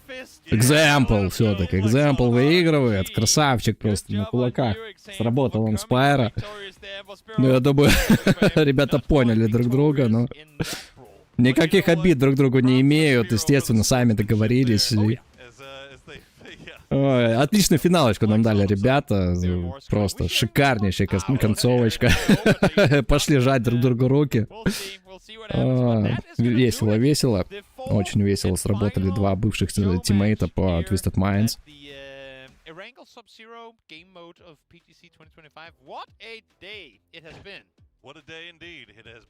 Что ж, ребятки, день подошел к концу. Очень приятное окончание мы увидели. Битва на кулаках. Да, сковородочки у Спайра не было. Не нашел он ее себе. Вот. Но на кулачках все-таки ребята схлестнулись. Ну, честная драка, чё. Тут уже кто кого перемесит. The blue zone grenades, man, from the launcher, those need to stick around, I think. I do like the fact that they don't stay up for as long, because I thought when I saw the announcement, they're like, oh no, this is gonna be, you know, the players will find a way to make this absolutely OP. It wasn't as bad. No. So maybe when you have 4 players on a team that has them, all of them. Так, ну теперь самое главное, как организаторы там почитают очки свои, кому они отдадут призовые, тоже максимально интересно, что будет. Вот. Но, тем не менее, да, долго сегодня ждали. 2 часа организаторы пытались починить свою игру. Потом очень много непоняток с все-таки регламентом данного турнира. Вот. Ну, сейчас посмотрим. Сейчас посмотрим, кому предпочтение дают организаторы. Соответственно, наградные билеты получат некоторые команды, некоторые игроки.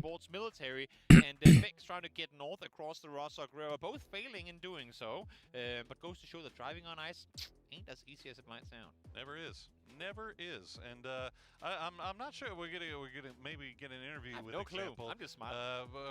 I think we're trying to line that up right now, so we're filling a little bit of time here, waiting for Example or for Pam rather to get to Mr. Example and get to hear what his thoughts on this new map are going to be. We have kind of told you everything we thought, and let us know in the chat what you think about the guy, about everything. I'm still upset that we didn't get to see a Bolty from the glider. From the glider, you know what? Maybe we're saving it for the grand final. Saving it for the grand final, why not? Because that's why we're here, right? For those of you guys who might be tuning in, going, what in the world are these two guys yapping about? Так, что ж, надеюсь, ребятки, вам тоже понравился сегодняшний день. Немножко неудачное начало было, но все-таки достаточно интересно было посмотреть за баталиями, интересно было посмотреть за новой картой, которая, скорее всего, еще не допилена, будет допиливаться, потому что слишком она плоская какая-то.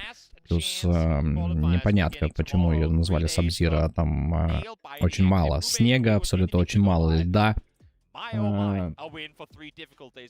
И вполне возможно, в будущем мы увидим именно эту карту на киберспортивной арене PUBG. Вполне возможно, как только она будет допилена до конца. Что ж, по призовым пока непонятно, не дают нам организаторы абсолютно никакой информации. Ну что, ждем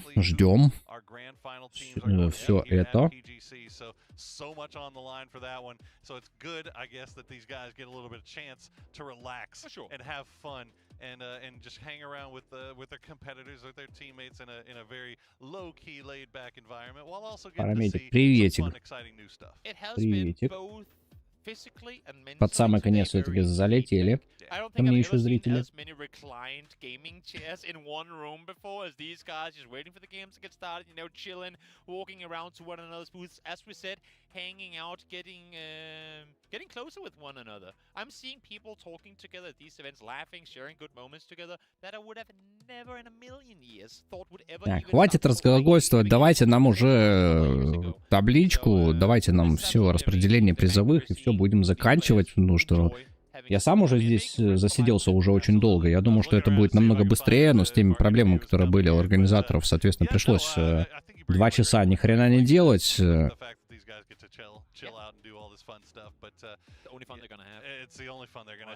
часа просто мы скучали, смотря просто на рекламу, как говорится, и слушая музыку.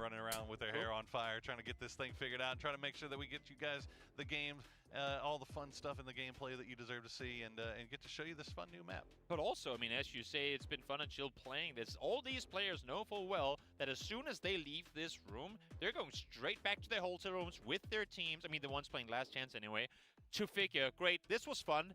Now we're like, now mind back, focus mode, game on, because we have big games coming. Можно было бы In our посмотреть downtime, I mean, PO was up there doing VOD reviews. They were doing So, VOD like, they're о getting ready победителях, already. распределении призовых и так далее, что у нас творится. Нигде ничего нам не дают. Комментаторы тоже просто разглагольствуют, ничего, воду абсолютно льют. Just goes to show, oh, it's... What do you think the likelihood that they were Event, Last Stage Bingo, это не то. Anytime we land here in the circus here, this is the way we You also run solo over there every game? Oh, yeah. PO, keep doing that. Пишу информацию, я пока что нигде не вижу никакой абсолютно инфы, как происходит распределение призовых, возможно, в будущем узнаем мы об этом. Chilling as we wait for this interview to get started. I'm looking around to see who we're talking to, but I'm not even seeing her anywhere. I'm not exactly sure what's about to go down. I am having a fun time with a spinning chair and us being on camera throughout all of it, though. It's it's entertainment. Some people are leaving the building, and we're trying to catch them before they leave. Maybe that's what I'm hearing from our production. We're trying to catch these interviews before these players, because again, get back to their rooms, get back to their teams, their coaches, their prep coming in to these matches that they have to play over the next couple of days. Well, we do have an interview. I mean, I see example in Pan over there, so maybe we're just we're getting everything ready. But we also got some awards to give away, right? We got the MVP, and we've got the the formerly known as King of the Hill Award, which I think is the kill leader. Which could also maybe end up being the MVP. Might be the same people. We'll see. Nonetheless, обсуждение начинает уже у нас комментаторская студия, кому давать MVP. Начинают они смотреть все свои записи, кто там где отлично сыграл, кто больше настрелял, кто больше накилял. Конечно, подсчет очков до сих пор идет у организаторов. Ждем мы всю эту информацию от них, естественно. То, что в моменте, в самом первом матче Бустик отлично сыграл, там хорошую игру нам показал. Во втором матче у нас Рекс буквально рвал и крушил, вцеплялся всем в глотки. Кстати, еще раз поздравляем Рекса с днем рождения. Сегодня у него денюха, так сказать. Вот. Третий матч, там сосед тоже нашел свою игру. Тоже достаточно много кильчиков у нас собрал. Ну и заключительная битва на кулаках между Экземплом и Спайро тоже достаточно шикарнейшая у нас образом произведена была. Поняли ребята, что они друг против друга остались, и выяснили отношения именно без использования ультимативных ганов и только используя свои руки, так сказать.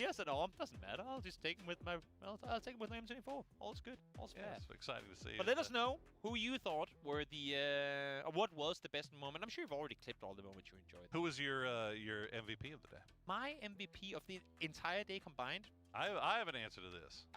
I'm afraid our answers will be the same. Probably going to be the same. Because given that each player only played 2 games, and the only player I can remember from both their games today is Soset. It's gotta be Soset. The fact that he had 5 kills plus in both matches, it doesn't sound like a lot. I mean, it's still impressive, even in a competitive, like, 64-man lobby.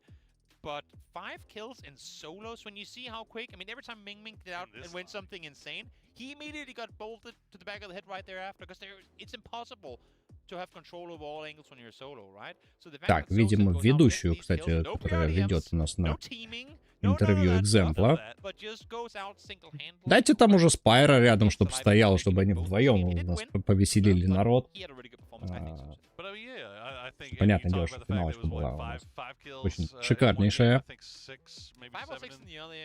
Вот, уже готовится нам давать интервью экземпл. И совсем скоро мы, я думаю, уже узнаем весь расклад турнирный, как команды у нас сыграли. И это будет очень интересно посмотреть. Кто все-таки лутает максимальное количество призовых, кто лучше находится в турнирной таблице этого мелкого турнира. PGC 2025 год, event match. I would think so too, but of course, in terms of who actually wins, ours is only one vote. I was gonna say, just to clarify that. Не понял прикола.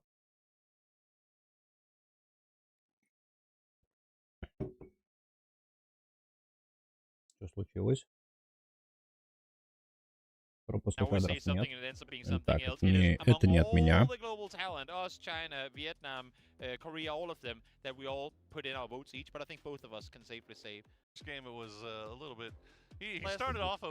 Дропы на ютубе какие-то происходят. Но это все не из-за меня, это не мой интернет. У меня интернет пока что в порядке. Пропуска кадров нет. Это что-то именно со стороны организаторов у нас происходит. Видимо, там все-таки какие-то проблемы с интернетом присутствуют, учитывая то, что они 2 часа не могли справиться со своей трансляцией, со своей игрой. Это, скорее всего, что-то в Таиланде у нас случается.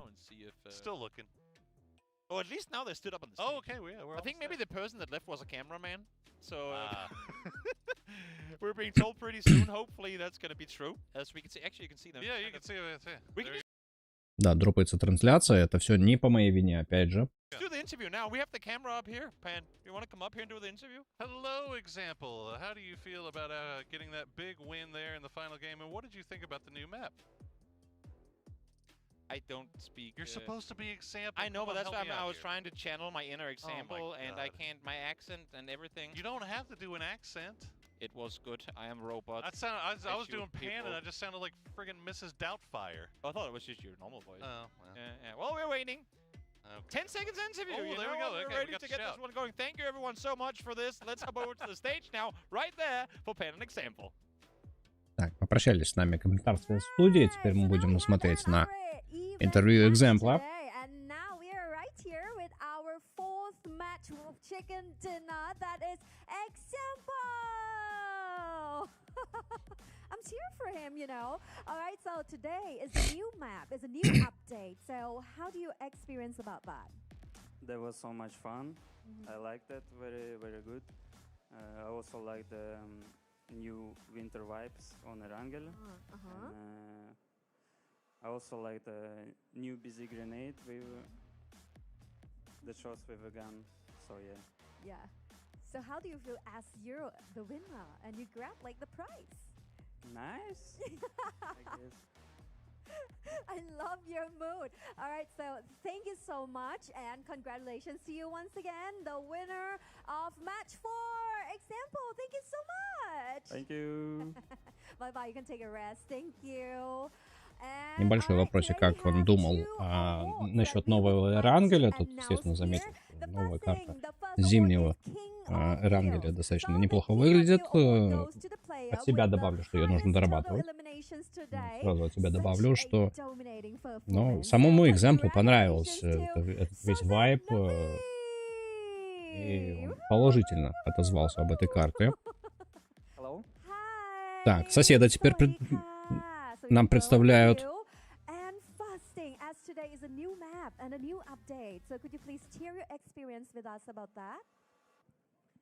Як тобі мапа? Чи сподобалося тобі грати на цьому Ерангелі?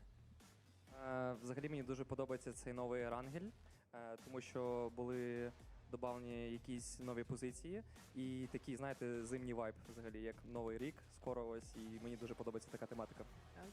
I really like the experience, the map, the vibe, the Christmas vibes. Я думаю, в переводе не нуждается. Да, комментарии соседа, я думаю, все немножко понимают данный язык. Чи є якісь конкретні нововведення, які тобі особливо сподобалися? Безаган, котрий додавали з цим апдейтом. І я гадаю, якщо додавлять в eSports, всі будуть його використовувати, тому що у нас вже є смоган і додається ще один, і мені здається, це дуже класна механіка. We already have smoke gun in the game, but in this patch also BZ gun was added, and he thinks that it's a cool addition to the game. Everyone will use it, and it will be really good. Yeah. Okay, so how do you feel that today you be the king of kills? Як тобі бути королем вбивств сьогодні? Не знаю, просто добре зіграв, та й все. I just played good. That's it. Кстати, сосед лучший фрагер сегодняшнего дня. Он больше всего накилял. Соответственно, получает звание лучшего килл-дилера этого маленького турнира. Эрангеле Sub-Zero.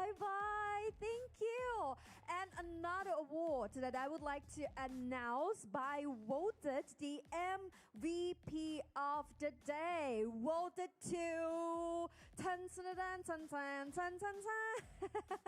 Так, по разным предпочтениям Бустик, Шен, сосед и Хеймас получают у нас MVP. Of our event match today, but tomorrow we will start the first day of our last stage, so you can come and join us and experience us together with the cheers and all of the fun. ก็สำหรับพรุ่งนี้นะคะก็จะเป็นวันแรกนะคะของ last stage กันแล้วนะคะดังนั้นก็สามารถมาเชียร์กันได้นะคะแล้วก็ส่งกำลังใจนะคะให้กับทีมที่จะมาร่วมแข่งขันใน last stage นั่นเอง Alright, so end of today now. See you once again tomorrow, and sorry for all of those problems, but I know you guys have fun today together, so see you tomorrow. Bye-bye! Так, ну что, узнали мы, что MVP-шка все-таки сегодняшнего матча это все-таки сосед, представитель команды Нави, который все-таки у нас накилял намного больше, чем остальные. Естественно, попрощались с нами уже англоязычная студия аналитики, комментаторская. Прощаться буду с вами и я. Всем спасибо, кто смотрел, кто оставался в этот сложный стрим для меня вместе со мной. Спасибо за то, что ставили лайки, подписывались на канал. Всем огромная благодарочка. А увидимся мы уже завтра, потому что завтра начинается Last Chance, 16 коллективов, которые будут сражаться за право прохода в следующую стадию. Это в гранд-финальную стадию, а там всего лишь 5 слотов будет разыграно. Это будет адское месилово. Так, все, завершился у нас стрим. Так, это мы уже убираем. Плашечку я ставлю. Вот, соответственно, сам тоже заканчиваю. Спасибо всем за просмотр. Увидимся завтра. Всем пока.